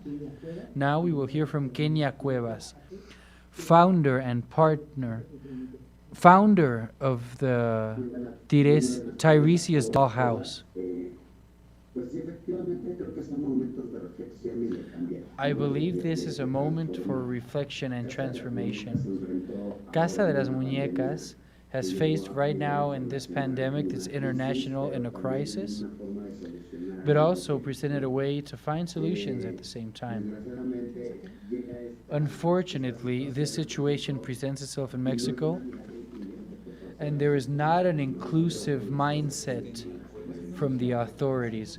With the communities I work with directly, they are vulnerable sectors, and they were not visible in this pandemic. So Casa de las Muñecas had to activate itself and do all kinds of campaigns looking for donations for food, for example, for medicine. And we had to find a new refuge for people to immediately move in because they were vulnerable.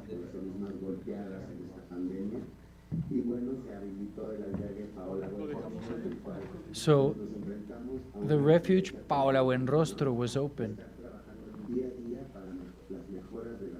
And we work every day for people to be better, to have a better life quality. And we give education, psychology, therapy, lawyers, documentation. And this refugee is now working 100%. In 3 months, a refugee was able to be activated.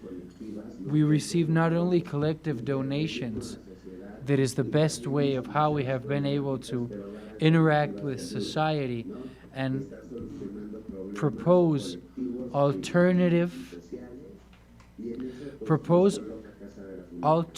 ways of helping. Back then, Casa de las Muñecas did not really understand the contingency, since in our refugee, what we usually attend to are hate crimes, exclusions, discriminations. This was a new opportunity for all of us. But however, our contribution to this society from a different posture, from a different perspective, because we see it mostly from the heart, from the understanding. We've lived in this situation, so we know what it likes to hurt, to suffer, to be on the streets. That society has called you a criminal for being who you are, from institutions that don't allow you to progress as a human being.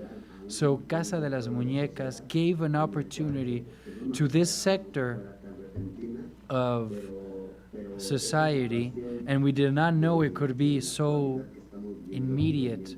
But now, this time, this pandemic that the world is facing, it led us to reflection, and it led us to take action, because we really can't wait 5 months of being at risk. Casa de las Muñecas has focused on accompanying in treatments or interventions of the reinsertion of these people so they can recuperate their dreams, their will to live a new job, a new life. This is an incredible work, and I am so thankful to the team of Casa de las Muñecas, even though for the fear of being able to do this project, because we've also been losing our health. But we are working in order to make society a better place, and that the new normal has probably come here to stay. It's going to be difficult for us to get used to this, like in the 80s when AIDS showed up and there was all kinds of hysteria and deaths. But at the end of the day, we are going to transcend in this new normality. Muchísimas gracias, Peña. Muchas gracias por tu participación. Pues quisiera, me resuenan mucho estos elementos donde la pandemia de riesgos tiene efectos diferenciados en la población, dependiendo de las condiciones de vulnerabilidad que cada una atraviesa. Pero también me parece bien valioso. I think it's really valuable, this message for resilience you are sharing with us. It's not just an abstract written concept, it's something we live every day. And I think it's amazing how your experience and how you faced this and how you've overcome this obstacle shows resilience is a real thing. Thank you so much. Now we shall hear from Arnoldo Matthews Kramer, partner and co-founder of Ithaca Environmental.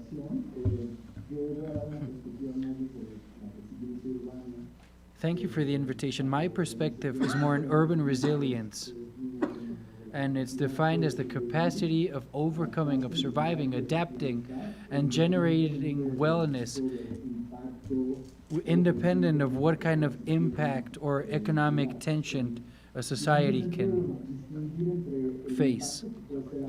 And to distinguish between impact that can be a immediate or short-term impact, like this pandemic or the earthquake, and then slower ones that happened structurally in the city. For example, marginalization, poverty, inequality, or other subjects like in Mexico City.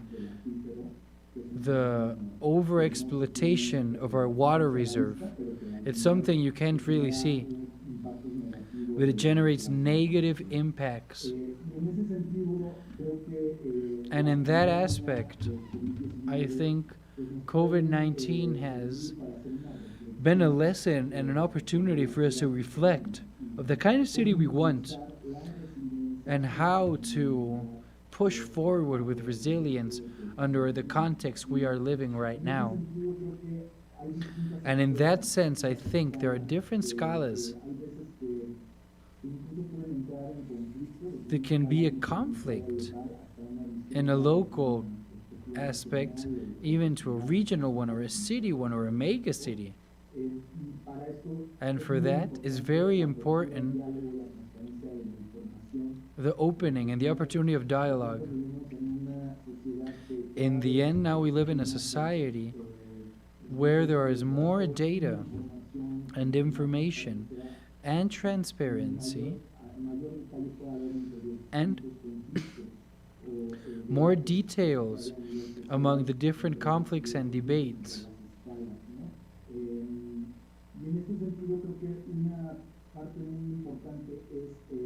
So now a really important part is to consider processes that have a long-run planning. This is really important, especially in the context we're living. If there's not the right instruments of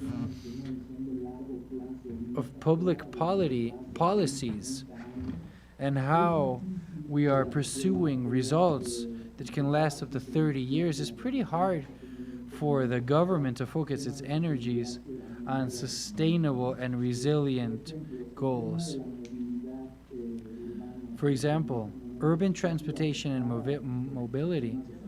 This has been affected due to public health. How this can be commented in an agenda? How can it be focused on health? But it can also bring a lot of benefits. Like we can also focus on diabetes, activate to people to have a healthier life. And also to reduce our emissions of carbon dioxide.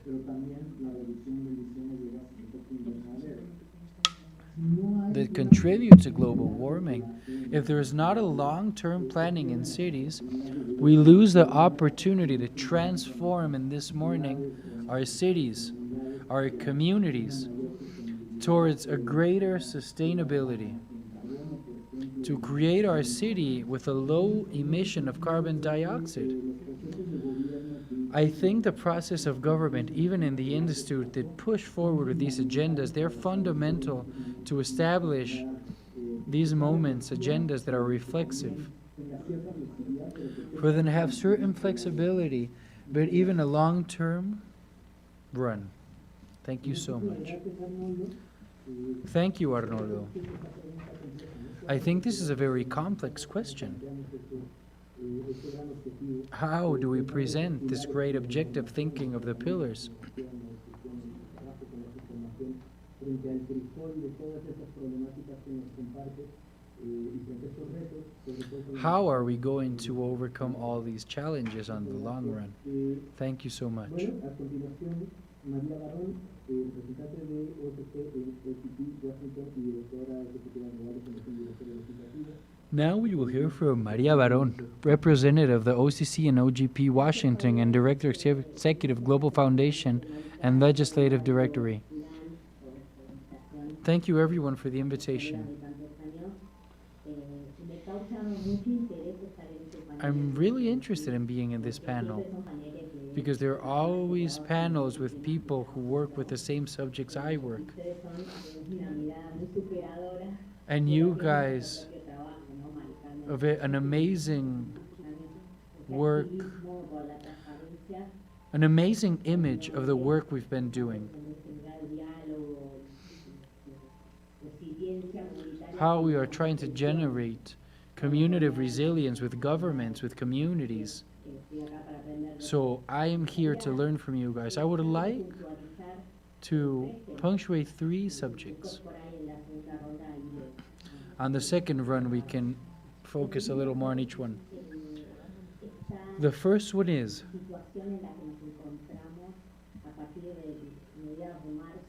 this situation we've been in ever since mid-March, when we realized that the tsunami fell right upon us, especially for those who work as activists with transparency. That horrible world we thought we lived in, it turns out it's a lot worse. So all this work, in my case, of 20 years, to work on laws for public ethics, access to information, it suddenly became very more restrictive, a lot more limited in terms of 12 minutes. We've worked a lot in transparency, open parliament, so we could be able to work inward and then to find a construction of cities in an open and more effective way. So what we've seen is that starting this pandemic, all the responsive powers disappeared, and the executive powers started having more power. And this brought a lot of problems to our institutions. And it made it really difficult. It made it really difficult to be a part of these 8 pillars for positive peace that we heard of before. It made it really difficult for all of these to advance. And which is exactly what we're trying to point out in this moment, the eraser or a protocol, so we can create rules and actually make it out of this. In my opinion, I said there's also 2 very concerning elements. The advancement on the rights.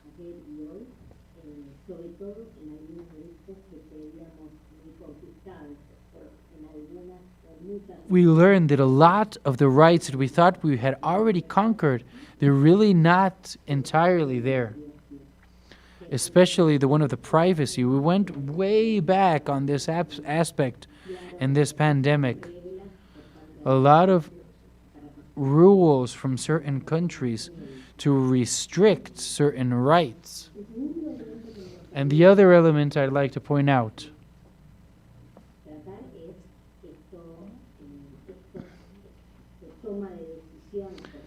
this decision-making from the executive that was so closed as a consequence, it's completely closed. And in combination with people who are advising our presidents are not exactly the right people.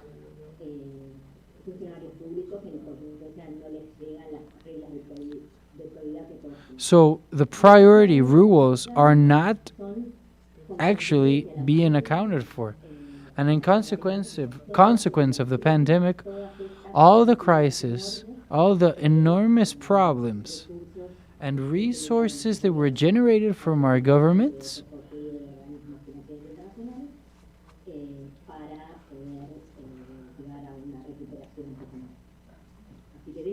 are being destined to a recuperation. But are they really? Thank you so much, Maria. Sorry the time goes by so fast. But there's very interesting things you've mentioned to acknowledge how we have fallen behind, especially in a time of pandemics, how the certain rights have not been respected, and we have fallen into a huge back up.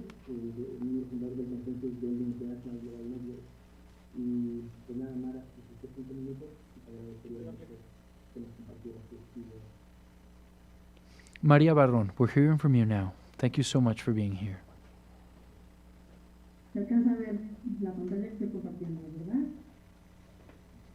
Can you see the screen I am sharing?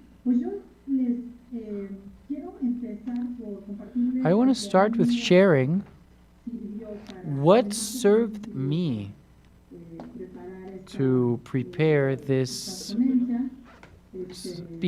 this subject, this panel. And the first thing is to acknowledge that whenever all of this started, we talked about a lot of the pandemic as a biological aspect. What was it? How it attacked? Was it a virus? Who was it going to attack? Who was going to be more vulnerable? All from a health point of view.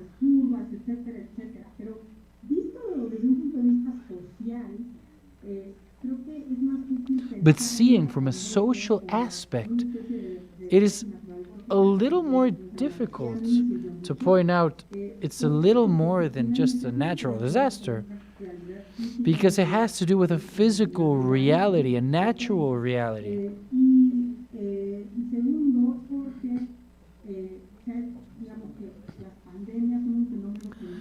Pandemics are things that we really haven't studied a lot from the social studies. It seems a little weird. However, the natural disasters are pretty common, so there's a lot of information regarding that aspect and the impact of natural disasters and the shocks for the resources and the crisis it can generate, like in peace or conflicts.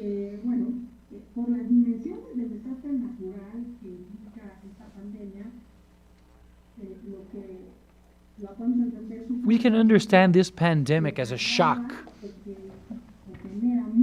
that generates multiple conflicts and crises in Mexico and the world. So here, the first thing we have to acknowledge and remind ourselves of is that every crisis or conflict is an opportunity or a point of inflection. So on this line, we are facing a scenario that generates a lot of challenges. And of course, dramatic losses of human lives, but also a lot of opportunities for us to transform, to socially change. That's why I think this panel, this forum is so important, because we are in an opportunity to create a more open and resilient society. I would like to point out the multiple conflicts and crises, because it is a multi-dimensional impact and crisis. Yes, it is a global phenomenon, but the impact of this natural disaster are going to be, of course, in a local context, like Carlos mentioned. It's not the same thing, a drought in Syria, that some consider it's one of the detonations to the conflict in Syria, but it's not the same thing in Australia. It's a different context everywhere, and massive loss for the animal kingdom.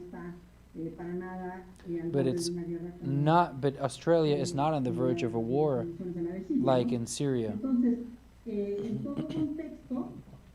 In all context, there are, since we need to think about the context of Latin America and Mexico, every context has factors that are dividing and creating conflict and creating tensions in society that can be magnified and stressed out, and that's why they are linked. So you need capacities that promote peace, resilience. So I think that this is a perfect starting point, so we can all get the most out of the Reconstruction.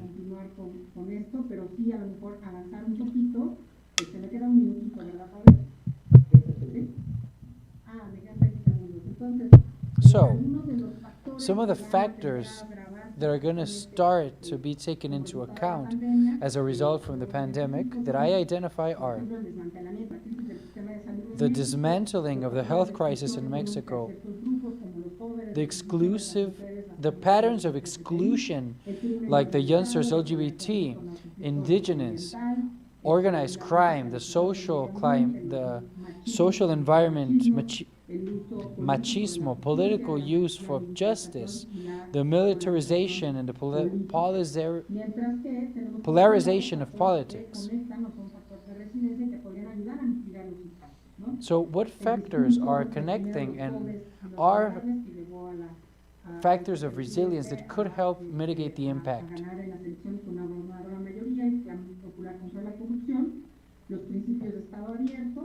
The principles of open state, a culture of civil protection and sustainable movement, a focus on human rights, the civil character of the National Guard, and an incipient culture of the open parliament. I'm going to stop now.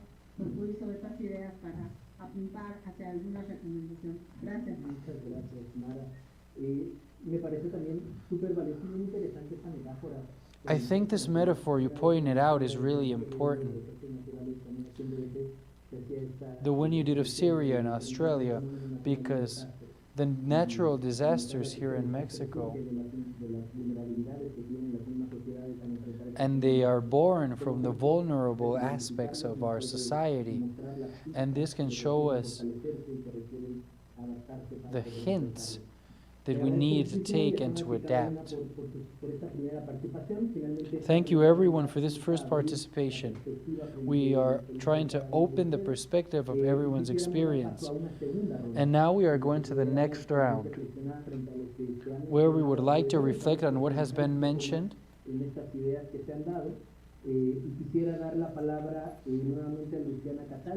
Now we will hear once again from Luciana Cataldi.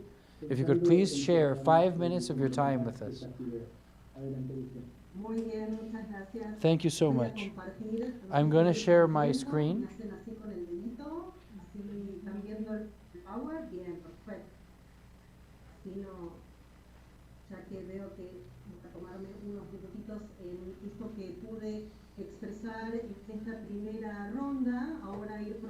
Now, we are going to dig a little deeper on what we spoke of initially. The 8 pillars of the resilience that are the facing the problem: autonomy, self-esteem, conscience, responsibility, hope, smart socializing, and tolerance to frustration.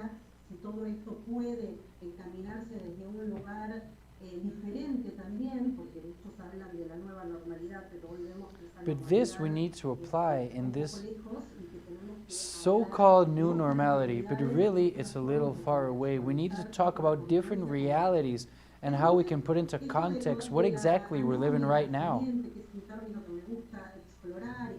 So resilience is a subject that I like to explore and need to work on, because sometimes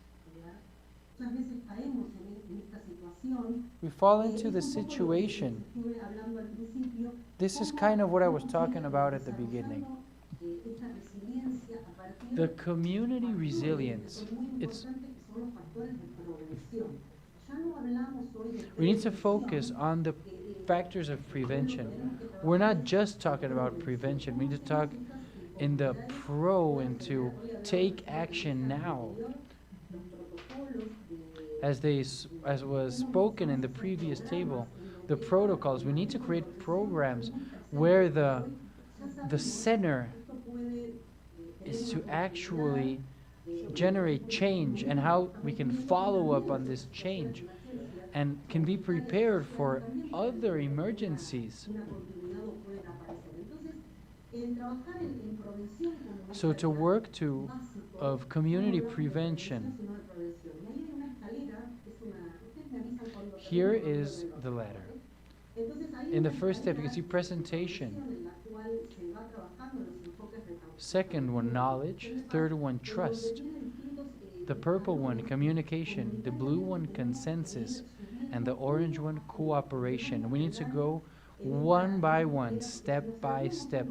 Because if we try to jump a step, just like in any community, we will start having in these social anomias where we don't understand each other, we don't listen to each other, and we cannot achieve our goal. And here we are in the principle of exclusion, where we really can't listen in one way. Because usually when we work on these contexts, lots of times we cannot work on inclusion even though we're saying it all the time. We need to be empathetic. We have to develop empathy. But no one really teaches us how to work empathy, how to work inclusion. Like Marshall Rosenberg has a model of how to work the non-violent communication from the self-empathy. We need to work on self-empathy before we can have empathy with the society. And here, there's a diagram of open and inclusive diagrams where you can see these graphics and we can decide where exactly we are or where we want to be.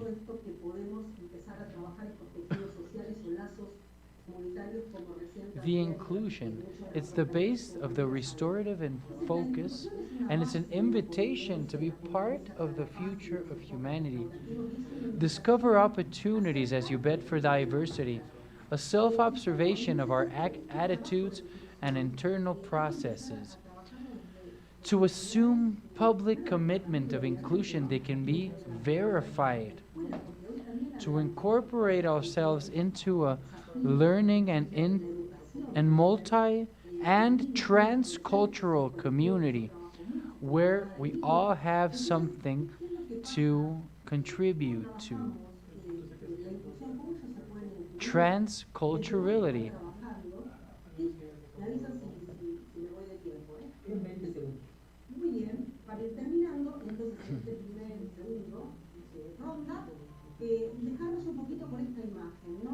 I'd like to leave you with this image. Peace as social cohesion and violence as an anomia.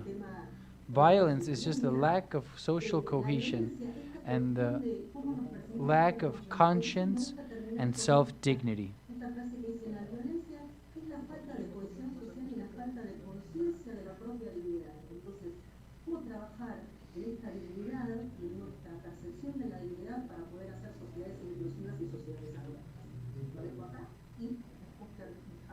Gracias, Luciana. Te agradezco también saber 4 horas de todos por mantenerse en el tiempo. Y le voy a dar la oportunidad ahora a Carlos Juárez. Now we're going to hear from Carlos Juárez. Gracias, gracias.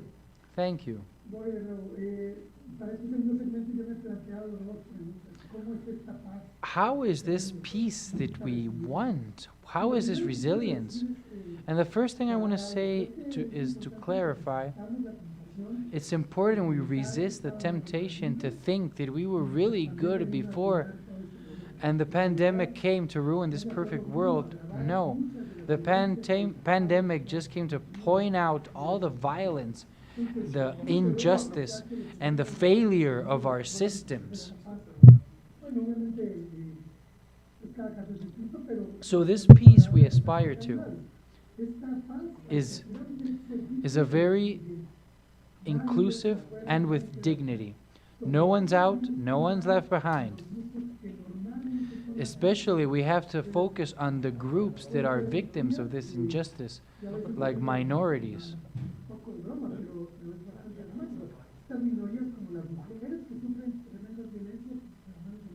For example, women who suffer most violence, or the poor people who are victims, that kind of minority.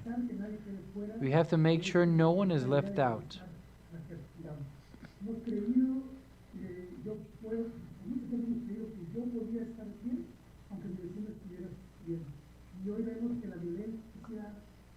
We see how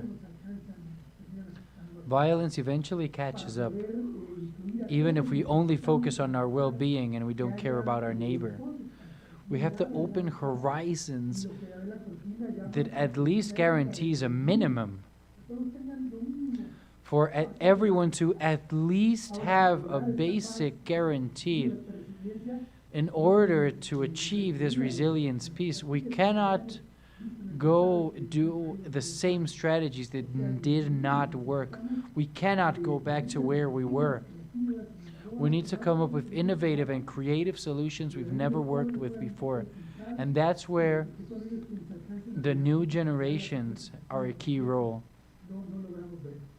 They can see things that probably the older generations like us cannot see. We need to collectively build. We need to imagine and build collectively. All the new urban ideas are trying to divide us. We want to live in the exclusive area that fragments the community. We all want to go and live in these places where not everyone can be. That is dividing us. We need to share our experiences, because this is a permanent process, a larger scale. So we need to imagine this future together and to understand that this peace we are building is a process.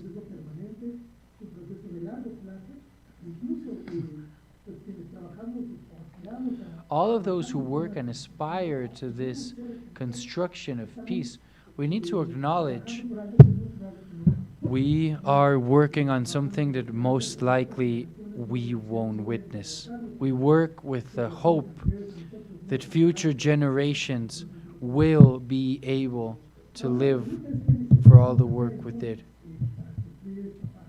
So what do we need to build this peace? Of course, there is no recipe or no formula, but building peace implies assuming how complex it is. Just like violence is complex, so is peace. It needs to be built of very complex strategies and creative ones. To do this, we need a collective agenda that is socially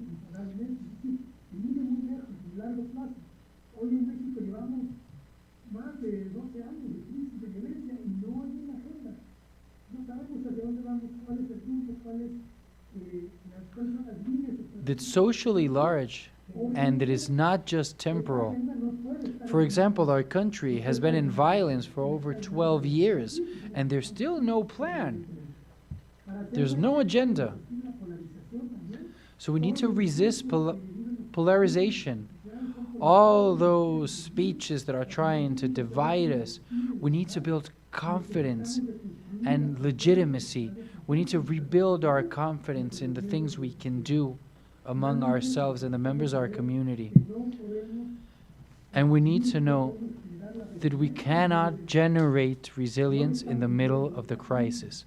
If we're living our crisis now, COVID-19, violence, whatever, it's because we haven't worked on our past. So we need to put the seeds in today to harvest them later on. Now we will hear from Kenia Cuevas.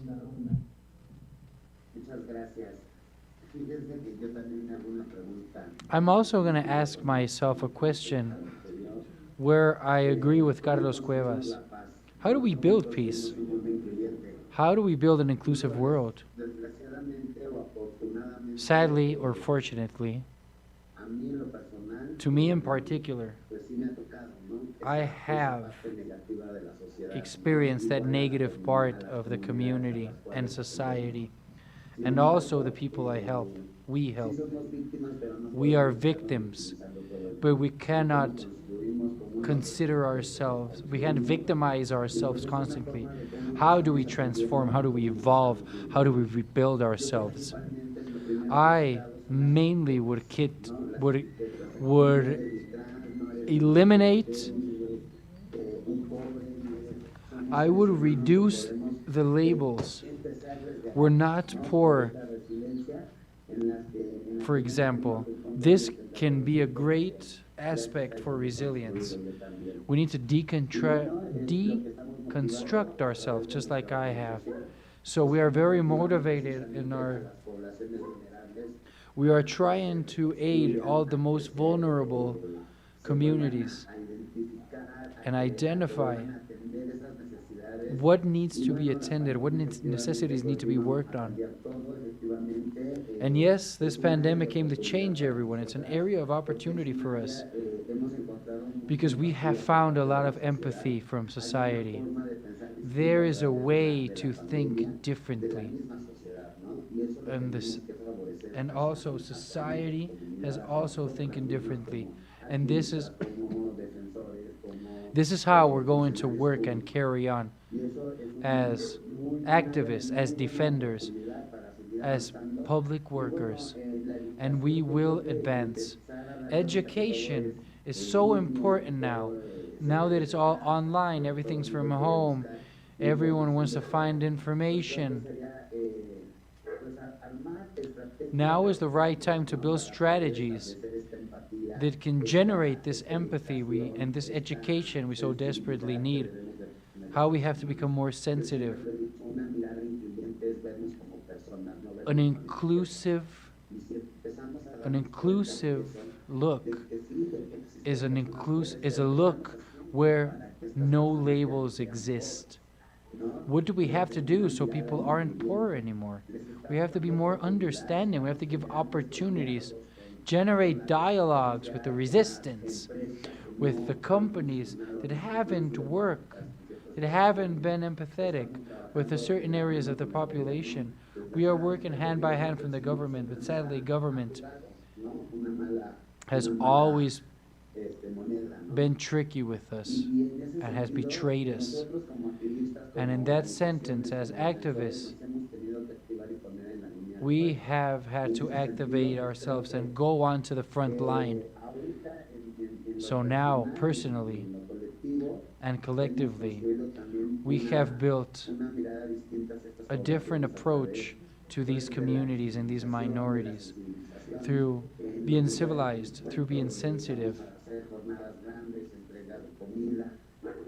And we present ourselves to help people out, to give food, give medicine, and the media has been invited, and we've created a network that is going to generate our path to collective peace.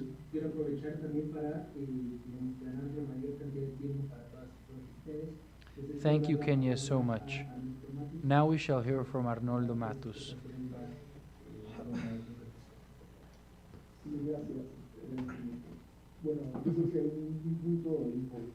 I think an important point of what we're living now is that leads us to a reflection of interconnection in a planetary level.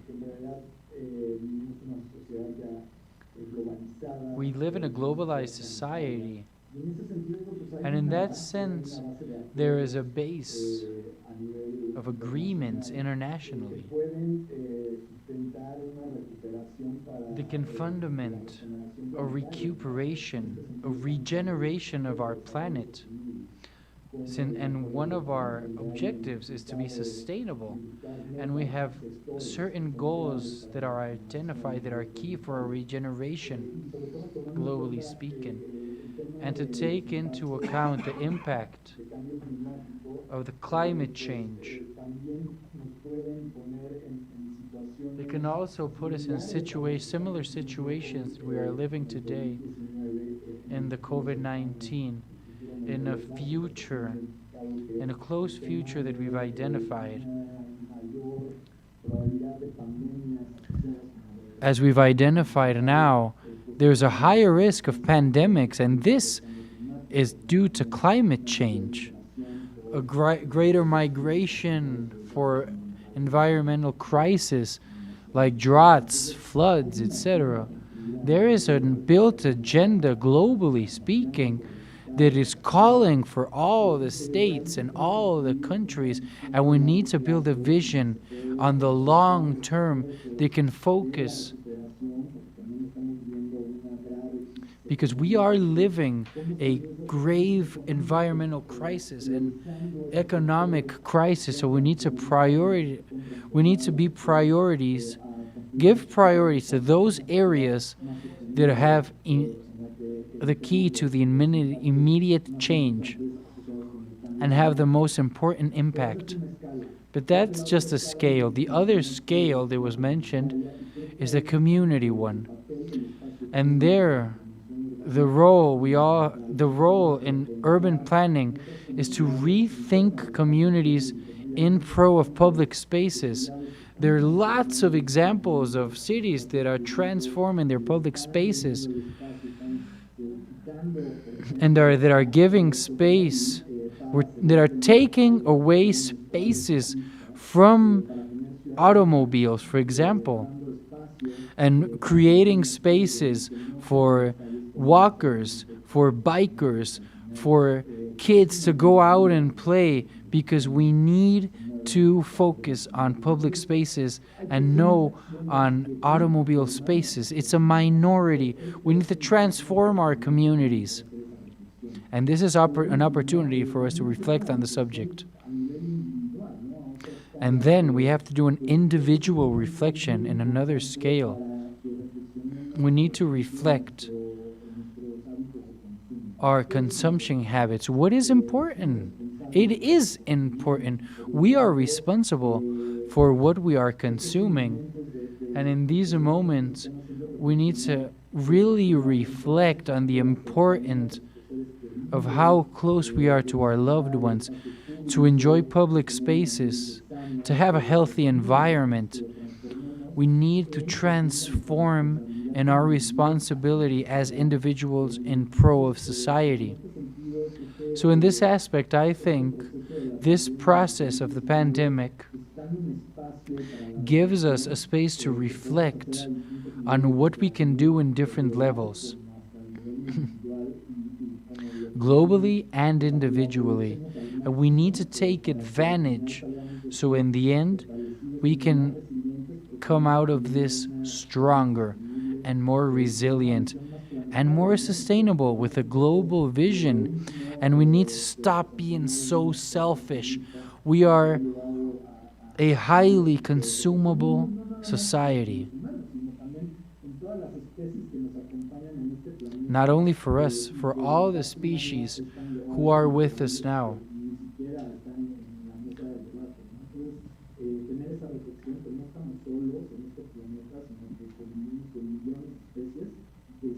We coexist with millions of species, and a lot of those species have been annihilated in only 50 years, and it is our fault. So we need to reflect. Part of the impact and the creation of COVID-19 is because how we have been unfair with the animals, and we have degraded a species. And COVID-19 has showed how our absence can lead to restoration. Maria, it is your turn. 5 minutes. Thank you, Pavel. I would like to continue on the point I was previously.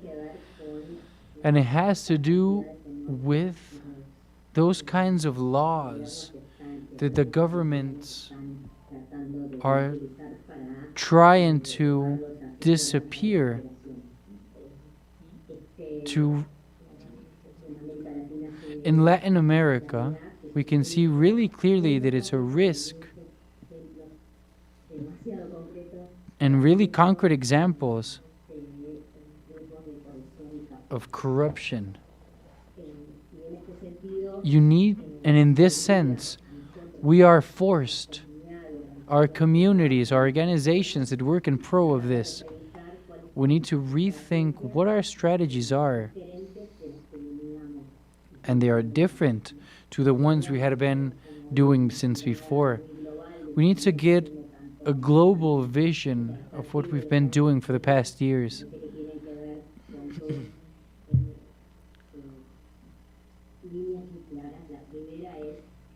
The first thing I've done are organizations that are trying to generate laws in countries that could prevent corruption.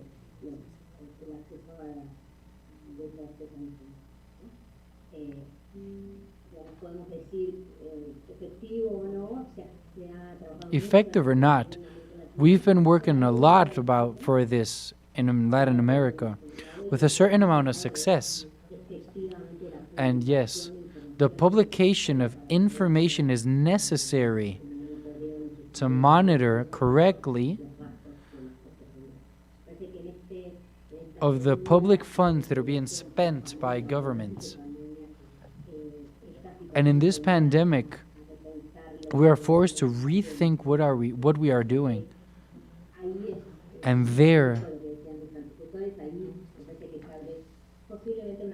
there is an opportunity, and this opportunity has to do with a second or third generation of interventions. So instead of generated conditions, lawful ones, now we have to think, how are we going to use all of these we've been working on? And so with that point of view, more about, I imagine, and a lot of it is already being done, is to using information that's already available, as was mentioned in the previous panel. As was mentioned before, the data just itself doesn't mean anything. We need to use it. We need to make it work for us to create healthier and more peaceful cities and environments. A work we haven't done in the past 20 years is to pay attention to the different aspects of communities that are a part of this fight, to have societies and governments that are cleaner, that are healthier.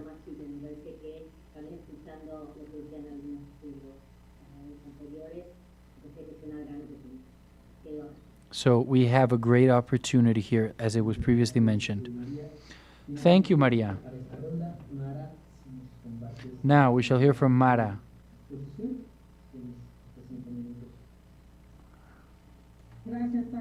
Thank you, Pavel.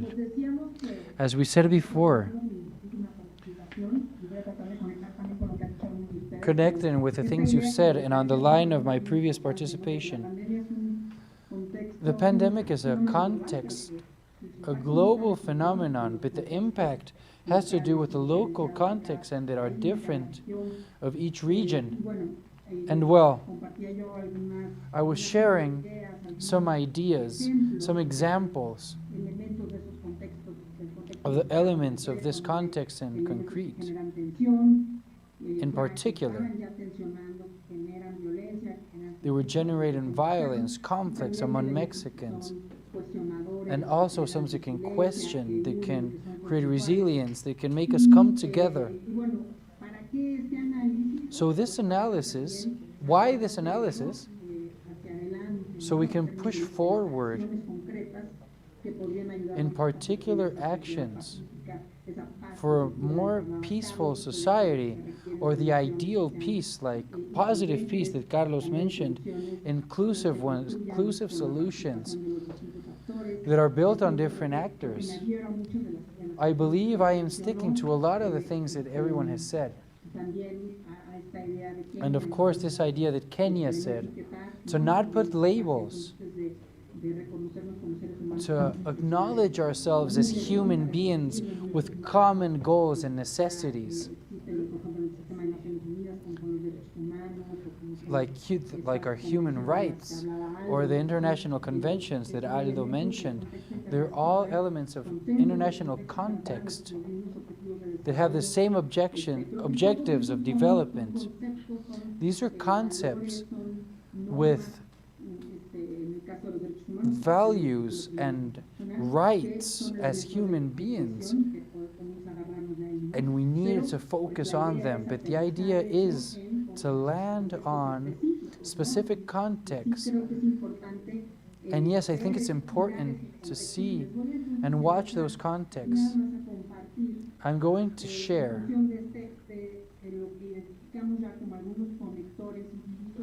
some connectors and divisors. So here are some examples of what could make this connective stronger. What we can do, make the connection stronger. Direct transfers of funding and support that are focused on vulnerable sectors. Promote and communicate the transversalization of the principles of open state to send clear messages to the new normality. Processes of justice that are independent and that are facing acts of corruption.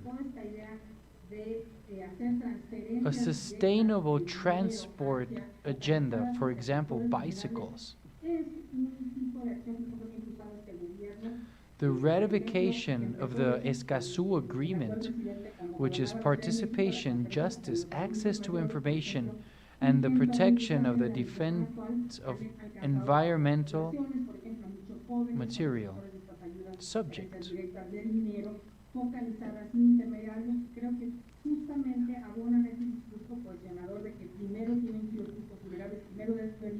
To strengthen the civil character of our National Guard.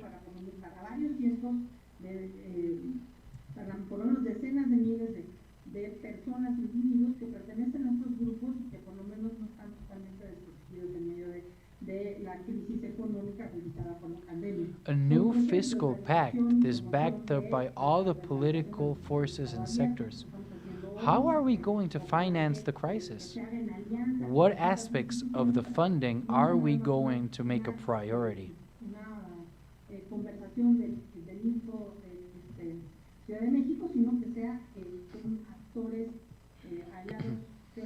Also, for us to become allies, key players in all of our own battlefields, not just be members of a summit in Info CDMX.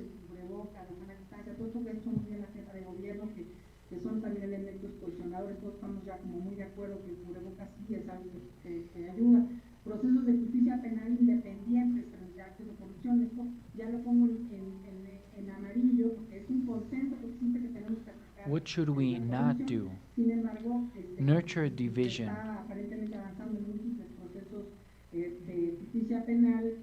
Nurture political polarization towards the fourth transformation. Nurture militarization and its legitimacy.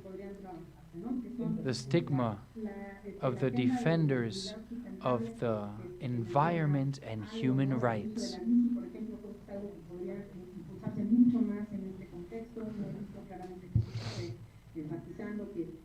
La ratificación del acuerdo de Escazú, que es un acuerdo regional que promueve la participación, la justicia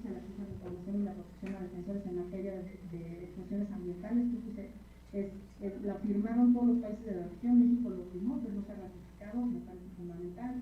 El fortalecer el carácter civil de la Guardia Nacional, que también es un consenso que se llegó, que la Guardia Civil tenía que ser civil. Y otro ejemplo es un nuevo pacto fiscal respaldado por... The other example is this fiscal that's backed up in a pre-electoral stage. It's kind of hard, but with the new legislation, we can progress on a new fiscal pact. Por último, ¿qué no hacer? Por favor, sí, lo anoto en rojo, porque es algo que está sucediendo. And remember, what we shouldn't do, that's why it's in red.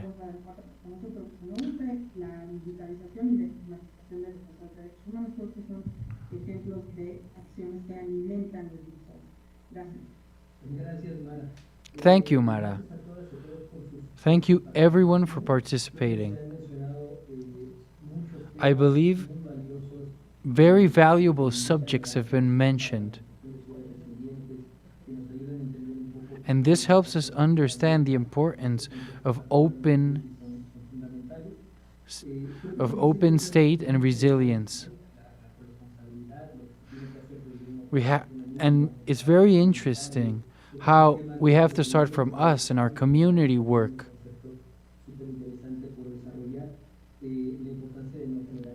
The importance of not generating labels that only divides us.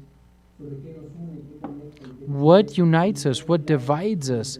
We have to be very clear on what those things are, what the roots are.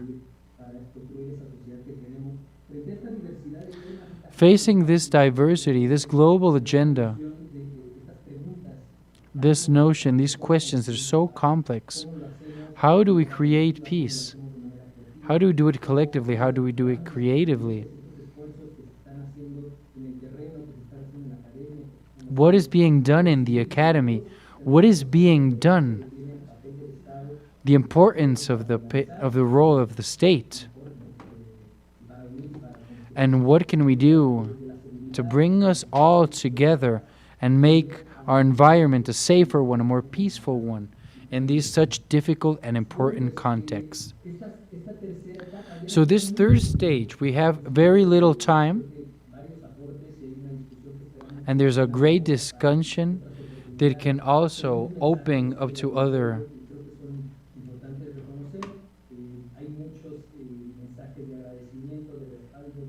There's a lot of messages we've begun from the general auditorium in pro of the speakers. After living a situation of emergency, it's not just about rehabilitating buildings and spaces. We need to change laws, points of view, civil duty, behaviors, and mentalities. I think these are really important words that also do a synopsis of what we've spoken about. To generate peace with its own resilience and sweat, it's a constant in Kenya, in La Casa de las Muñecas, for all this work they are doing in pro of the people. There's a lot of the documents that have been shared, so you can also check them out, and a lot of appreciation towards you.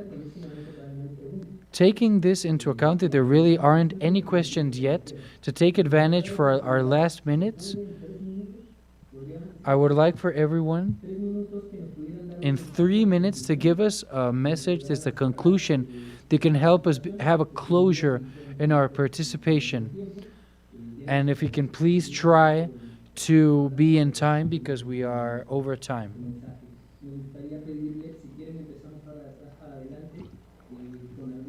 Now we shall start in the inverse order. We shall start, Mara, with you.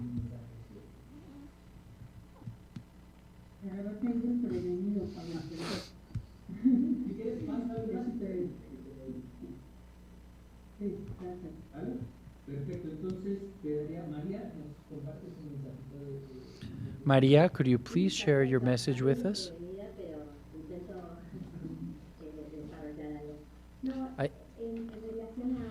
In relation to some things that were already said, I thought it was really interesting, the 2 points of view a lot of the interventions, like Luciana, Carlos, Aldo, this global point of view with a lot of variables is really interesting. That can generate these conversations from a lot of dimensions. Mine is probably a little more practical and with more intervention on the practice, the policies that are being implemented in the states, in the construction of consensus, like as in the same community. I think there's something interesting there, and I see it in the front. I think the conversation is interesting among all of us. How the reality, how the everyday, how the resources are being spent for societies to be more just and include other elements in this concept, like Luciana said at the beginning. That conversation between the both of us is really interesting. In our world, there's a lot of initiatives that are really global, and they're well thought of, and if they are applied in the correct way, we can create a great transformation.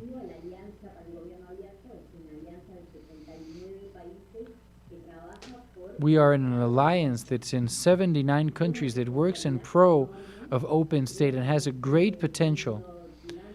This world during and post of this pandemic, I believe it's a great tool that we can all nurture from. In a more I think all of you are more in a philosophic way, but we are on the battlefield. Arnoldo,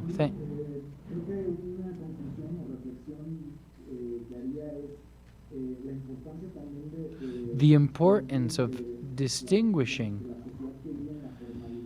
between the society that lives in the formality and the informality. COVID-19 and others disasters, they are very notorious. It's a very important subject that sometimes we don't acquire the dimension, the right dimension of the interventions. In a lot of cases, they are focused. So just now, in Latin America,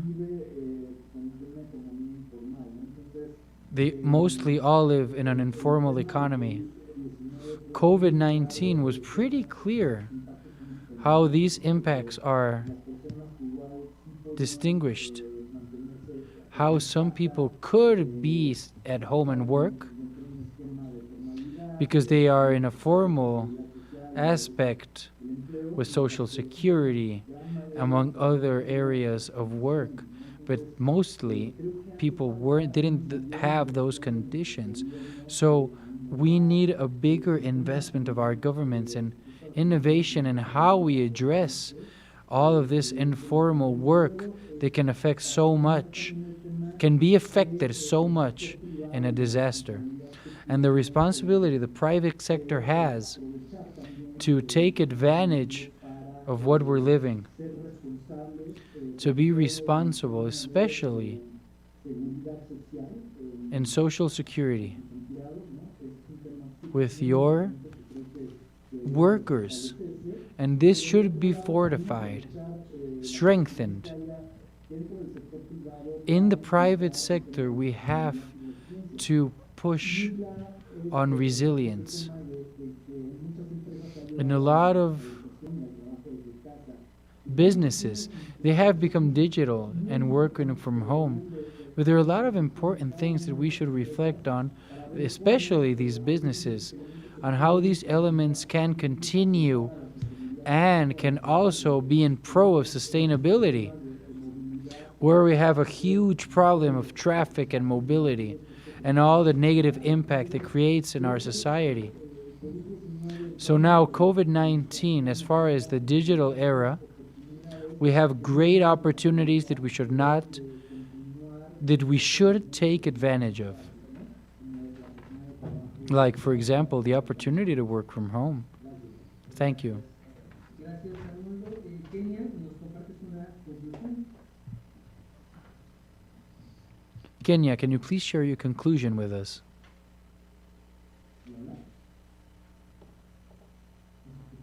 Hello, can you hear us? Bueno, mientras se conecta Kenia, nuevamente voy a recuperar a Carlos y ahorita recuperamos. Now we shall hear from Carlos as soon as Kenya returns.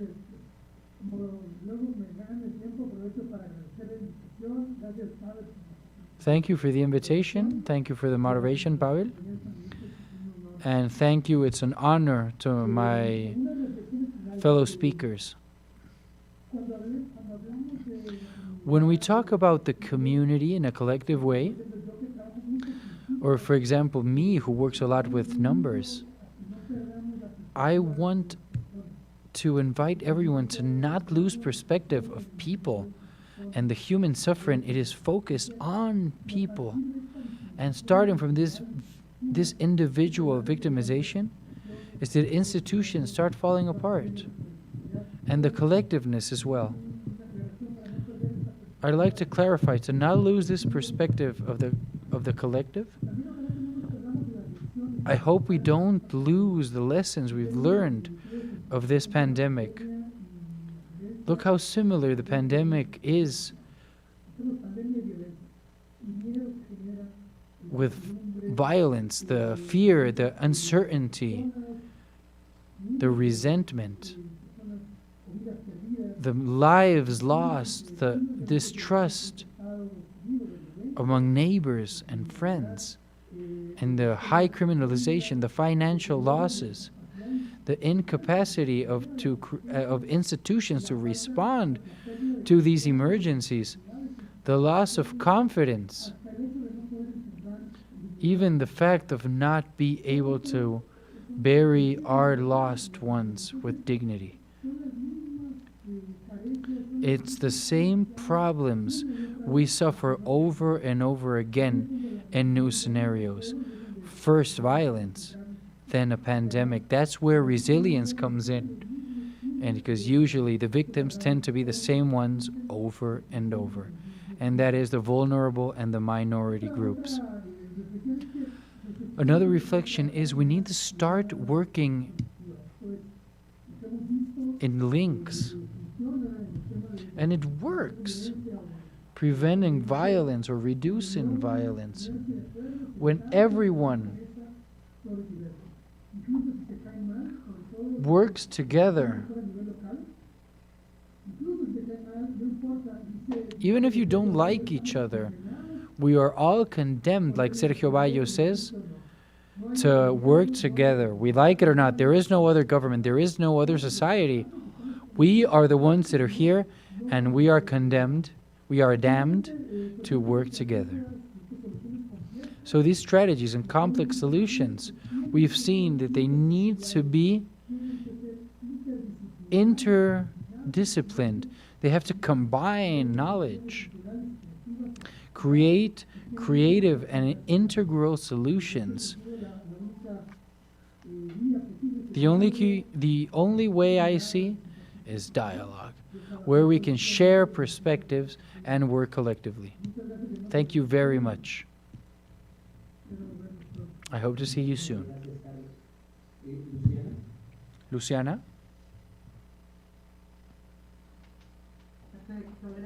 Thank you so much. Perfect. To conclude a little thing, I was missing to talk about the center of the gender.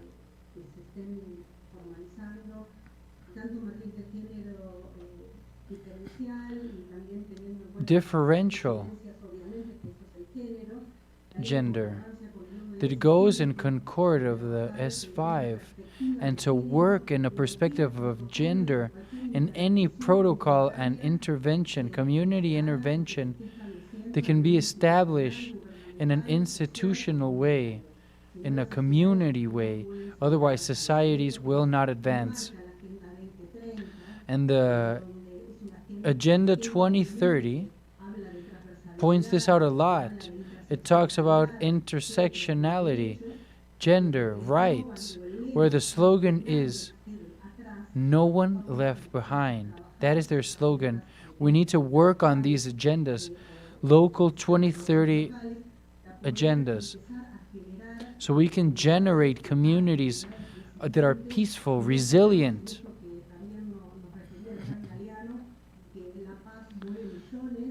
and not to focus on what Gran Galeano said.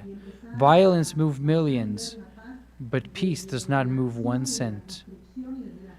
We need to focus on the construction and the narrative. I think it's great we are in this panel and we are talking about what it means to be peaceful. What does peace mean?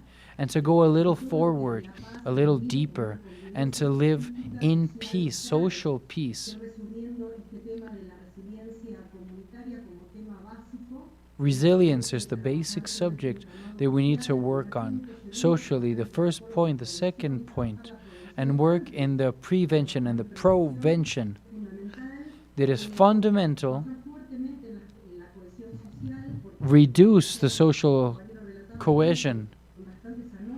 We are in a lot of anomias and a lot of cracks, social cracks, that we already had, but this has pointed them out.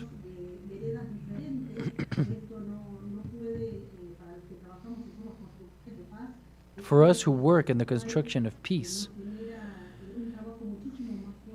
we need to generate a stronger work that brings us together. And last but not least, is to start to work strongly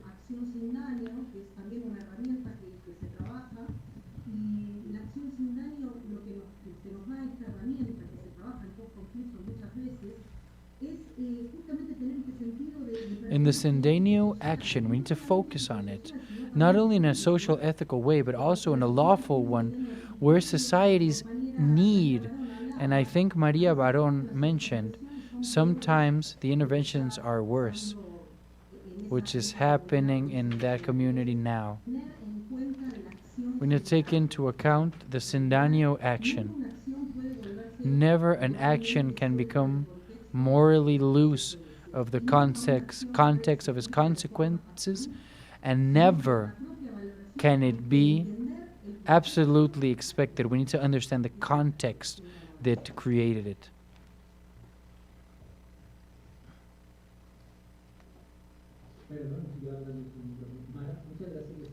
Mara, thank you very much, Luciana. Thank you to all the panelists, to our great moderator, and Aldo in particular for inviting me here. I have enjoyed this a lot, and the richness of points of view. It was great hearing you. So now to go into the context. We spoke about a global phenomena with local context. The analysis I did focused more on a national level. But that same exercise, we should bring it down into a city, into a neighborhood. What connects us? What divides us? It's a basic tool that can work to design the action from the points of view of Sindanio action, to understand the context, to make them stronger in pro of peace, local consensus that brings us together, and make sure we don't focus on what divides us, on what generates the conflict and the polarization of us. Sometimes conflicts start between a rivalry among groups, and then without a social group. If it makes one group more fortunate, it turns into violence, as we can see in Mexico. And a certain project There's like an energy one, the Mayan train, an energetic project, a coal mining project. It's favoring some, but others are against it. So we need to watch our processes where there can be a true dialogue, where everyone can expose why they are in favor, why they are against, and this doesn't divide us. How we can find a common ground and bring us together, or we will see a lot of violence, like this country and lots of countries in Latin America. We've seen the opposers. It has only led to violence. What we're seeing in the rural aspect has a lot of contracts versus Mexico City, where we have a lot of factors of cohesion. We have been building consensus. We have created and advanced in our legislations, making a more inclusive one as far as social policies and laws. Mexico City is a great example in order for us to continue building an open society. We have a chief of state who has been very careful in order to not feed that division. I think she's done her job very smartly.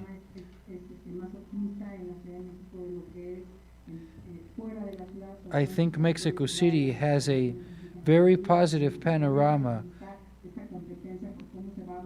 but that does not apply with the rural areas that surround it. Thank you, Pavel, very much, and Info CDMX for your invitation.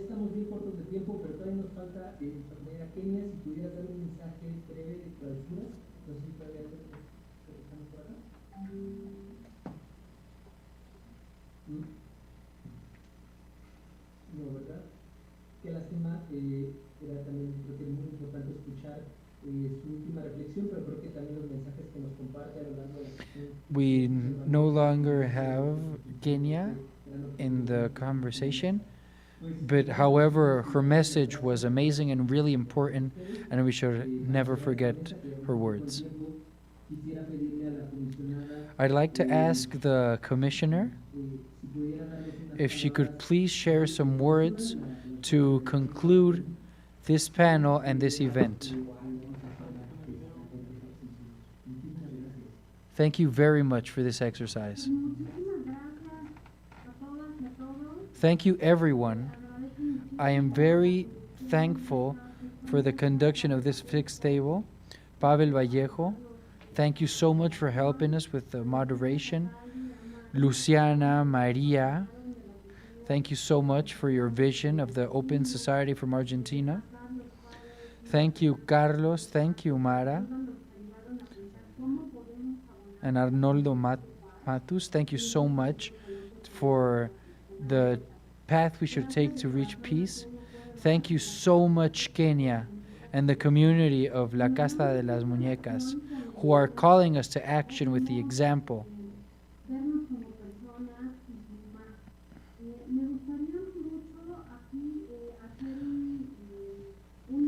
I would like to pause here so we can see a video that focuses what we're doing, what we're working on as an institute here at Info.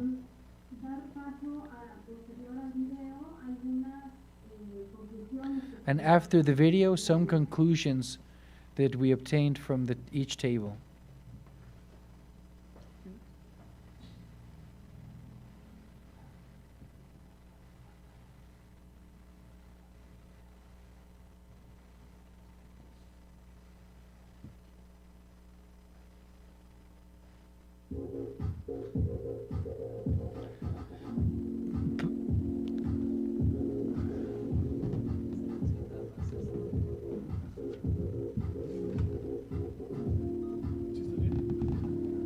From idea to action.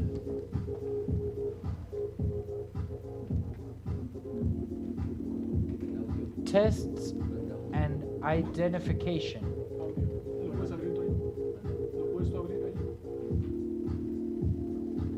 Does it work or does it not work?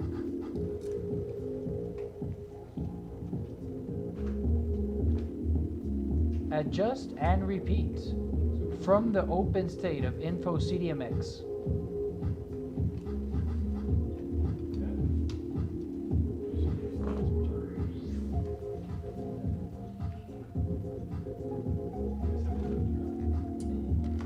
We've made a prototype.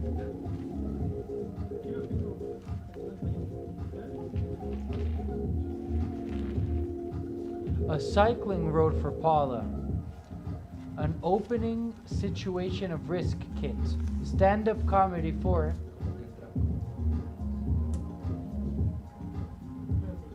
the goal is to test to improve in a very opportunistic manner.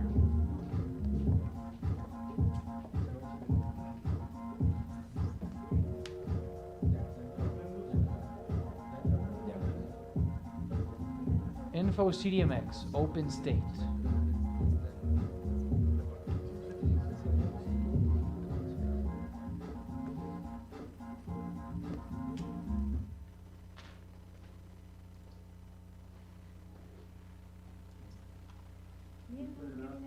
Thank you very much, everyone, for being here in this closing table.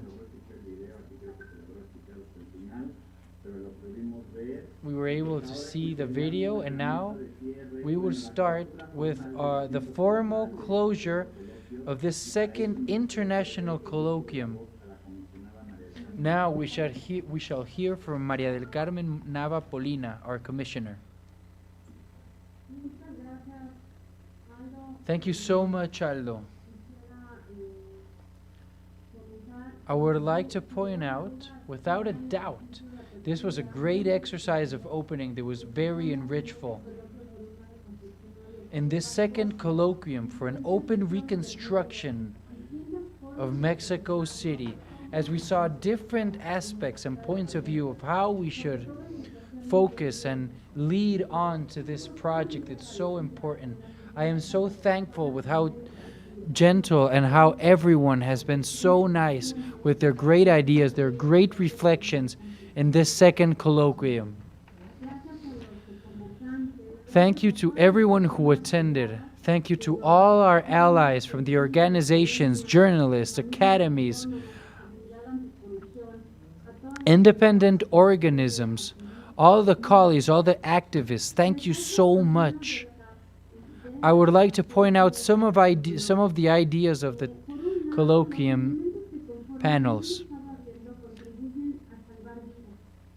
All the principles of open cities save lives. We need to create co-creation spaces where you can apply and study all the solutions to problems, not just immediately, but on the long run. Communities and people need to be ensured with complete, real, and trustful information that contribute to the reaction in order to save lives. Opening allows us to reconstruct ourselves.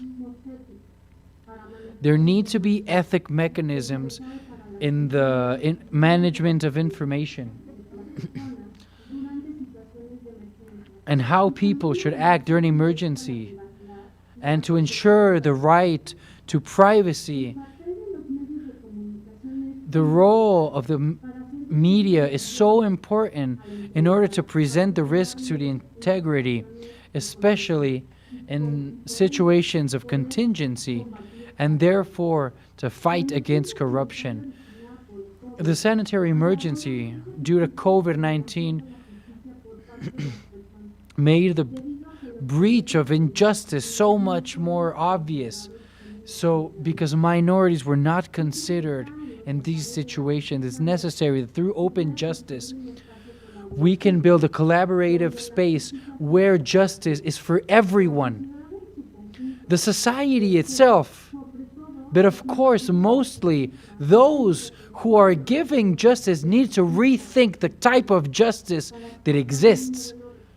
We need to go from a restorative model from a distributive model into a restorative model of justice.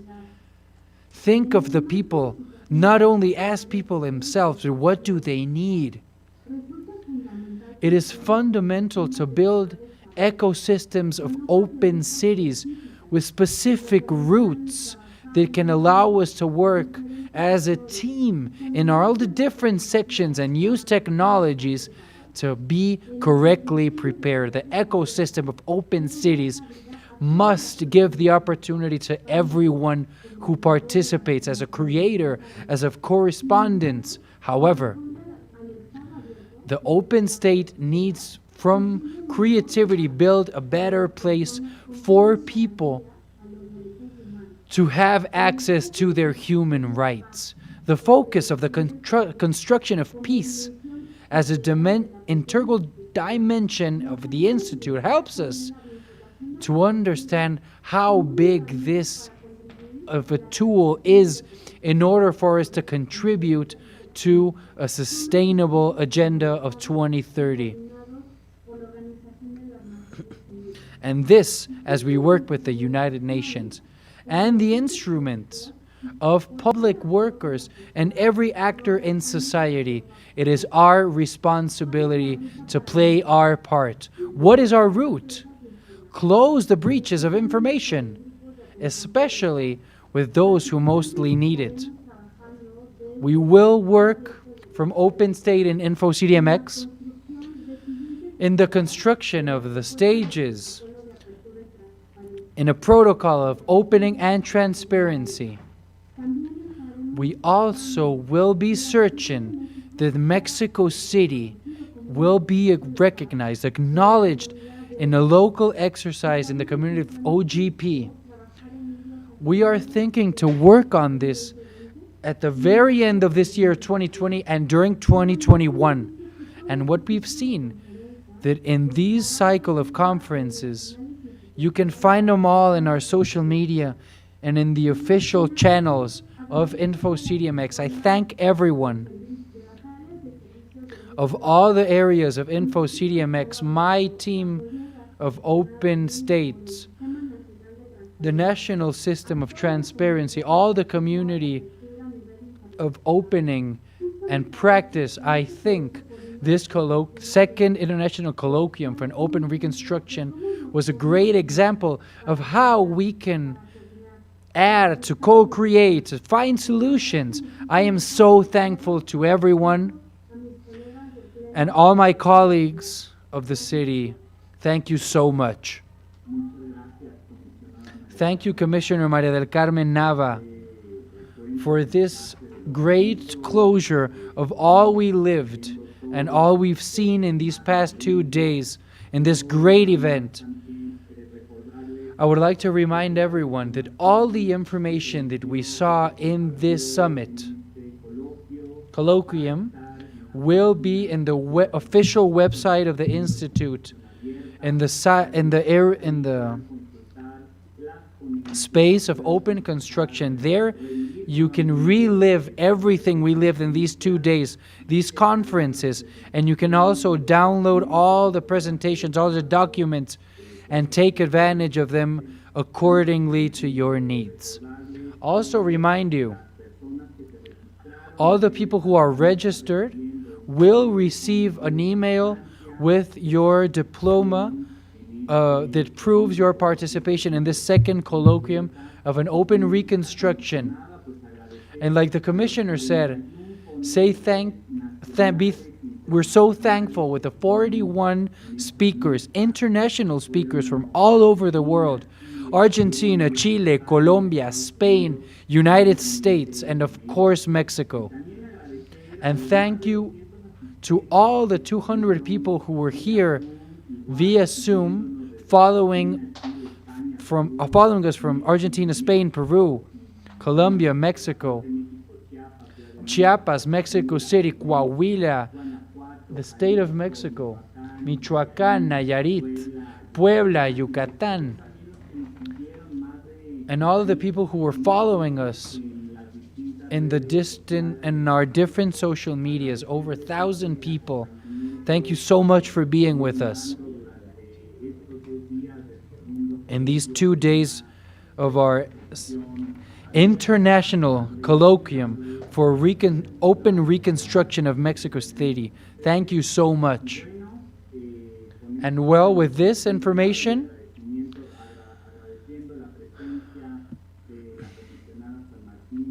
thank you so much, Commissioner San Martin, for being with us. Thank you, our President Commissioner. Now we shall hear our President Commissioner, Julio Cesar Bonilla, to do the formal closure of this event. Thank you so much, Aldo. This seems like something really simple, but no, this has been an odyssey that shows and proves the dedication and the hard work and commitment of a great work team that you coordinate so amazingly, Commissioner Maria del Carmen. Thank you so much for this amazing exercise. Thank you so much, the speaker, to the speakers. This is an international event. Thank you, everyone who participated in these 2 days in this extraordinary panels. Without a doubt, you all deserve the most recognition from this institute. It is so important for the capital of this country and the world. Thank you, Mari Carmen. Thank you to all the team of Open State. Thank you to all the people involved from the institute. And me, here I am a guest who shall take care of the closing of this event. Thank you for the effort of all the speakers in each panel. I would like to finish saying the people who live in the capital of this city, we faced a lot of scenarios that have tested us in difficult times. And the capital, the people who live in the capital have showed how strong, how kind we are. And all the humanity, the brilliance, and if we stick together, we can overcome no matter what is presented to us. After the storm comes the calmness, and Mexico City is now standing up, and it always will be, because we are brave, we are kind. That where you buried your heart, as long as the world lasts, the glory, the fame of Mexico Tenochtitlan shall never end. So now, at 15 hours with 1 minute, I officially declare this second international colloquium for reconstruction of open reconstruction of Mexico City formally finished. Thank you so much. Have a good afternoon.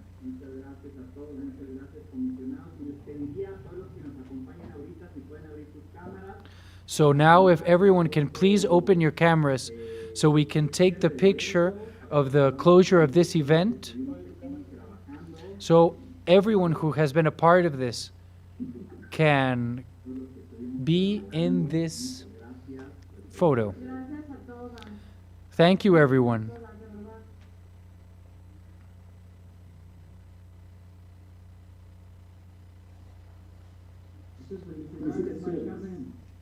Congratulations, Mari Carmen. Congratulations, everyone. Thank you so much.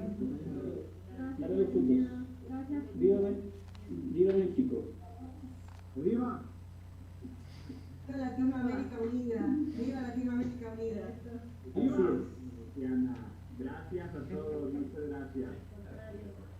Felicidades a todos. Gracias a todos.